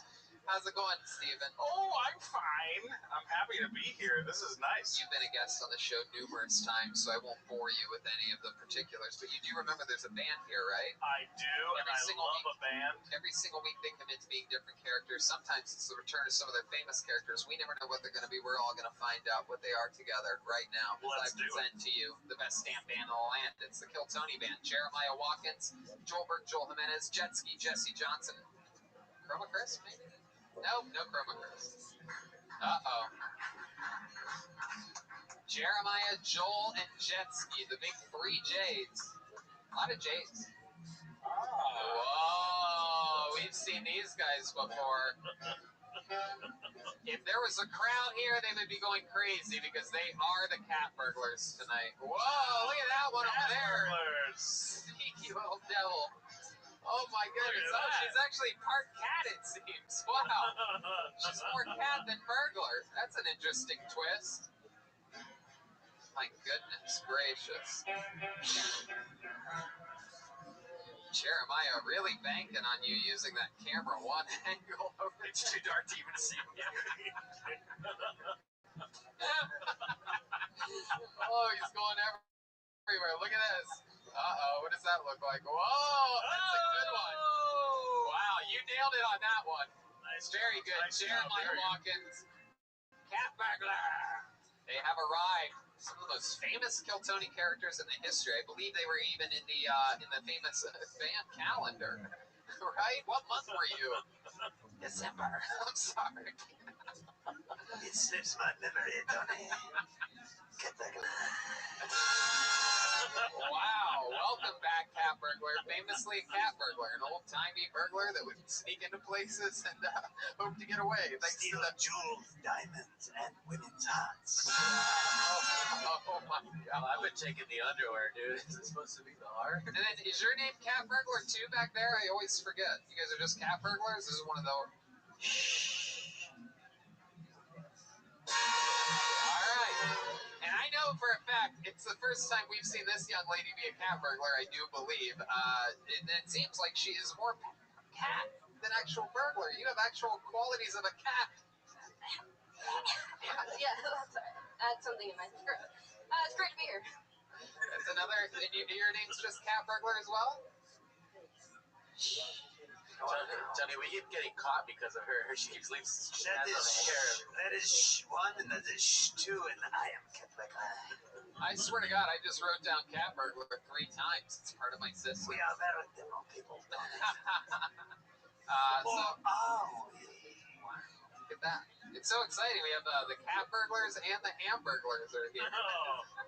God, surrounded by hamburglar. We have Glickman, Red Band, and the cat burglars. You guys ready to start tonight's episode or what?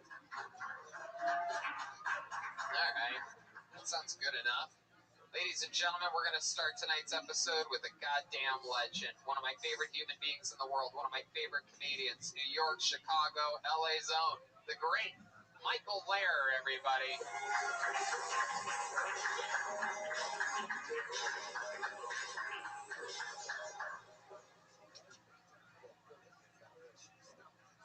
Now, before I was a comedian or a musician or a rapper or a karaoke, I was a musical theater summer stock thespian. And as 2020 comes to an end, I want to go back to my roots and play a little game for fun to start off the show on a silly note. Ryan, listen, there are names of 50 musicals in this bag. At random, Tony will pull out a musical, and I have to sing a song from that musical.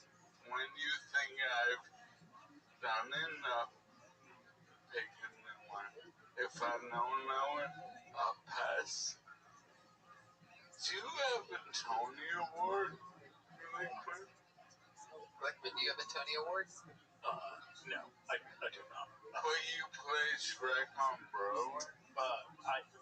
Yes. It's a long story. It's a terrible show. I'm sorry.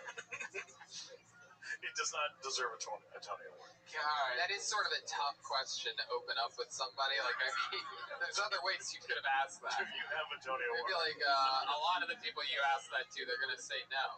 No, but Bryce Darling Campbell, whatever the fucking name is, the guy. Oh, I see what you're doing. If you pass, you're gonna give it to Glickman. Yeah. Oh, you know your musicals, don't you? I do. Whoa, how exciting! All right. You didn't even know Glickman was gonna be the guest, and you had a musical thing. The universe makes all this shit happen. Wow, you're a special guy, Michael. Yeah, I Really am. is. It's pretty special. Thank you, Glickman. Wait a second. Those are my Altoids. What are you doing with those? Look at that. Oh, come on. I love my Altoids. Oh, cat burglar. Ruined forever. I'm excited about this. You guys ready to play some musical theater fucking super challenge with Michael Lair? This is exciting. Christmas right around the corner. Here we go. All right, you want me to pull the name out? All right, here we go. Here we go. Start. All right, The Wiz. He's on down the road. He's on down the road. Nothing may return when you wish you were leaving. All right, Hair.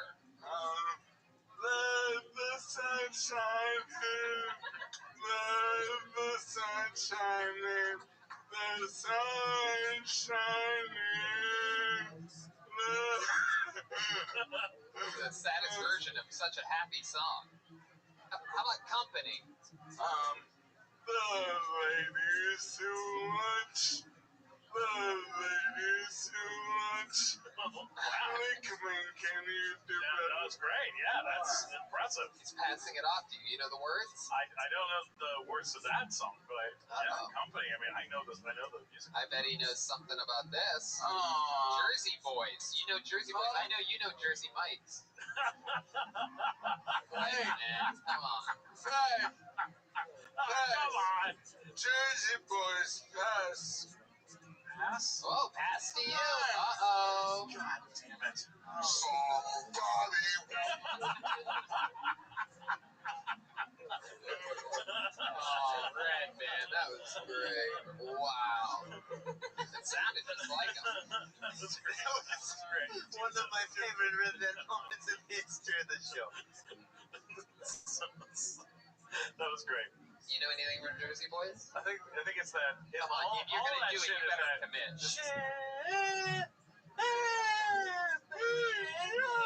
Right? Won't you come out tonight? Come out tonight.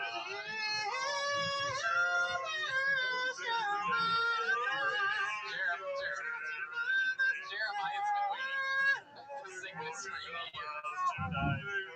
Nice job. Alright, we're moving on. Porgy and the Bees, Michael Lair. Porgy and the Bees. That's Porgy and Bess. Sorry, Porgy and Bess. Oh, for Christ. I don't know what the fuck that is. Uneducated. Porgy and Bess. Okay. He knows Porgy and Bess.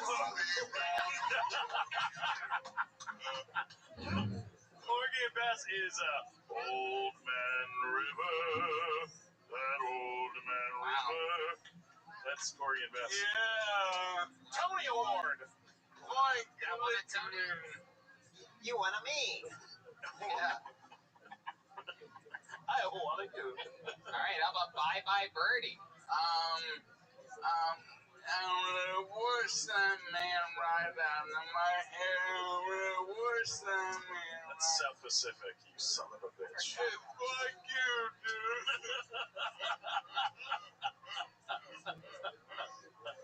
Glickman doesn't know Bye Bye Birdie, but he does know I'm hungry.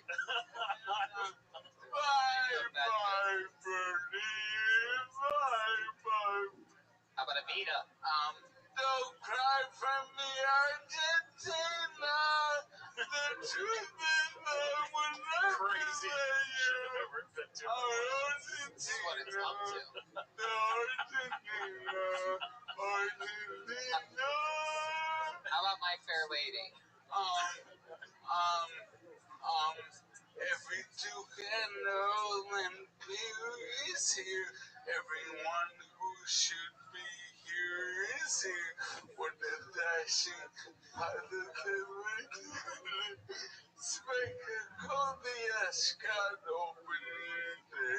God damn. Michael has the incredible talent of making every song sound like the same song. How about Cabaret? Life is a cabaret. How about Tommy? Tommy, play more with it. There has to be good. Phantom of the Opera. Nighttime chomping. So amazing. Jesus Christ Superstar.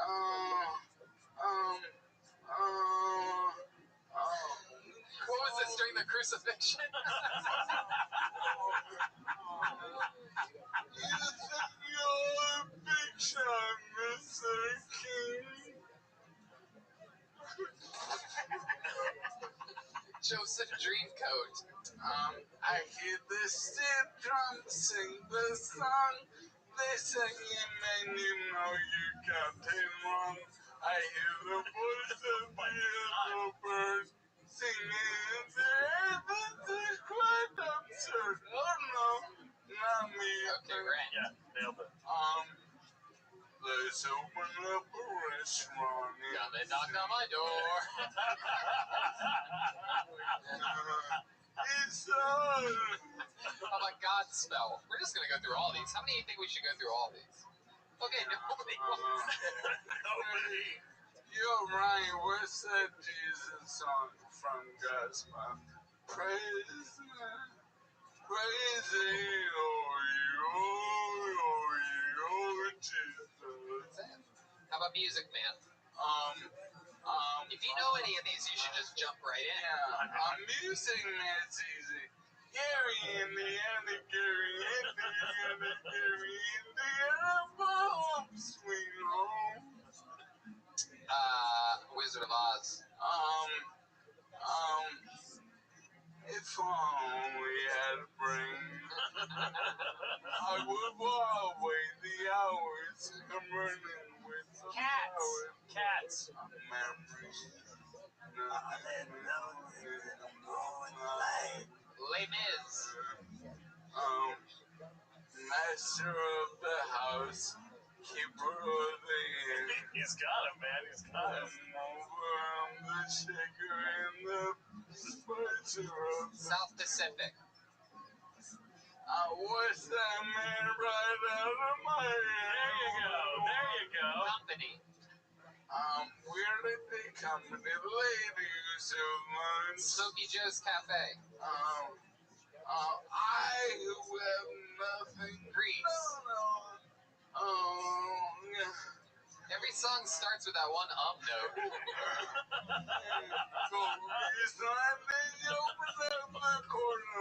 Fiddler on the Roof. Fiddler on the Roof.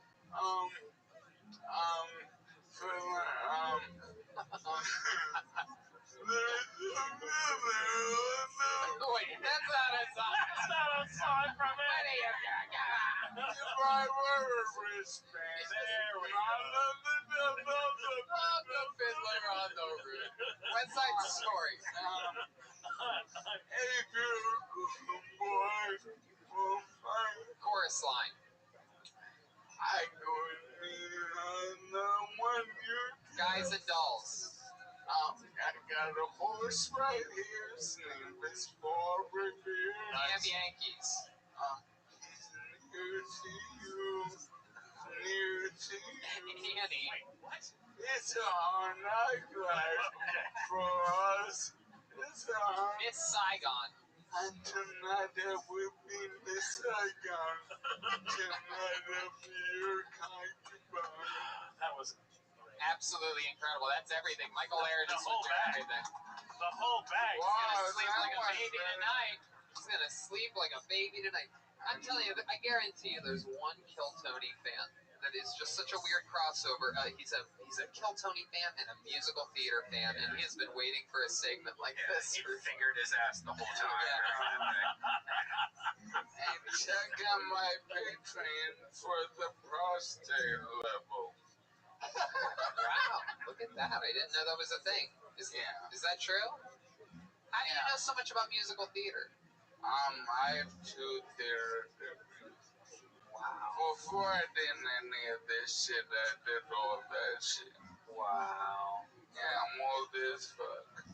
I mean, I do remember the time that you beat Jeremiah in an acting competition. That was incredible. Yeah, we all remember that very clearly. I remember that. But that was so fun.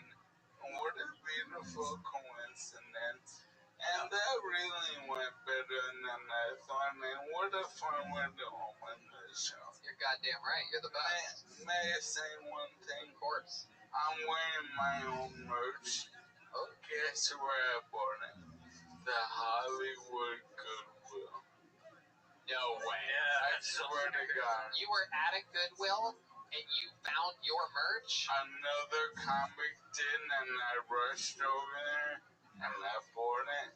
And whoever bought this and whatever I did to you, I am not sorry.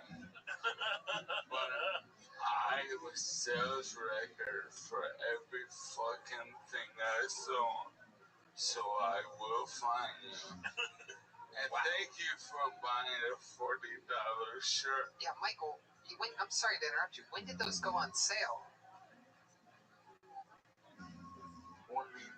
When did you start selling those hoodies? Oh, I thought you meant discounts. Yeah, that's the point. Less than a year ago. What size is that one? It's like a small, so medium. Yeah. But someone was a fan of me, and then I alienated them in the last 9 months, and they threw me in the trash. I like how he just slowly turned into John Malkovich right there. Yeah. I mean, that's just so wild. I don't understand how that happens. I guess they could have gotten the wrong size, maybe, but it almost seems like someone got it as a gift for someone and misheard what the person said. Like I'm a big Michael Bearer fan or something like that. Is there a Michael Bearer? No. After George Floyd was murdered, I spoke him and I pissed off a lot of people, and a lot of people burned my merch up. Somebody just was a big No Doubt fan, and they thought it was from the band No Doubt. They're like, what the fuck? That's not Gwen. Yeah. That's not just a girl. The comic found it at Goodwill and made you go over there to buy it. They couldn't just buy it from the Goodwill and give it to you. Oh, who's this idiot? Well, that's your first time. Quickman, it's your first time seeing the great Michael Lair experience. Yeah, it's pretty amazing. Yeah, I have seen you on Nickelodeon. I know we've run into each other somewhere. Yeah. It's probably a restaurant. It's probably. A musical theater. Well, Michael, so much fun. What a great way to get the show started. Thank you so much. How about a big hand for the great Michael Lair, everybody? Great job. Great job.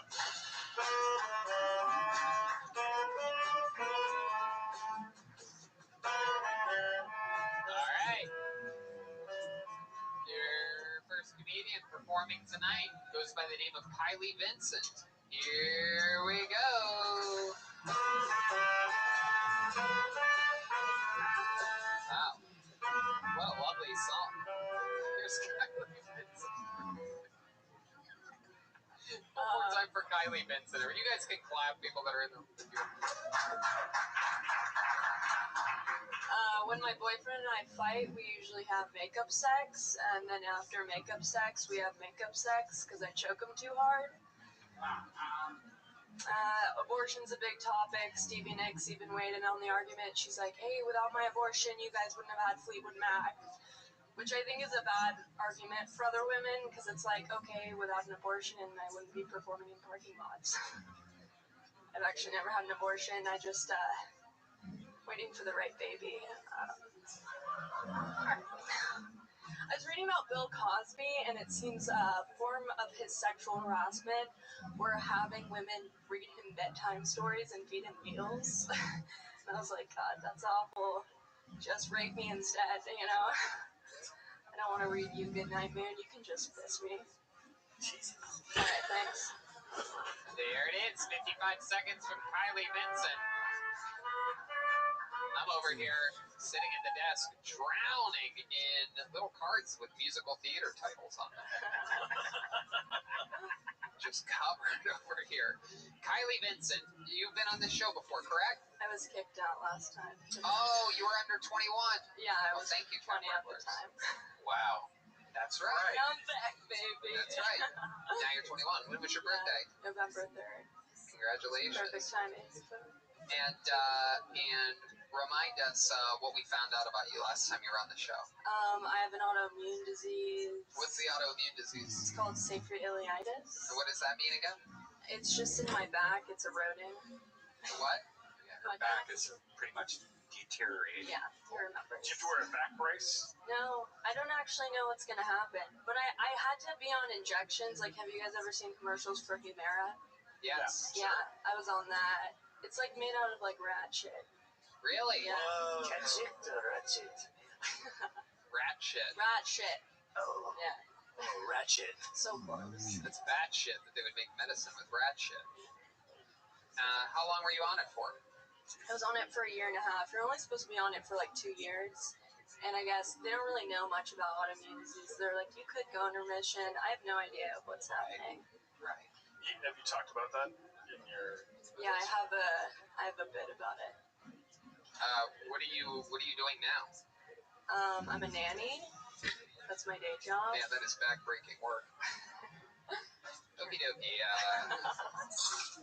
Is the kid? How old's the kid that you're nannying for? She's 6. 6. Just one kid? Just one. One 6-year-old? Yeah, she's perfect. Really? Yeah, it's a good day. They just took me to Hawaii.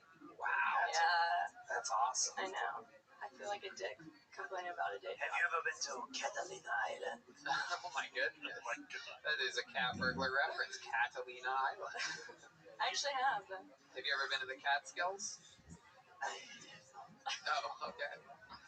Hey, one question. So you mentioned choking your boyfriend as part of the joke, right? And so, do you really do that? Yeah. Do you really get fisted? No. Jesus, did she even say that? Yeah, that's what I've been thinking about the whole time. I know a girl that gets fisted. It's like really? How do you know? Whole thing. She told me one night she That's was drunk. Her whole thing. And it was like her whole thing. It's Were you thing fucking her at the time? No. She just her whole thing stuff. She it's literally her favorite thing. Hold on a second. And she pulls it out with different guys. Hold on a second. Stop. So where were you when she told you about it? We were sitting at my kitchen table drinking. Just the two of you? Just the two of us. And the two of you and your two big fists. With my two big fists. So hold on a second. So you're at nighttime, your table. You're not hooking up with this chick. No. You're drinking with her. She was my dog sitter. Oh, I bet she was. Yeah. She sat on your dog. What up her ass? And then she just starts. But the thing. But she said it very nonchalantly, similar to the choking thing, where they just because I've been in a relationship for 9 years. I'm single now. Right, and then you're talking about the fist thing. And then I hear someone go, "Oh yeah, no big deal. I get fisted sometimes." And then I heard someone else go, "Oh yeah, I love getting choked when I'm getting fucked." I was like, those are both things I never heard about 10 years ago. You Glickman looks but like they're very normal now. I'd say that girl who loved to be fisted. I dated, and she had to teach me how to do the spiral hand thing. Like you can't put your fist in. You have to go like this and then get it in. What is it? oh my god. It's a cone shape. What kind of monsters have you been with, Brian? It's a cone shape. Yeah, you have to twist and then just twist it. Then you just put a boxing glove on your dick. I think it's always been normal. People just haven't been talking about it. Yeah, sure. And there was always like a water line on your arm where you can see how far you got in. Wow, really? Yeah. Okay. Red Man already knew how to fist because it's just like reaching into a vending machine.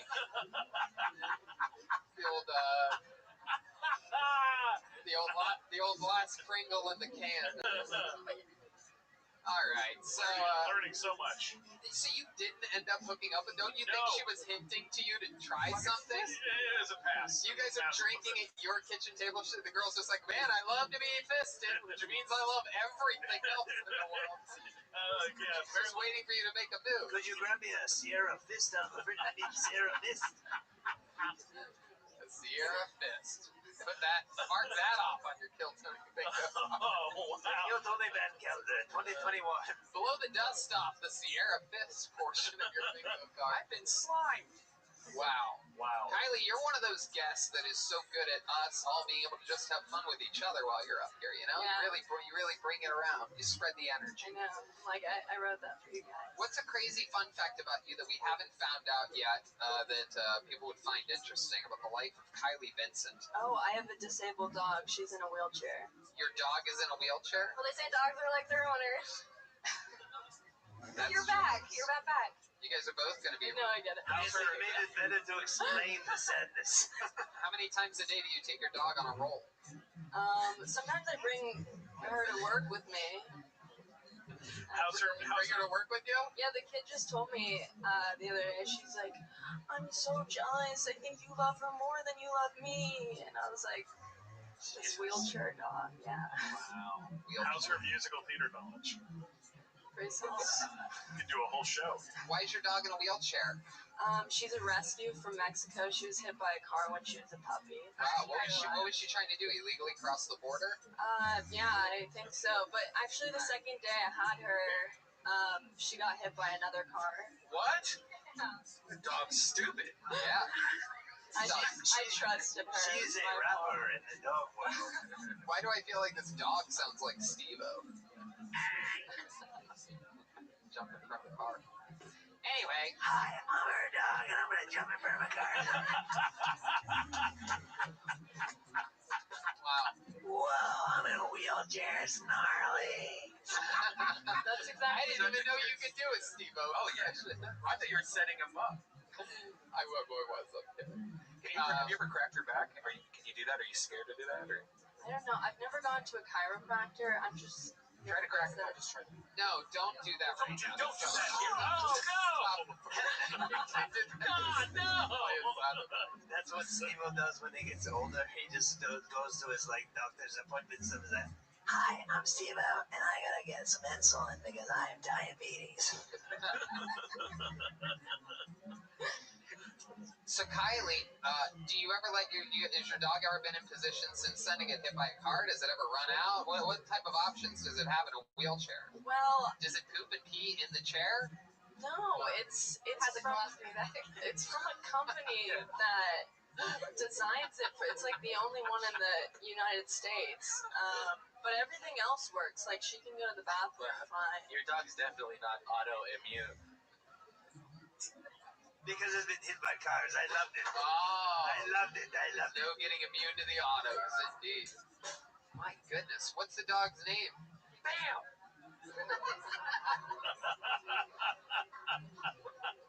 Her name's Bonnie. Oh. Frogger. What kind of dog it? Frogger. What kind of so good. What kind of dog is Bonnie? Dogger. Oh my god, there's so many noises right now. She's a Jack Russell Terrier mix. They don't know. So that was an episode of Jack Mixed Russell. with asphalt. Yeah. Oh my god, she's 80% front end. This is so great. This is the first time in over 7 years that we've had a person talk about their dog in a wheelchair. These are fresh jokes. I mean, yeah, people think that on the streets that I'm probably the only person with a disabled dog. They say really weird things like, I just won't Michael Laird just said, hold my beer. Yeah. I just won't be making eye contact with them, and they'll just be like, oh, what happened? I'm so sorry. And I just have to go into the whole story. You would say he was a bad boy. He has Downs on his luck syndrome. Oh, shit.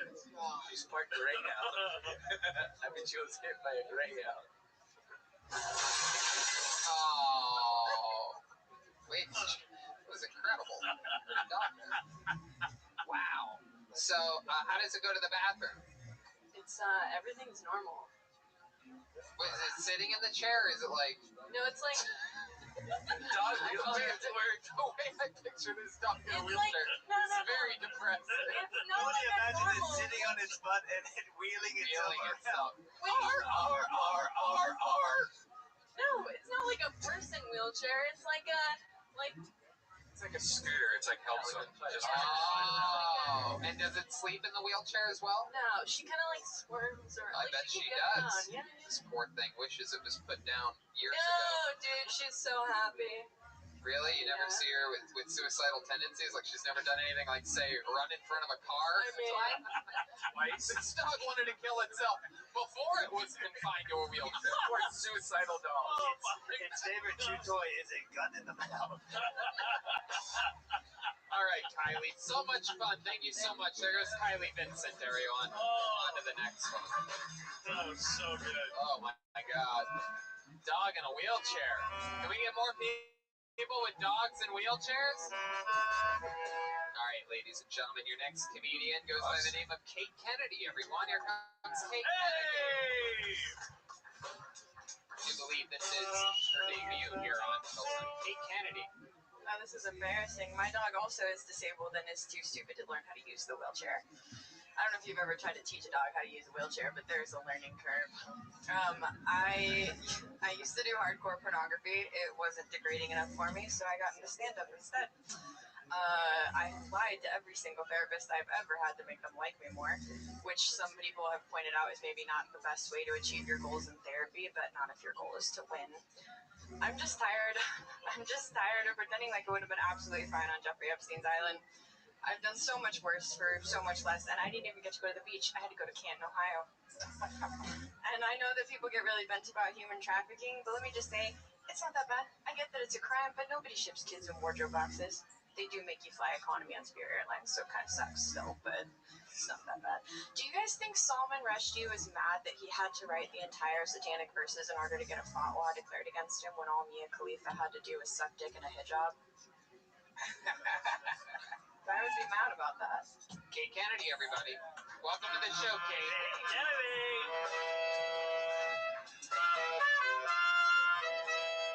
There you go. Kate, how long have you been with stand-up comedy? This is your first time on the show, right? It is my first time on the show. It'll be 2 years in April, I think. Yeah. There you go. 2 years. All of it here in L.A. All of it here in LA. This is the first place I ever did stand-up right here. And a former hardcore porn star. Former. I know. I just got nominated for my last award for the year. What was it? Best gangbang. Wow. This is absolutely incredible.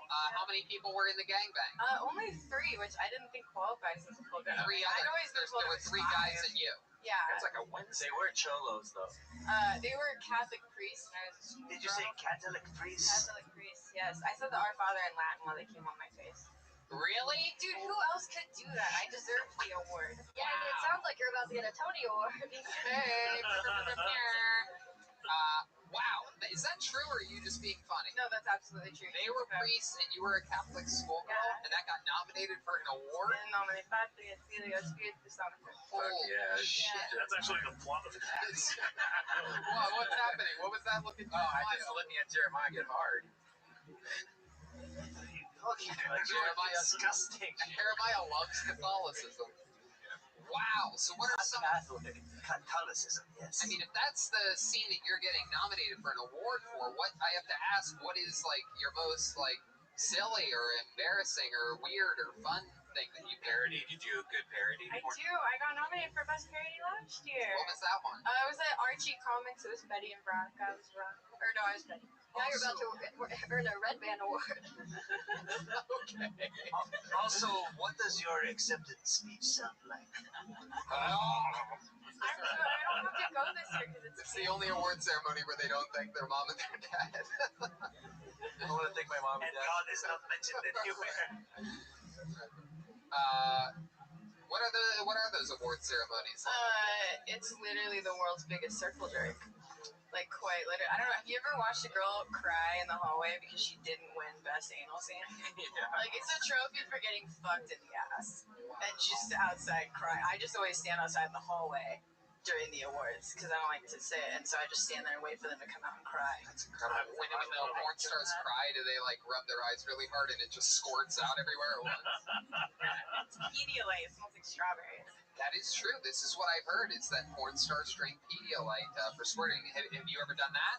I have, yeah. Oh my goodness. What haven't you done? It's a really good question. I got waterboarded one time. That was fun. Wow. Yeah. What? That's incredible. It's great. You got waterboarded and you like me got Whataburger. On the way here. What was... What? I'm so sorry. I apologize to everyone in the stand-up community. What did you just say? What? Say. What did you say? Go ahead. I said on the way here. Right. On the way here. But then what did you say after And that? I just apologized to everybody. No, it for was the worst joke. No, it was unbelievable. Yeah, we don't even have Whataburger here. That's not believable at all. Oh, you're like, wait a second. How is this humanly possible? All right, we got our new sponsor, Whataburger. Thank you so much. What was your question? Go ahead. Do you talk about the porn work in your act? Yes, yeah, I do. I try to address it, but not lean on it, because I don't want it to be a shtick. But I do like to introduce it. That's like what I'm mostly known for. So, I like to address it, get it out of the way. What'd you say about Canton, Ohio?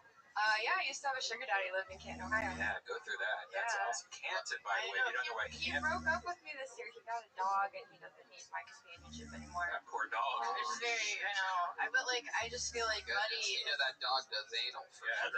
It's a Shih Tzu. If you replace this with a dog, That dog's gonna be in a wheelchair. I just feel like he's way less fun to do cocaine with. Like, that's my opinion, but. What did you have to do as part of being having a sugar daddy? Literally nothing. It was the best job ever. other than what? Like, you must have had to do something. You had to talk with him? He just liked to hang out with me and drink scotch and do a bunch of coke and go to a strip club. And then he would give me money to get my own strippers. It was great. Wow. It was the best. I would just go hang out in Ohio for a weekend, and I would fly. That's also how I flew home with $20,000 in cash, wearing a pink, fluffy, juicy couture sweatsuit to the Cleveland airport. Christ. Yeah, dude, that's white privilege right there. What is the most you are allowed to fly with? Like 10, 5, 10. Yeah, no, you're not. So it was like tucked like in books. I was so nervous. Wow. Yeah. How much have you flown with cat burglar? Yeah, you're a professional jewel thief. Oh, wow. Where's my camera? Me, I can't. How many water bottles is that? Inside joke. We had actually had Kate on Brian Holtzman's show. It was an awesome episode. She's also been on Your Mom's House with Tom Segura and Christina Pajitsky. She's very funny. You have your own podcast that you do, and her topic of her podcast is really, so many people come up to me and go, I've never seen that man speak so highly of someone. no, she's very funny. But her talk, like, so many people tell me, like, I got this new idea for a podcast, and I'm always like, okay, yeah, I'm sure that's going to work, but for her, Yeah, I remember you said this to me after, because I told you what it was, and you said that to me on Dead Air, and then I went home and called my mom, and was like, Brian Redband thinks my podcast is really good. What is it again? What is it? It's called The Kennedy Assassination, and I interview men from the internet that don't like me about what they don't like about me. Like the people that leave mean comments on Pornhub. Yeah. What a fucking great idea. Yeah, it's like talking to your trolls, like trying to get to the bottom of it type shit. It's really fun. You learn a lot about people. It's been on a little bit of a hiatus. It turns out I'm not quite as controversial as I hoped I was. Do you not like the elasticity of my anus hole? What is it? It's literally, and I Is it my didn't want to say personality? this, Is but it I my just eyes? won an award for fisting this year. Yeah. Let me ask you this, Kate Kennedy. You've been in the porn. You were in the porn business for a while. We've heard of a lot of the wild stuff you've done. What do you think is the most wholesome thing about you? What's the best quality, Best quality thing about you? Oh, jeez, that's not something I'm used to talking about. I know. Like my go-to dating move is to just instantly tell people every terrible thing I've ever done. I also have a disabled dog. She only has 3 legs. She was born that way. She wasn't hit by a car. She was just $20 cheaper than the dogs with all of them. Wow. She was $20 cheaper. People never ask that. She was only born with 3 legs? Yeah, she's very inbred.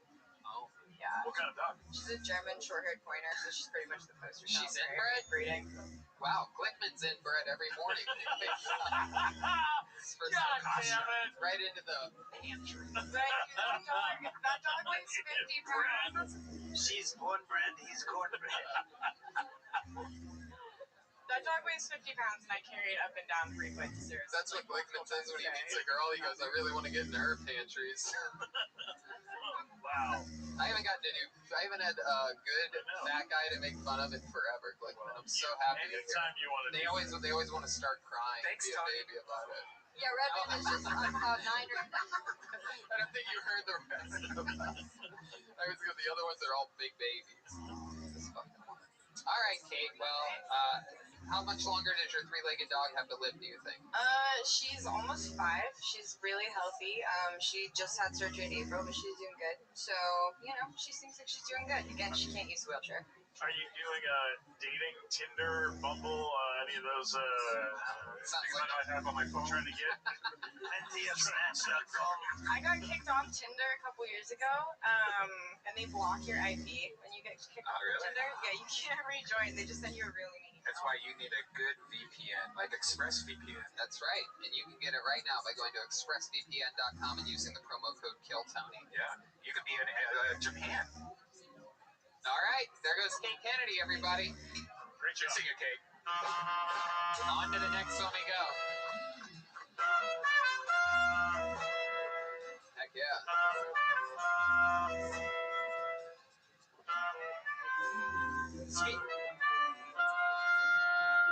Speaking of wrecking balls, how about one more time for Kate Kennedy, everybody?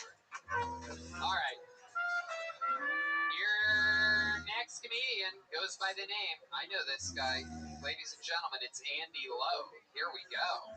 Andy Lowe. Here he is. What's up, guys? How you doing? Here he is, Andy Lowe. Right off the bat, let me just get this out of the way because I know it's the first thing you guys are going to check out.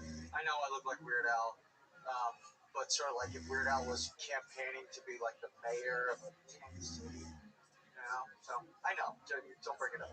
I was making a vision board recently. I heard one of the things to do during the quarantine to boost your spirits is make a vision board. So I went online, I looked up, my wildest dreams, the craziest things I could think of, and I saved all the images, and I hung a bulletin board on the wall. And then I went to print out the pictures, and my printer was out of ink. And so I just have a blank bulletin board on the wall. And, I'm just going to die lonely and unsuccessful now, obviously. My name's Andy Lowe. We mentioned this. I really don't like my last name, Lowe. I think it's kind of, I don't know, it's kind of boring. I miss the times when our last name was like what you did for a living. It meant something. Baker, carpenter, Dickinson. It was a better time. All right, Andy Lowe, everybody. Put your hands together for Andy. I know Andy. I like your comedy, Andy, because very rarely do I get a chance to hear myself breathing. And when you're performing, I always notice, I can literally hear myself. So what's it like being an older woman starting stand-up comedy? It's different. I got a big path ahead of me. I've obviously got a lot of chances. All right, Andy. So let's talk about it. Is this your first time on the show? Yeah. There you are. Charismatic guy, super likable. How old are you? 28 years old. Where are you from? I'm from Atlanta. Okay. Atlanta, Georgia. A lot of people in Atlanta have bangs. No, I'm about the only one. Wow. How long have you been in LA? About 3 years. Been doing comedy about a year. Right. What have you been doing here for 3 years? This and that. I got a degree in graphic design. I do graphic design work. That's how you make a living? Great. Yeah, that's awesome. You have a look to you. What part of town do you live in? Long Beach. Oh, Long Beach. Yeah. How long was your drive here today? Like 30 minutes. Yeah, no traffic on the 55 or anything like that. That's cool. So you do graphic design. Tell us more about you. What would we find interesting about you? Okay. Basically, what you see is what you get. It's. Have you ever sent a photo to Weird Al? No. What you see is is what you get? What do you mean by that? What do we get? My whole personality is the hair, so it was... I'm trying to find out. I'm trying to dig deeper than that. I know you're just fresh out of a Head and Shoulders commercial, but I'm trying to see what else do you do? What are like hobbies or fun things that you do? I run an open mic. Michael there's done it. William's done it. Okay. All right. The one in the park? Yeah. So, like, what'd you do today? You woke up what time? That's interesting, actually, because I didn't think I was going to be on tonight. I was told last night I was too white to be on. I don't know what you're talking about. None of this matters. Let's stick with the question. You woke up this morning at what time? Probably 2 p.m.? Yeah, maybe. Wow. Okay. What? Clap for that. That's good. Nice and early. Okay. So, do you usually wake up at 2 p.m.? What time did you go to bed last night? What were you doing to keep you up that late? I was here last night and, just going home, drinking. You drink at home? Yeah. What do you drink at home? Gin? No, whatever you got, it's your home. Yeah. What the fuck are you talking about? What do you think, I'm buying you a drink right now? Jesus, Sam. Okay, so... Have you ever gotten that your hair is spiraled like an American Girl doll? I have, yeah. What time were you drinking until last night? 3 or 4? No, No, I don't know. No, that's just my go-to. I'll say, you were buying Tony. You've been there too. Yeah. Yeah, he's like, whatever you got. I mean, you were there. You were in bed with me. You were holding my Hennessy. So, okay. What were you doing when you were drinking? Were you drinking with someone? Yeah, girlfriend. Oh, okay. Yep, the girlfriend. All right. What does she do? You better. She just got laid off yesterday. She what? Bed with her. Laid off. Got laid off yesterday. Oh, that's so sad. That's happening right now. All the friends that were surviving the pandemic are all losing their All jobs. the waiters and the restaurants. It's very, very sad. Fans. Vans. Oh my God. Wow. Did you start doing stand-up after the wizard gave you courage? Yes, I did. Wow. Catberg. My goodness. So, where'd you meet the girl? You were there, Tony. Last night. No, it's college. It's fancy. Okay, college in Savannah, Georgia. All right. And where were you when you first saw her? Remember that moment? I think somebody showed me her nudes. Somebody else was making it. Interesting. What? Yeah. Wow. Do you have those nudes on you? No, not those exactly. Yeah, he's with the airdrop. You have other ones on you? Yeah. So we'll talk about it. Jesus, you guys are creepy. Do you have any nudes of yourself? Tony needs them. So, some guy shows you nudes of her, and you're like, wow, she's hot. And he was banging her. Was it your friend? Right. Were they just hooking up regularly? Was it a one-night stand? What was this thing with her? Yeah, I was a one-night stand. I'm pretty sure. That's what they told you, huh? That's what I was told. Yeah. So I was promised, actually. Ooh, promise. For someone that runs a mic, you sure hold the mic really far away from your mouth. Sorry. Yeah, you gotta keep it right next to it. So, wow, how long have you been together now? You met in college. Now you're a 53-year-old woman trying to figure it out. Marriage is legal now for you two? Working 9 to 5. All right. My goodness, Andy. What else, buddy? What are your parents like? One owns a bank? Ooh, well, my dad's dead, but my mom is really disappointed about this Trump loss. Is that true? She's a Trump supporter? Yeah. My goodness, wow. She still lives in, what, Georgia? Yeah. Yeah. No. Actually, she just moved to Hilton Head last year. Oh, Hilton. Beautiful. Hilton Head, South Carolina. Beautiful Hilton Head. My goodness. Wow. She's living the life. What'd she do? She found a new man. Her man retired. Oh, they both moved to Hilton Head, is what you're saying.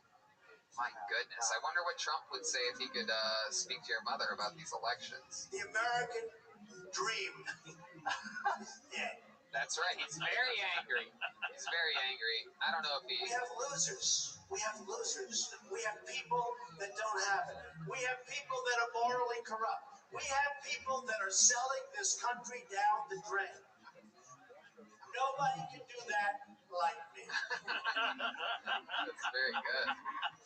Wow, that was incredible, Redmond. So, Andy, come on, hit us with one more super fun fact about you. There has to be something, because you look, there's no way you look this interesting and possibly can be this fucking boring. You look like Brag, motherfucker. He can hold the mic farther away from his mouth than anybody and not remember to do it ever. You look like a ghost from the hit series Are You Afraid of the Dark? Look like if the Kathy comic fucked Garfield. It is true. It is a very cartoony look. It isn't. Have you ever had short hair? Have you ever tried to mix it up? Yeah, no, I had a. Okay, here's the interesting. You look like Girl Skagel. I had a. Girl. I love it.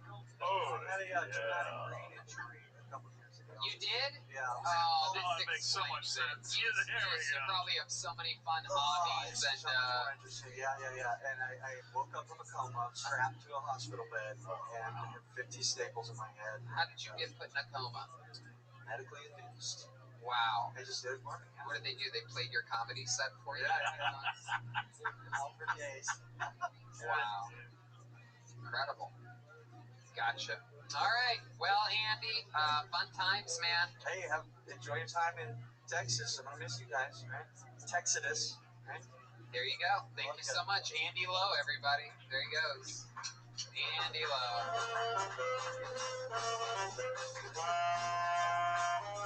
All right. Do it. We're just going to squeeze in someone very special to us right now. He is a regular on the show, ladies and gentlemen, with David Lucas out of commission here on this lovely day, probably back next week or something like that. I present to you the great, the big red machine, William Montgomery. Here we go. Shut the song off. I'm dizzy as a motherfucker. I'm on Xanax. You told me to say that, you piece of shit. I'm kidding. It's a joke. Why'd you tell me to say that? It's not working. If I had my own touchdown dance, I'd act like I heard a ticking noise inside of the ball and then start freaking out and telling everyone there's a bomb inside of the ball and then run up into the stands and into the press box and say over the PA that there's a bomb inside of the football and the referees refuse to stop the game, and then I tell my family I love them, and then I died playing the game that I loved. Wow. No, I have Red Band. This is the final Kill Tony. What are you talking about? Let me do the rest of my fucking jokes. Okay. They don't know what you mean. It's the last Kill Tony. I'm not here to talk about the military, but when is the last time a sniper saved my life? If I could bring one of the Beastie Boys back from the dead, I wouldn't. Sorry, Mel Gibson is an action hero, not an Oscar nominee, fat boy. I loved him in Braveheart. Y'all, this is probably the best part of my set coming up. As y'all know, Dolly Parton cured COVID. Now if only she could... Let me do it. I paused way too much. Let me do it one more. Ready? And action. Jeremiah used to say that. And Jeremiah, for the record, that's not your kid. I'm kidding. I thought that was going to get a bunch of laughter. Here, let me tell my last joke. Just farted into the microphone. Wow. Seems like all the characters are doing this. As y'all know, Dolly Parton cured COVID. Now if only she could come up with a vaccine for my achy, breaky heart. Wow. Here's the best one. Okay. Imagine Dolly Parton in a lab coat. I haven't seen cotton stretch that thin since the South had to start paying for labor. Jesus. Wow. William Montgomery, ladies and gentlemen. 3-minute set. Little special treat. 3 minutes? People threw around. Do you hear me? Jeremiah, stop. He did. This is a serious deal. People throw around numbers in my world all the time. I don't understand them. Like what? 5150. 5150. What are you talking about? I'm talking about playing the game Jaws with my cousin Taylor, and he's like, William, you rolled a 5. And I just look at Taylor saying, what do you mean? How many spaces do I move my fish? Is this still happening? Tony, I talked to William before the show, and he is just really choked up about you going to Austin. He's like, I'm going to have to go back to Memphis. Tony, what makes me so sad, and I wish to the God that I praise, Jesus, that your fucking ass wasn't on that stage. This is maybe the last time I will be on Kill Tony. And I swear to God, this has been the best thing that's ever happened to me. And now I'm up here talking about numbers and all this shit. It's not working. What do you think? Moving to Austin's not an option for you? I'm thinking about it. Tony, can I move in with you? I can stay in your bathroom. I TT a bunch. I can just What stay is in your... TT? What's TT? It's when stuff comes out of my penis. Sounds like a great offer, Tony. What do I get out of this? You get out of it walking into the bathroom with your Speedo goggles, looking at me, looking down at my penis, looking at the urine coming out of my thing. Just doing your goggles up, doing the fog off, just being like, William, is that your dick? What do I say? Hey, William, is that your dick? Well, why would I talk like that? Because you see my penis, it is similar. I don't know if y'all are familiar with Tootsie Roll Pops. My penis looks like a blue Tootsie Roll Pop. Whoa. Jesus Christ. Have you gotten this checked out? The doctor, when I was born, they thought I had spina bifida, but it was actually a problem with your tail. No, the thing that wraps around your neck when you're born that allows your mama to feed you. What's that thing called? Encyclopedia cord. Encyclopedia. Fuck you, Red Man. I'm gonna be fucking happy when you're down in Austin. Oh my God. Scuba diving in the underwater springs, just looking at me saying, William, my oxygen is running out. And I'm looking at your fucking ass saying, yeah, Red Man, you fucked up. Your ass is dying down here. William would watch you die rather than save you. Can you believe that, Red? I would look you in your face and look down at my feet and adjust my aqua socks. You bitch. Here, do me a favor, William. Look right at that camera like it's Red Man drowning and tell the camera what you would say to him. Hey, Red Man, you fucked up. Your oxygen is running low. You're gonna fucking die down here, you motherfucker. I bet you regret moving to Austin and getting into scuba diving, you piece of shit. You're dying down in this hole, and I'm gonna get out. I'm gonna get with Janice. We've been screwing around behind your back. Janice and I are gonna get married. And Red Man, you're gonna die down in this fucking hole. What the fuck is going on? You're gonna die down in this fucking hole. Janice, get out of my fucking face. Red Man, get her out of my face. He's drowning. Yeah. Wow, William Montgomery, what a performance. Put your fucking phone down. Yeah, I loved you in Shrek. I loved you in Shrek. I loved when you played the Herbie the Love Bug character. Just watching your front of your car. What are those things called? Windshield wipers. Flashing your lights, just saying, "Hey, how's it going?" William is in full smash mode right now. Someone fucking shot me with fucking HGH before this. You're a wild animal tonight. I am just so sick and tired of people talking about spam. Spam, what are you talking about? The food or the thing that gets in my email? Oh, shit. A spam joke out of nowhere. The first joke you think of when you think of spam. Tony, I'm gonna miss this. Are you gonna cry right now? Think you can? Can you do that? Let me try. Okay, here it is, ladies and gentlemen. For the first time ever, Zach, zoom in, you bitch. Zach zooming in.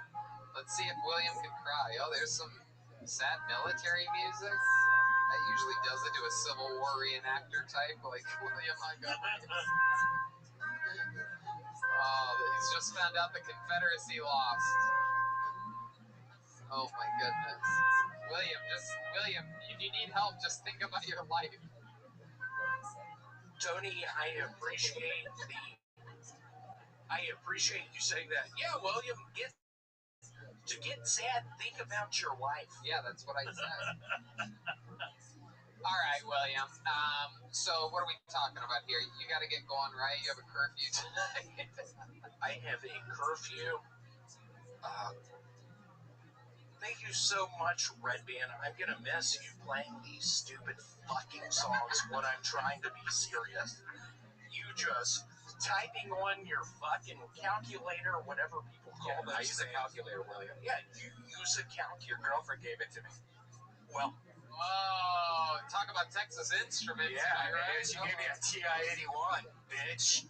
Whoa, he just called you a bitch. Don't fuck with me, like, I swear to God, when we are underneath the water system in Texas, and you are running out of oxygen, I'm going to wink at you and be like, yeah, Janice and I text one another every fucking night. You think it's Janice the whole time? It was me.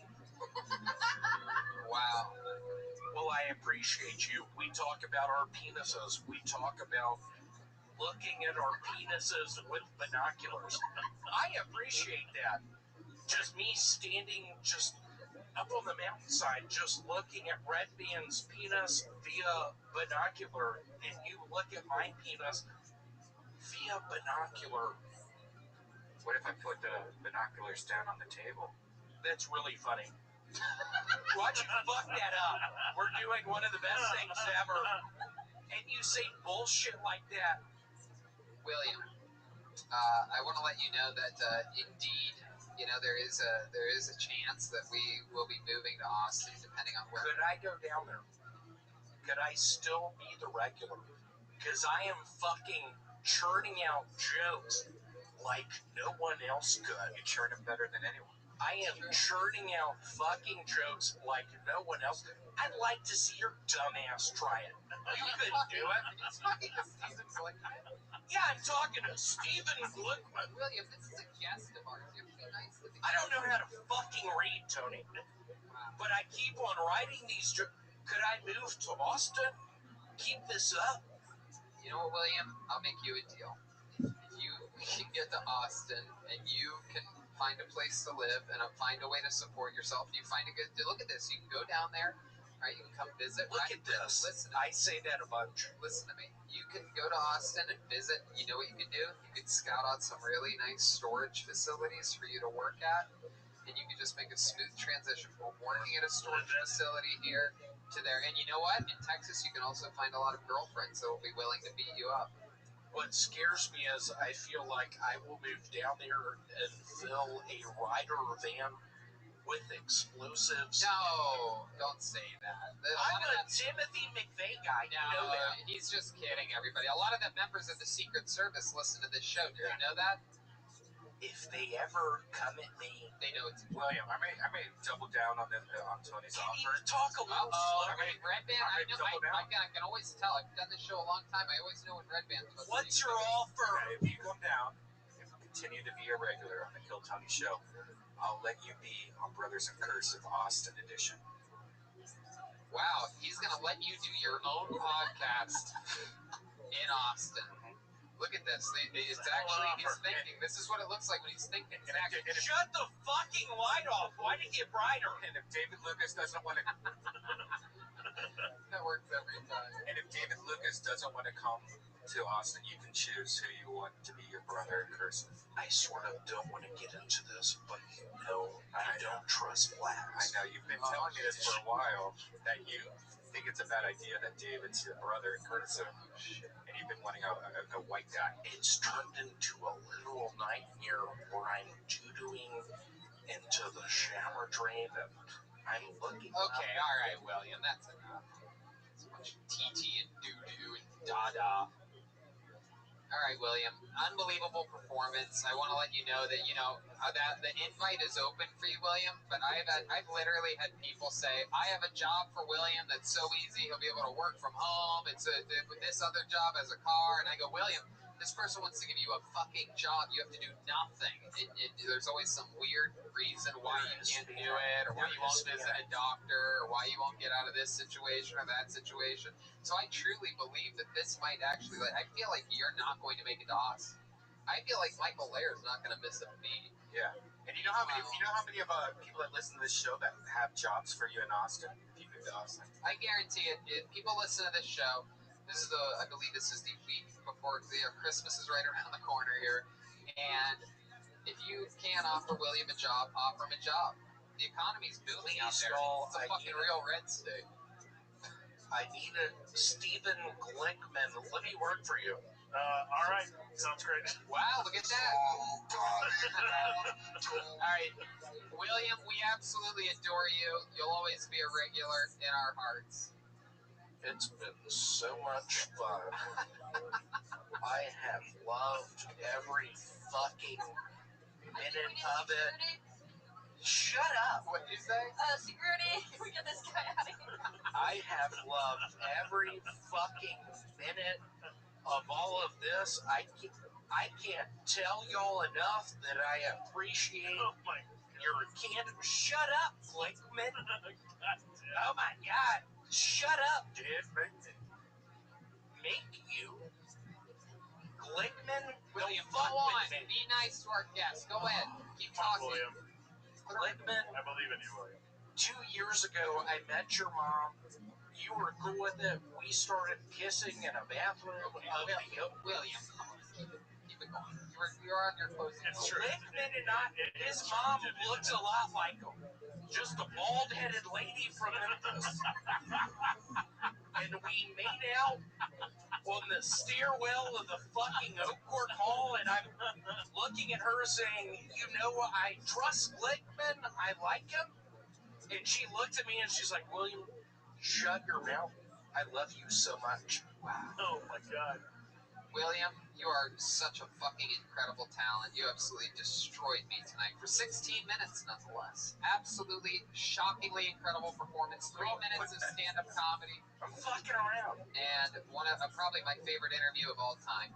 Closing strong here at the Comedy Store here on this beautiful, beautiful Monday night.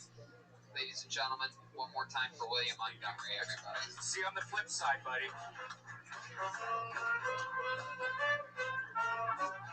Hey, everyone dancing in the street, it's a happy holiday. Yeah. Your next comedian goes by the name of Mike Silver. Here we go. It's a happy holiday. Yeah. Here he is, ladies and gentlemen, Mike Silver. What's up? I bet racists hate coloring books. Think about it.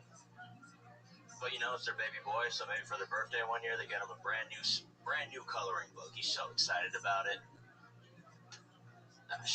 He's so excited about it, but the kid, right away he gets into it. He starts coloring it. He's finished in like 10 seconds. The dad comes back in the room. He's like, "What have you done? It was perfect. It was white." Something like that. I like to get really high and go to Whole Foods, give out samples of products they don't sell there. Recently I was doing this. This lady, she comes up to me. She's like, "Oh my God, I can't believe it's organic." I was like, "It's not. from Walmart. It's a fantastic moment for me. I've actually been to the suicide ward 3 times. First time I wanted to die. Other 2 times could not decide if I liked the place or not. Want to have an accurate opinion. How many seconds I got left? Go. Mike Silver. There it is. Mike Silver. Mike, I remember you. You've been on the show a couple times. You throw fish for a living or something like that, right? Yeah, I actually got fired like twice from it. Wow. It's weird. It's a family company too, so it's very awkward. Very fishy situation. Yeah, that's what I'm saying. Hell yeah. So what are you doing now? Basically, unemployment life. Yeah, what's that look like for you? I bought a dog with my stimulus check and a little bit of the first check from unemployment. That's great. Is that what you named him? Did you name the dog Stimulus? No, I named him Happy. You know, it's pretty awesome. Oh, that's cool. You smoke a lot of pot, huh? I smoke quite a bit, yeah. Fuck yeah. Yeah. You have a bong, a water bong. Yep, in my car.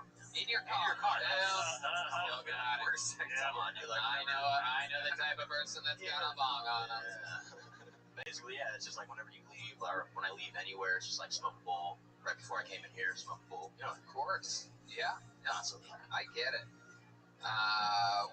What are some things that you like to do? Hobbies and stuff. Yeah, I was just talking to Andy about that. I have no fucking hobby. Really? I mean, you ever golf? Do you like, strangely enough, I was actually in varsity golf in Westchester High. I was gonna say, it's another weird thing where I can guess people that know how to golf and look like they would never golf.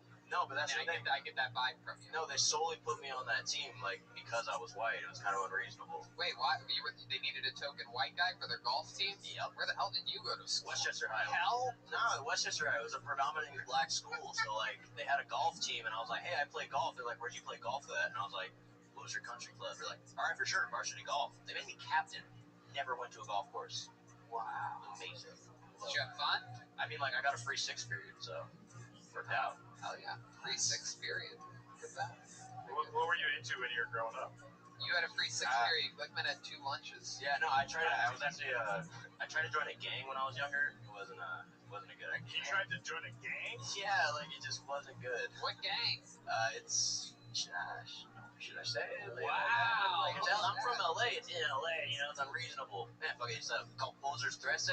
Oh, it's like, shit. How Maybe you shouldn't have. Yeah. It's like, how we're gonna believe that? Actually, that's the best gang. Yeah, just believe it, please. But no, it's funny because, like, how do you? It's crazy going to like bang on someone with like a ridiculous name because they look at you like, that's really your name? You'd be like, yeah, don't say anything about it. You know, it just doesn't really work. So I should really bleep that one out. Yeah, for sure. Yeah, for sure. I don't think. Yeah, it's just a little bleep.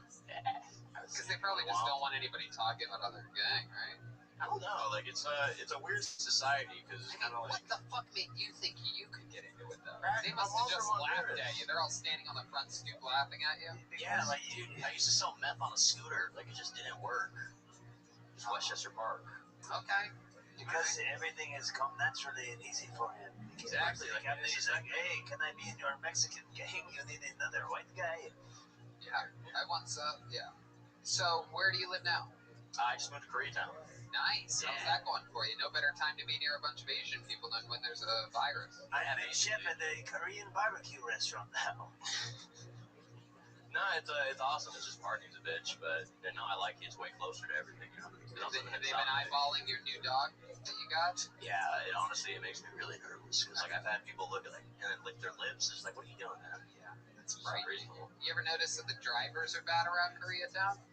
I do, yeah. It's pretty crazy. I actually almost got into an accident on the way over Would you here. say that out of all the racial stereotypes, Asian driving seems to be blatantly the biggest one? Like the most true stereotype out of every race? It's different because, like, my stepmom's from Cambodia, and, like, she's just an extremely careful driver. I wouldn't necessarily say bad, but it's, like, irritating driving with her, you know? I'm not talking about Cambodians, bro. You know what the fuck You said Asians. Come on, man. Cambodia is a reach. Cambodia is like calling Puerto Rico America. It's like, I guess so. Yeah, but it's like if you look at her, you're not going to be like, you must be from Cambodia. You're going to be like, you're Asian as shit, you know? It's just kind of like. But isn't she sort of darker? I mean, Cambodians have like olive skin. See, the thing with Cambodia is like the whole culture is just a bunch of different mixed people. Like you'll have people who are like half Cambodian, half Thai, half Chinese. God, now I'm starving. Is anybody else anything up here? Jeez. Can I have the half Cantonese, half Thai? All right. So, what else about you? I mean, there must be something. I deadlift a lot, so. Get the fuck out of here. What? Really? Can you deadlift Jeremiah Watkins? I was just about to say, I'm pretty sure I can deadlift Red Band. Whoa! Yeah, if you try to lift him, you'll be not gonna lie. I think from the ground, Red Band's not gonna do it. Why don't you start off with Jeremiah first? It's like heavy. The crazy thing is him deadlifting Red Band would be the most exercise Red Band's done in a while. Yeah, he's not a part of it. Yeah. Dude, you know what? I'll one-up you. I bet you can do it. But to prove your true strength, I think you should get right at the tip of the stage and deadlift Glickman. Oh, shit. Would you be down, Glickman? You're gonna die. That's still gonna do my core. So how much can you deadlift? I can deadlift 380. So you think your core is strong? You should see his core. My core is fantastic right now. Deadlift. He's got a crust, a mantle, and a 380. I mean, I'm not 380. All right, so you can do it. How much do you weigh, you think? I'm 308. 307. If you take that cell phone out of your pocket, let's do it. All right, here we go. Here we go. Here it is. Hold on a second here. What is that? What is that? Okay, stand right out there. Stand social distance from me while you deadlift. Man, is this exciting or what? Please do. Okay. Wait, you're gonna pull him up by his hoodie and pants? The fetal position. Glickman. This is exactly how his Shrek audition. Steven's fly is already down. He's right. All right, Glickman's bailing out. Jeremiah, what do you think? I mean, if this guy thinks he can lift Glickman, will you let him squat you? I don't know. Who else? Are there any fat people out there that would like to get squatted? All right, everybody's afraid of you, Mike. I'm sorry. Anybody can squat me. I'm not very heavy. Really? But you're like 6'7" according to you on an airplane.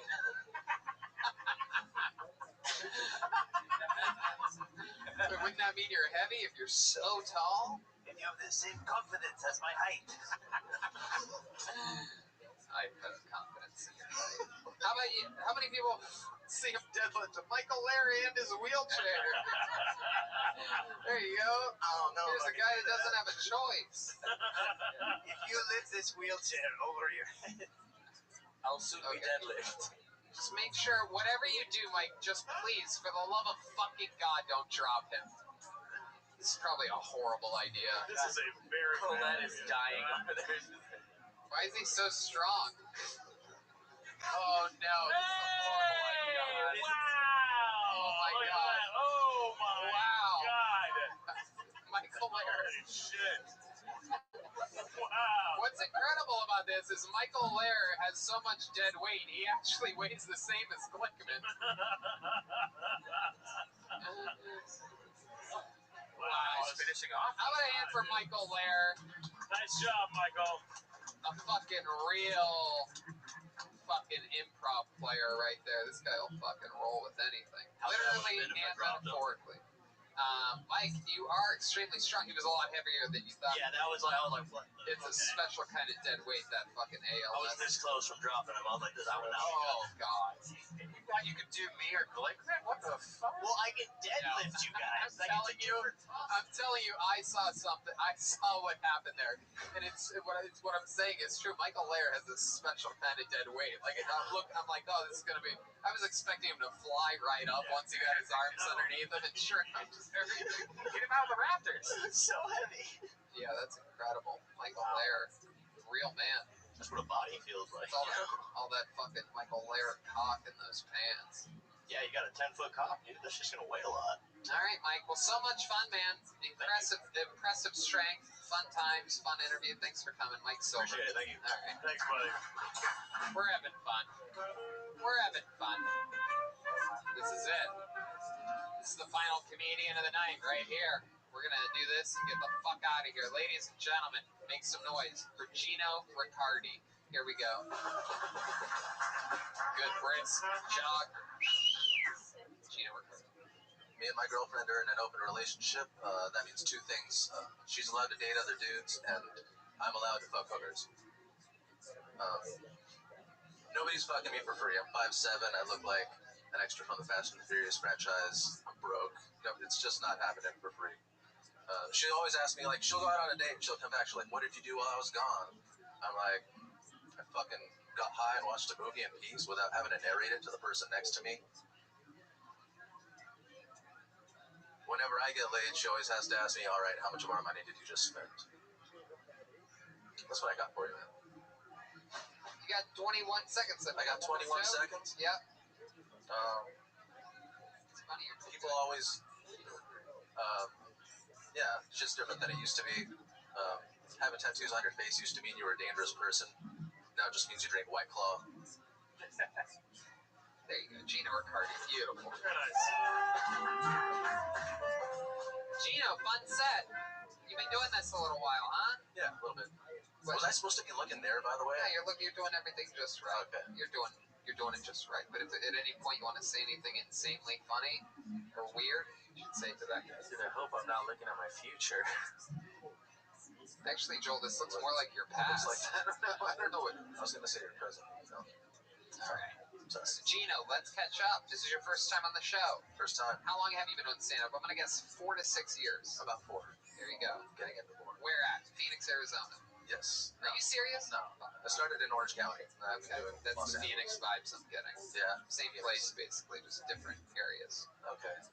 I find people in Arizona know how to keep themselves kept like they're all attractive for some reason. I'm going to go to my senior fact correspondents to both sides of me here. You know I'm wrong.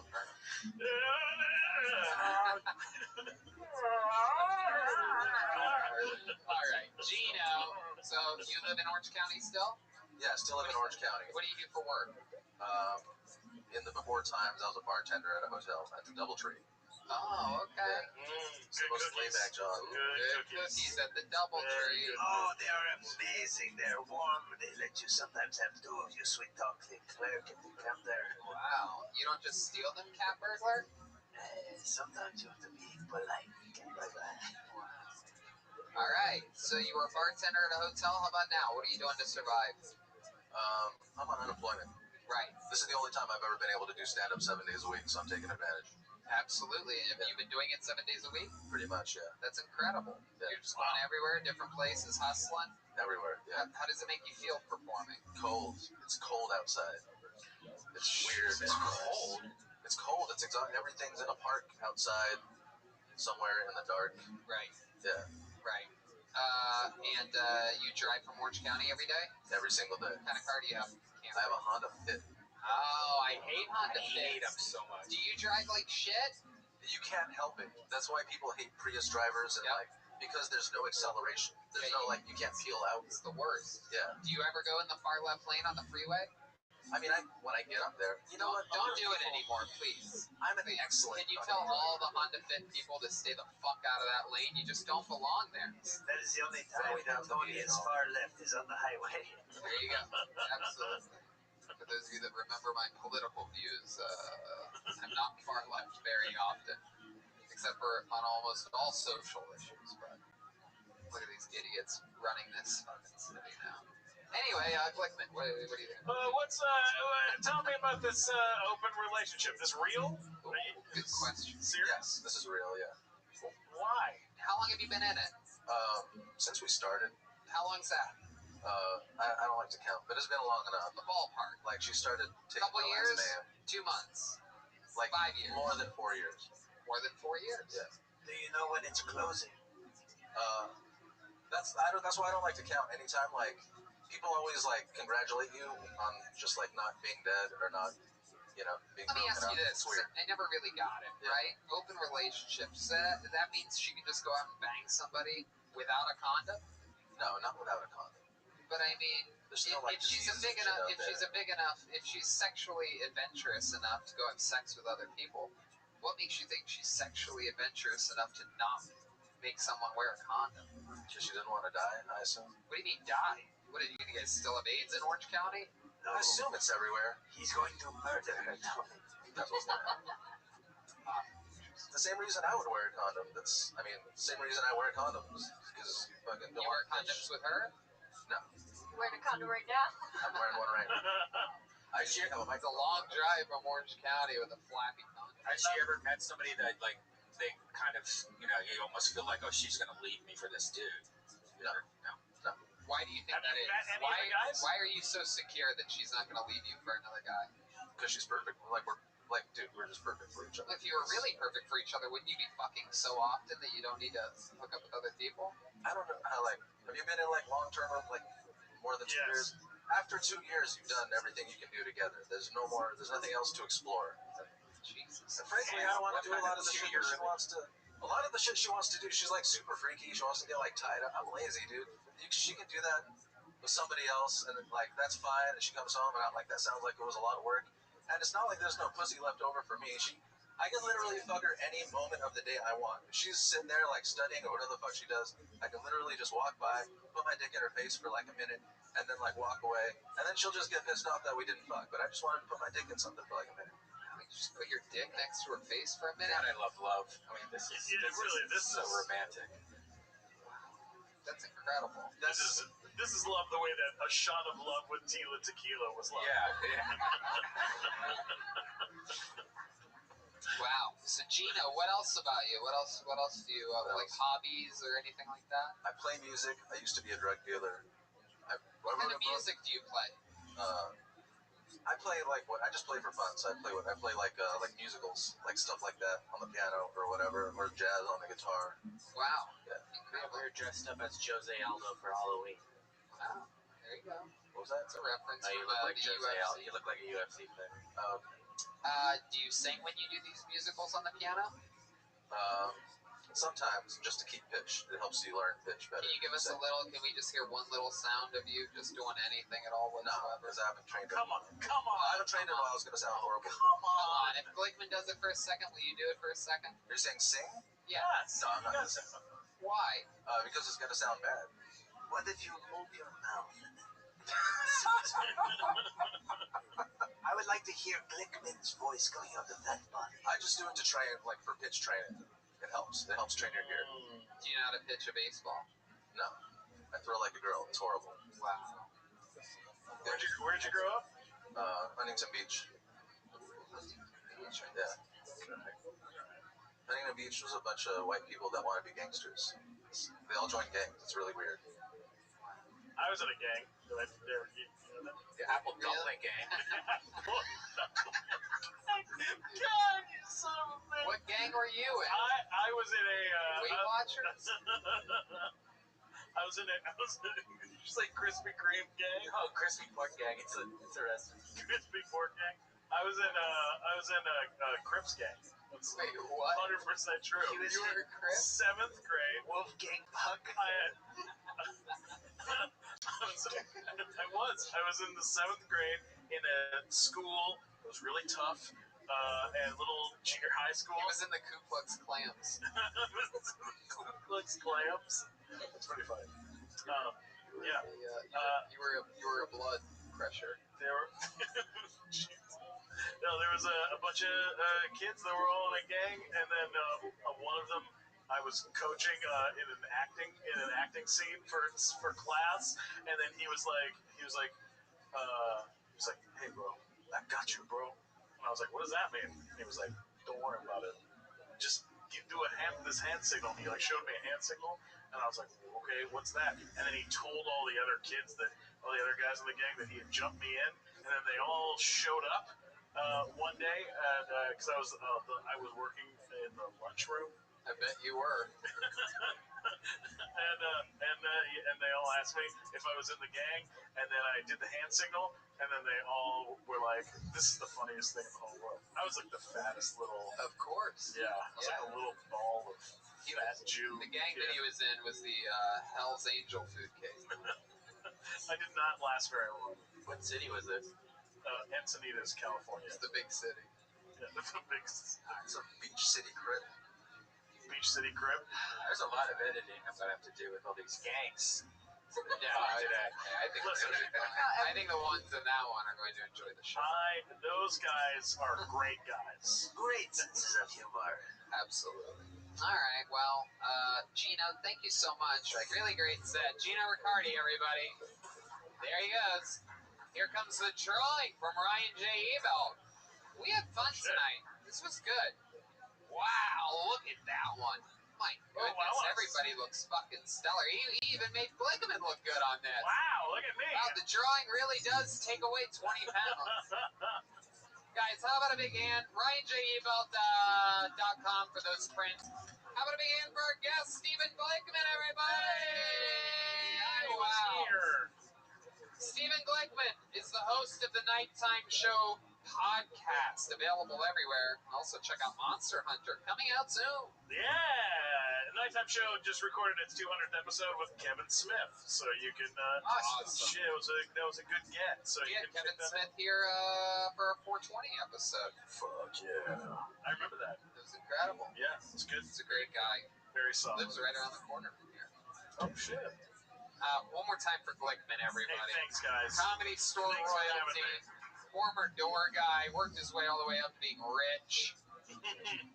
Ladies and gentlemen, how about a big hand for Jeremiah Watkins? This special is still out. Jeremiah! Family reunions out, available everywhere. JeremiahWatkins.com, Amazon. Get it.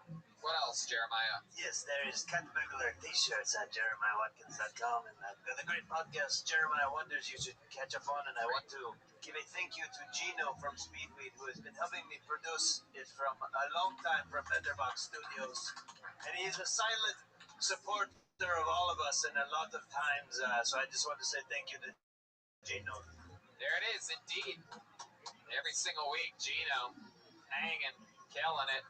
Guys, the queen bee of the band, Jet Ski Jessie Johnson, was here tonight. There she is. Look at that little kitty cat. She has handmade ornaments available at jetskijohnson.com. Anytime ornaments. I mean, Christmas is around the corner. I bet she can get them delivered before Christmas even. What else, Jet Ski?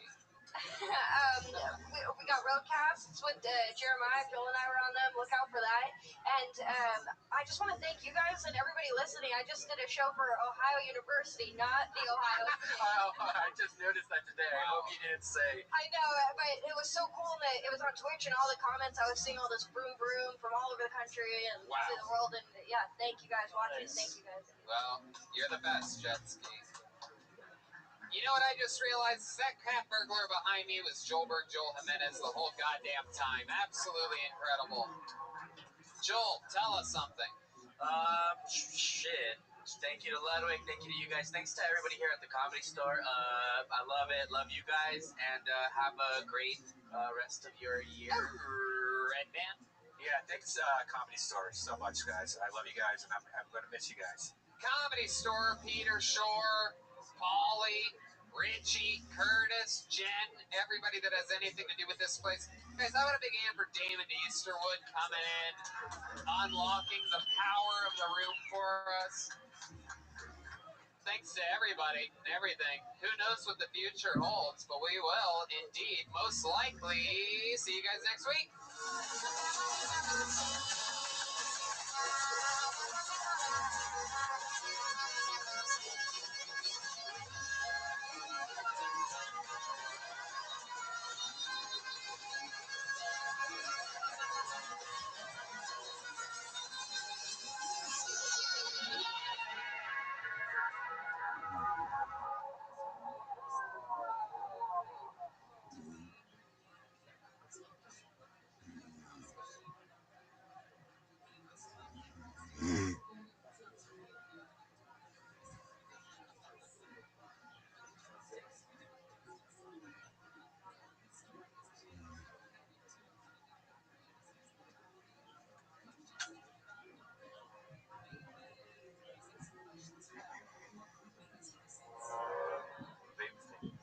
Future Truth Teller. Future Truth Teller.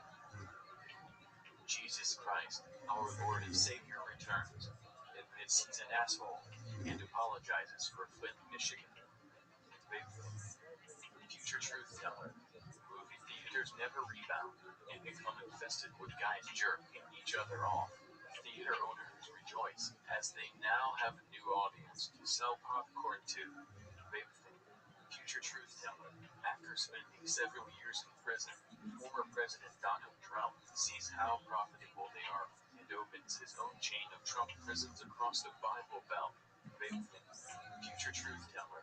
Alexandria Ocasio-Cortez becomes first bartender to meet with leaders in Palestine.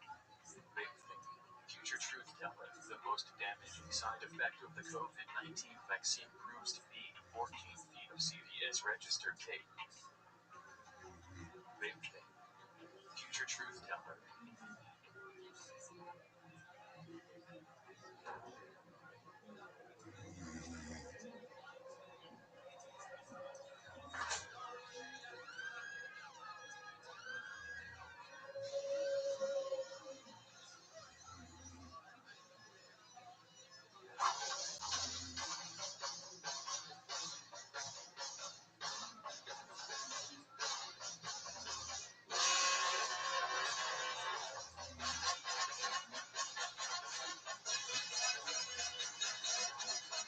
Austin, Texas, make some fucking noise!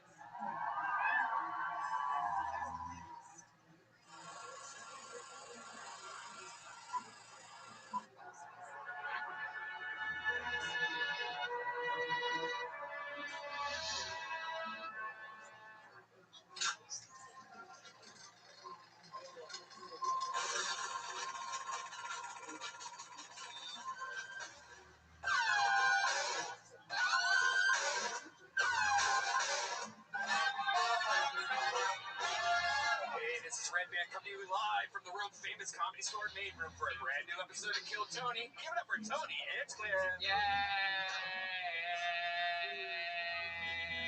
I'm so happy to be here. How about you, Red Band? I can't believe it. I am too. My goodness, Christmas is right around the corner, and I couldn't be more excited. I've been a nice boy this year. I'm off the naughty list. Oh. I got enough coal from all the previous years to build a coal castle. Green energy, man. That's it. And now that we live here in beautiful Texas, no, I'm kidding. We're at the Comedy Store in West Hollywood, California. And look who's here, everybody. A former Texan himself, now a resident of the great state of California. It's Ryan J. Ebel. Wow, he draws every episode. He's drawing tonight's episode. It's going to be a big one tonight. You know, I was thinking in the future we might have to just have a zoom in for Ryan just to watch the episode. Something. Yeah. We got to figure out something with Ryan, that's for sure. Yeah, we don't want to lose that sweet, sweet angel. No. Look at that little fucking puppy head, that fucking French bulldog. Fucking machismo. He's a goddamn suave king of the Nordic seas. All of the prints are available at RyanJEvil.com. He draws every episode, including the tour posters. How about a big hand for Charlie from Vito's Pizza, everybody? Keeping us well fed. Vito's is amazing. It's on La Cienega between Santa Monica and Melrose. Why not grab a slice? They're open during all these crazy times. Get it takeout, delivery, or get it on Postmates. We're going to have flown in. Yep. Or maybe they'll build a location in Texas. Who knows?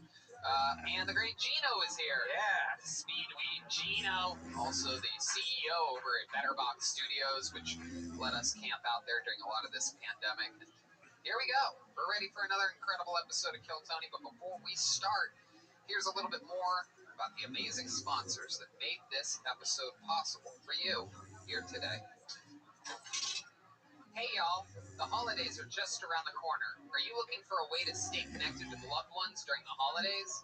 Well, I'm telling you, this skylight frame that I got the other day is unbelievable. Easy to upload, tons of pictures of the family. I feel like they're there, and I don't have to argue with them.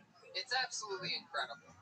After I got my skylight frame, it was easy to send new photos to it all the time. It's absolutely incredible. You know about this. Yeah, Skylight Frame is a photo frame you can update instantly by email from anywhere. You just send a photo by email, they get it on their picture frame. It's a great way to feel close to those you love, even when you're separated. It sets up effortlessly in under 60 seconds. Just plug it in, use the touch screen to connect to your wireless network, and enjoy. Sending photos to Skylight is effortless. Everyone in the family can just email them to your personal Skylight email address, and they'll pop up in seconds.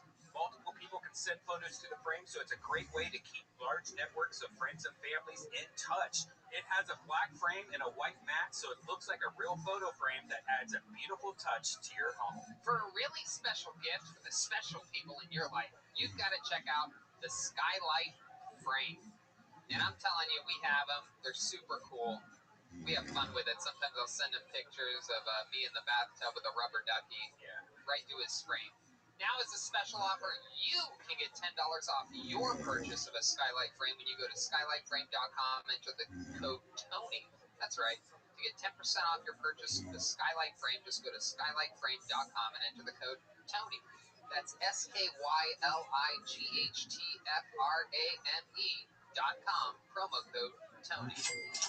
Yes, it's good to be back. I'm so excited. You guys ready to start this show or what, huh? 9 people in the room built for 600? Let's do this. Tonight's guest, one of my favorite human beings on the planet, famously the host of the Tinfoil podcast, and a bunch of other incredible shows. Punch Drunk Sports, Sam Tripoli this, Sam Tripoli that. He's the first guy to ever take me out on the road, sparking the ignition to one of the most incredible youthful comedy careers ever, the career of Tony Hinchcliffe. A lot of people say this man is responsible. Ladies and gentlemen, it's the great Sam Tripoli. Here he is, everybody. Wow. What an honor. One of the funniest human beings on the planet. This is a true Comedy Store killer right here. Thank you. It's an honor to be here. The Comedy Store documentary. I was so happy to see you referenced so many times in that because you're such a powerful force. You are what I consider a true Comedy Store comic. No fear, spitting fire, changing paces, faster, slower, working the fucking crowd, killing in your time slot, no matter when it may be, no matter what they saw earlier, a relentless fucking murder. Keep going. I often say you're the Dexter of the Comedy Store. I've been known as saying you are the Genghis Khan of late night comedians. Perfect.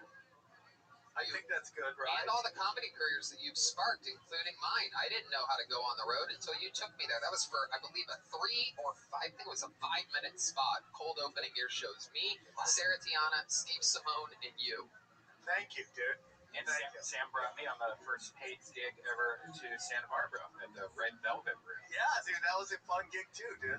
Also famously took me to open up for him at a corporate gig of 7-Eleven owners in a dining hall at round tables, on a microphone connected to a podium. And when I did that show, there was only one person laughing in the back of the room filming it. It was Sam Tripoli. He was cracking up. What a different time, huh? Halfway up to Modesto for that 7-Eleven owners convention. Christmas party for Indians. Yeah, exactly. I asked him what the gig we were doing was. Is this like anything in particular? And he goes, "It's a convention of 7-Eleven owners, bro." And I laughed. Like, I didn't want to ask to make sure, so I thought he was kidding, so I didn't take it seriously, and I didn't want to be annoying. You know, when you're first starting out open, you just want a gig. Yeah. You don't want to piss off the guy. But I didn't even prepare. I didn't write any jokes, like anything. That showed. Oh my god. No, it was horrendous. It was the best. Yeah, man, it was good. I'm very happy you guys are adapting. It's weird to be in here. I feel like will.i.am and I Am Legend doing comedy right now. You're like, it's like a zombie apocalypse. There's like 5 of us in here. There's people getting eaten outside, so it's a pleasure to be inside. There's a German Shepherd walking around for some reason. We have a band on this show. Every single episode, they commit to being different characters. You know about this. Super wacky. Sometimes they're milkmen. Sometimes they're out of control. Sometimes they're, postal people. Anything can happen. Let's find out what they are tonight when I introduce to you the best damn band in the land. It's the Kill Tony Band. Jeremiah Watkins and Joel Jimenez. Here we go. Uh-oh. That's music I haven't heard before, I don't think. Whoa! Oh my goodness. Wow, I do believe we have bird watchers for the first time ever. A lot of people have been asking, when will the band be bird watchers? The answer has happened. I believe, my guess is that this idea for being a character started after Jeremiah found that hat. And then I guess the rest just wrote itself after that. Hello, Birdwatcher. What's your name? Nathaniel Thornberry. Nathaniel Thornberry has arrived. Welcome to the history books of Kill Tony, my friend. He watches the birds, and I breathe them. Nathaniel Thornberry. And who's this little whippersnapper behind me on the drums? Hi, Tony. The name's Bob Henry. Bob Henry. What's your deal, Bob? I'm just a bird watcher. You're not president of the Aviary Society of Men. Wow. What do you guys do at that society? We watch this guy try to breed with birds. There's a 13-year-old. Perry. Lion jungles on its period. Okay, there we go. Nathaniel Thornberry and Bob Henry joining us with the great Sam Tripoli band and his soundboard. Ryan J. Valdito's Pizza, everything's happening. So let's just start the show, shall we?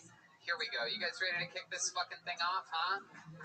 Oh, hell yeah. Even though there's 9 people in the room, I'm going to do the cheesy thing and say, you guys can do better than that. You guys ready to start this fucking show or what? All right. In that case, here's a surprise for you. We're going to flip some things around today and start with a fucking super bang. As I present to you a regular on this show that is absolutely blown fucking minds. This guy trained in the art of... Wait. Just hold on a second over there. You're really jumping the fucking gun on this one.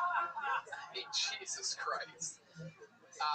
From the great state of New York, trained in the arts of improvisational activities over at Second City in Chicago. It is the one and the only Michael Lehrer, everybody. Here he is. Wow. He's a tank. It's a fucking tank. Wow, that's a real tank. There's a claw attached. Look at this. This is absolutely... Whoa! This is incredible. The tank is shooting at us. The accuracy, quite shocking. Whoa, there's bubbles. Whoa! Oh my goodness, there's bubbles. He's shooting out. My mind is completely blown. This is one of the most threatening forces in the history of the show. That's the worst glory hole I've ever seen. Michael Lehrer has arrived. His hair is hanging out of the... Whoa! Oh my goodness. Wow. I do believe we're going to watch him catch on fire here today. This is very exciting. I don't think they ran a test on these, some of the devices. Wait till the cum starts flying out. This is absolutely incredible. This kid. Appears as though there are, there's a hand sticking out. Here he is, Michael Lehrer, everybody. No, Michael. Michael couldn't be here. I'm Oscar winner Tom Tanks. I won multiple Oscars and every movie involved tanks. So give me a suggestion of a movie and I'll tank it and show you my Oscar winning moment. Okay, how about Forrest Gump?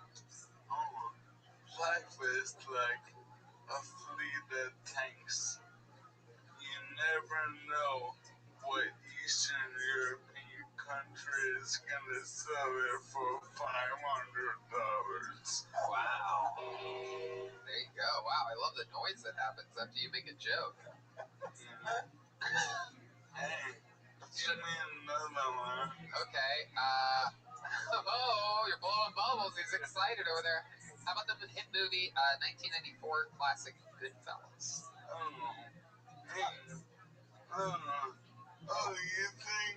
You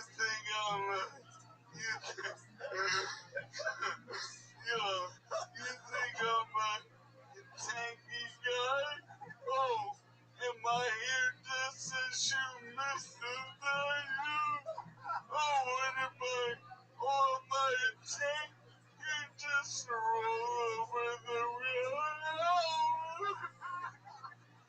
Wow, I remember that. I remember that very clearly from Goodfellas. Can I you name another movie? Yeah. Okay. All right. How about the classic Gone with the Wind? Currently in my tank, I rather have this.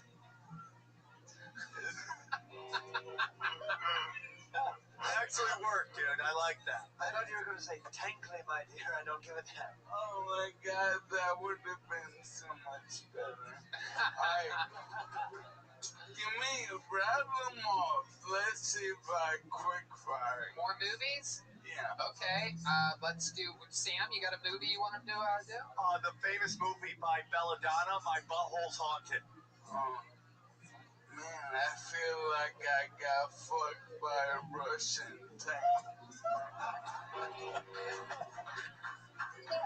How about Schindler's List? Hey, every tank on this list will not be turned into scrap metal. How about The Color Purple?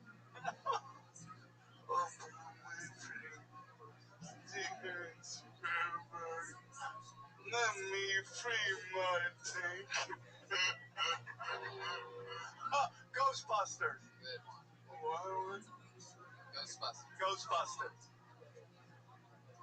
I've been tanked. It's like timed, but run over by a tank. Oh, wow. Absolutely incredible. How about Roots? Roots. My name is Tanka.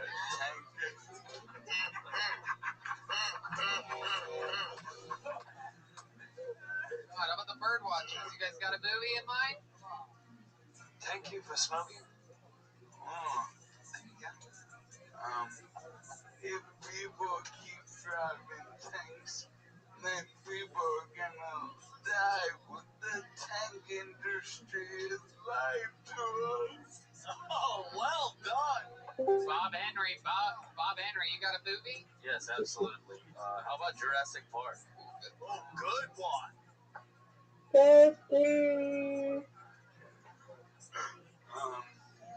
The claw is moving, but they're not much.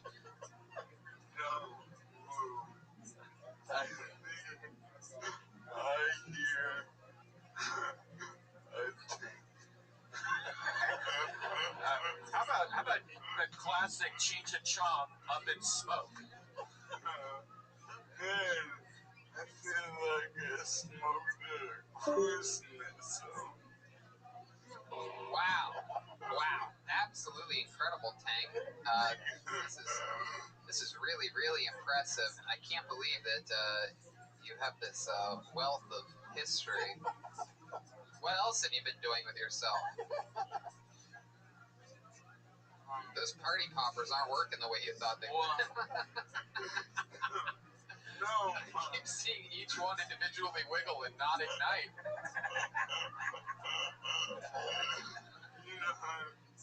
My diseased body can no longer pull this string on a party popper. I can't believe this. I thought you weren't Michael Lair. What, you're a tank with a diseased body? I rust. How about the movie The Sixth Sense? Bruce Willis, classic. I see jeeps. That's a great one, dude. Very That's good. a great one. What else is going on, Tank? Just, I'm happy to be a tank for the upcoming race civil war when Trump won't leave office. Can I get you to sort of cheek towards that camera? Can you sort of just turn so you take it out? Star Wars. Can I hear Star Wars? Yeah, how about a Star Wars? Not my trademarks. Yes, that's exactly hilarious. I noticed you're the first tank I've ever seen that had a set of eyes drawn on it. It's almost like a weaponized trash can. Early in my life, I was molested by a humpy. Wow. Oh my goodness, the famous look at that camera in the tank is really priceless. I don't know if you can picture it, but there is, look at you. All right, let me think of another movie here. I feel like there's more that I'm I was missing. gonna ask what he does. Kill Bill. Kill Bill, one of my favorites. Tank is laughing. Tank is laughing at us. I'm trying to pop it. Kill Bill. I will get revenge. I would have accepted my name is Buck and I like to. My name is Frank and I like to tank. Ah! There you go. All right, well, what else, Tank? Well, I'm just waiting for a pilot season. Yeah. I want the interview to go long because I want you to get your money's worth out of all the work that you put into this project. No, man, I'm disabled. I'm no job. This is like Netflix for me. I love it. Can you dance for us? Can you do a little jig? Yeah, that's a great idea, Brian. I've never seen a tank dance before, and we're about to make Take history. the microphone from me. Here he goes. Here Oh, comes shit. the great David Deary. David Deary taking the microphone. Here comes some music. Oh, wow. Okay. Let's see what happens here. Whoa. It's doing the robot.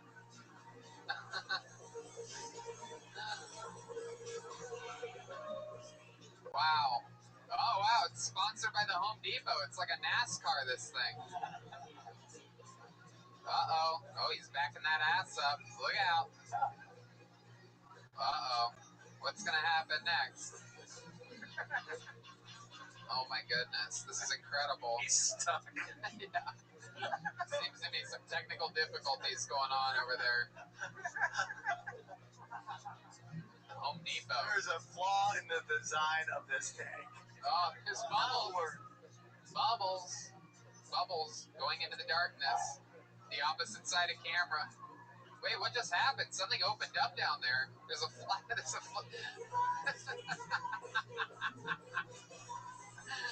Wow. Wow. A dancing tank. That looks like some North Korean celebration that they do in front of like the emperor. Shaking. That may have been. Oh, he's still alive. It's all good. Yeah. There's a second there. He needs help out of it. Ladies and gentlemen, how about a big hand for the great and powerful Michael Lair, getting the show started tonight. Here he goes. I believe he's having a panic attack in there right now. Gets claustrophobic real quick. How about a big hand for the great Colette as well? Yes. Their slash girlfriend slash member of the Kill Tony family. Give it up for Home Depot. Hey, look, there's Michael Lair. It was him the whole time. I had a feeling it was you. Super talented. We're going to get to talk to the real man behind the tank. Hey, now. That was fun. It was well worth it. Alright, let me move up a little bit because you have a shadow on your face from that other camera. God damn it. You're doing a good job. This looks great. Yeah. Wonderful. Another hand for Michael Lair, everybody. He's here. Alright, let's waste more time. They have sexy hair. Look at that sexy hair. Really Yeah, someone's got some bad head looking there, like they just Great hard. Motherfucker. I have 4 cowlicks. In Chinese culture, that's good luck. Wow. I also have 4. Really? Yeah, it sucks. I hate it. This guy. Indeed. I have 4 bird legs, but some very different things. That was real fun. And I'm really crafty. That tank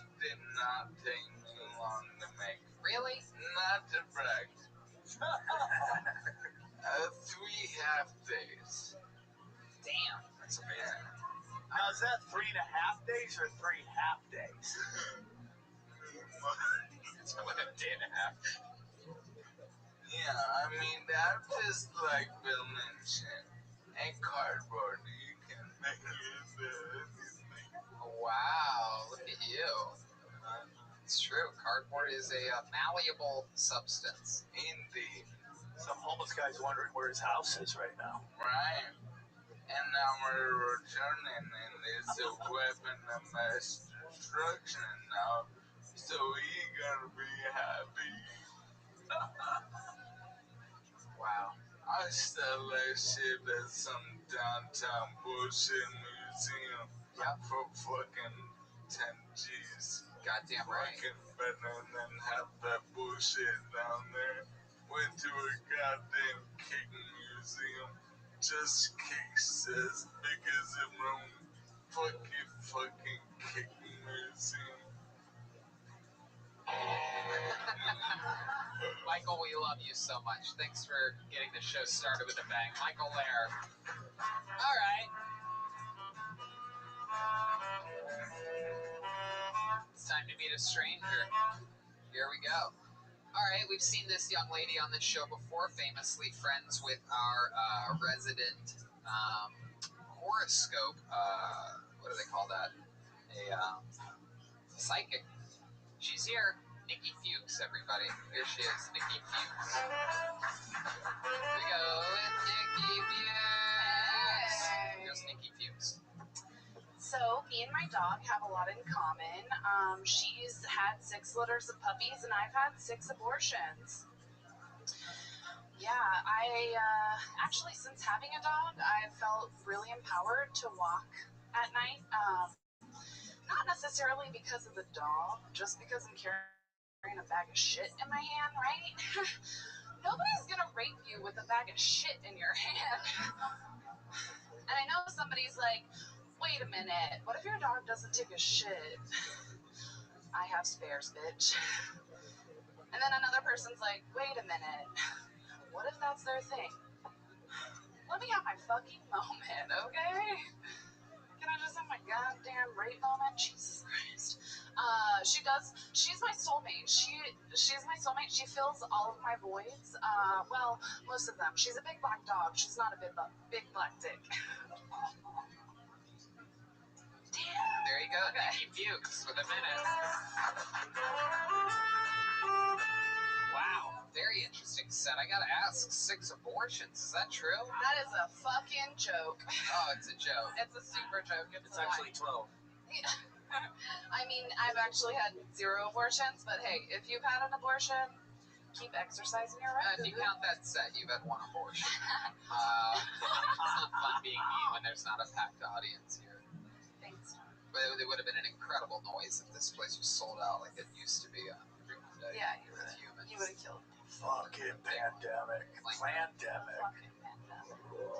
Oh, that's what they would have done. They liked it. The audience liked it. Here, I'll do it again. They liked it so much, I'll do it again. 0 abortions, but 1 abortion if you count that set you just did. A little bit of a late laughter there from the audience. So 0 abortions, really? 0. Not even 1? Not even a... I feel like I'm not gonna get... I'm not a baby person. Like, it's not in How about my Plan life. B? You ever do Plan B? All the time. All the time. What happens to you? You take Plan B. You ever have any odd side effects So, or anything? well, I would just get my period immediately, like, right after. Oh, interesting. Which is probably, like, a real abortion. That's right. Yeah, that's a toilet abortion. Yeah, it's like, when it's, like, so small, you know, it's just like, you can take the pill at home. So nobody's pulling out anymore, huh? You young kids are just blasting away and hoping and praying. What a wonderful time to be alive. I mean, you just made a baby. How'd you do that? Didn't pull out. You made 2 of them. Hey, you call me the N-word, I'm gonna blast away. That's all I gotta say. That's it. That's all it takes. I like your set. Here's my thing, man. You kind of hit all the young girl things in the set, and which is great because you're new and you kind of want to do the simple stuff. But like when you I didn't have any abortions. My biggest problem is you should be as authentic to who you are, and because like the abortion joke, I like it. But it's easy. The black dick joke, it's easy. The rape joke, it's easy. And maybe at the beginning you want it to be easy. But if you start really digging into like your real shit, like who you are, that's what's going to get you to another level. Like, for example, writing jokes about doing Plan B, which you actually have done and do. I don't do it anymore. That was in college. What was that, last week? No, I'm fucking old as shit, dude. I'm probably old as you. No, okay, thank you. No, you're not. Not old grandpa triple. Yeah, it must be. Dude, You're not close to 54. This is what we call it. I mean, no. What? How old are you? 33. 33. That's young. Yeah. Not really. You're the youngest person on this entire show right now. Okay. You little whippersnapper. Yeah. We all just look younger than you. You definitely look like me. You wish. I feel With my jawline, you would still be taking Plan B all the time. Can you imagine Tony in those jeans? Yes. I would love that. I would love that. Tony, if you had those hips, I would have fucked you already. I know. Those are nice hips. Thanks, Brian. Now, was that overstepping? I feel like we're in this weird I don't know. Are you place. married to your wife?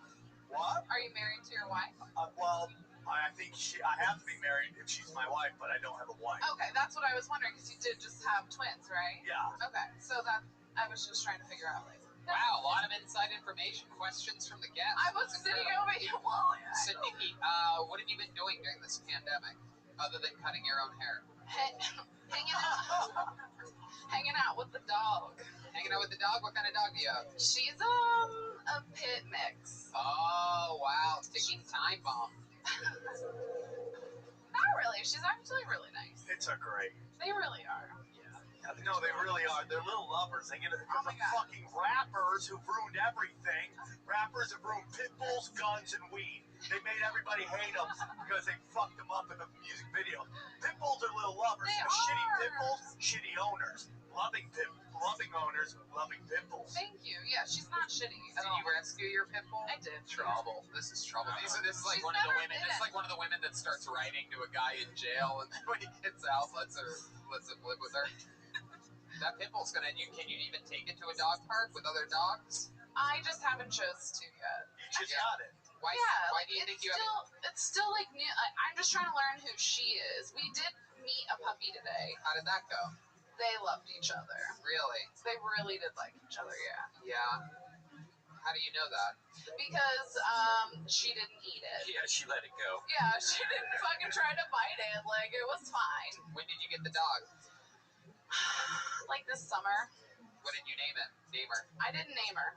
Don't judge me for this, but her name is Nyx. Nyx? Yeah. Why? So Nyx is actually the Greek goddess of the night, and she is an all-black dog. She has a little Nyx bit is of also something that you do not get with the new Manscaped 3.0. There's no nicks, no scratches. It is incredible. Go to manscaped.com, drop the promo code Kill Tony. There's a 90-minute battery life. Save 20% off the free shipping. And they have the best charging stand. Show off your mower loud and proud because this intelligently designed stand is a convenient charging dock powered by USB. Did you know that about Nyx? Nope. So, how old is the dog? She is almost 6 years old. 6 years old. You're taking in a dog halfway through its life. Yeah, man. Thank you. Like, I just wanted to help something. You know like, why it was I had the time. surrendered? Was it because of a problem? No, it was actually, she was homeless, and then somebody rescued Bad her. with kids, great with abortions. Okay, go ahead. Sorry. It wasn't working. Slogan. It wasn't working. No, so somebody rescued her who had her for an entire year before they were like, all right, I have to rescue another dog now. Like, I need to get rid of this one. And I was just like, this is awful. Like, I'll take her immediately. Yeah. Like, you know, she's literally the sweetest dog. You would probably like her. I love it. One in the pit, two in the Have you ever baby birded food from your mouth into the pit bull's mouth? No. Have you ever baby dogged it where you poop inside the dog's butthole and it poops inside yours? Alright. Human centipede it? Yes. I'm gonna go with Tony on this one. All right. Wow, that was very dismissive and I liked it. Nikki, what else? What have you been doing?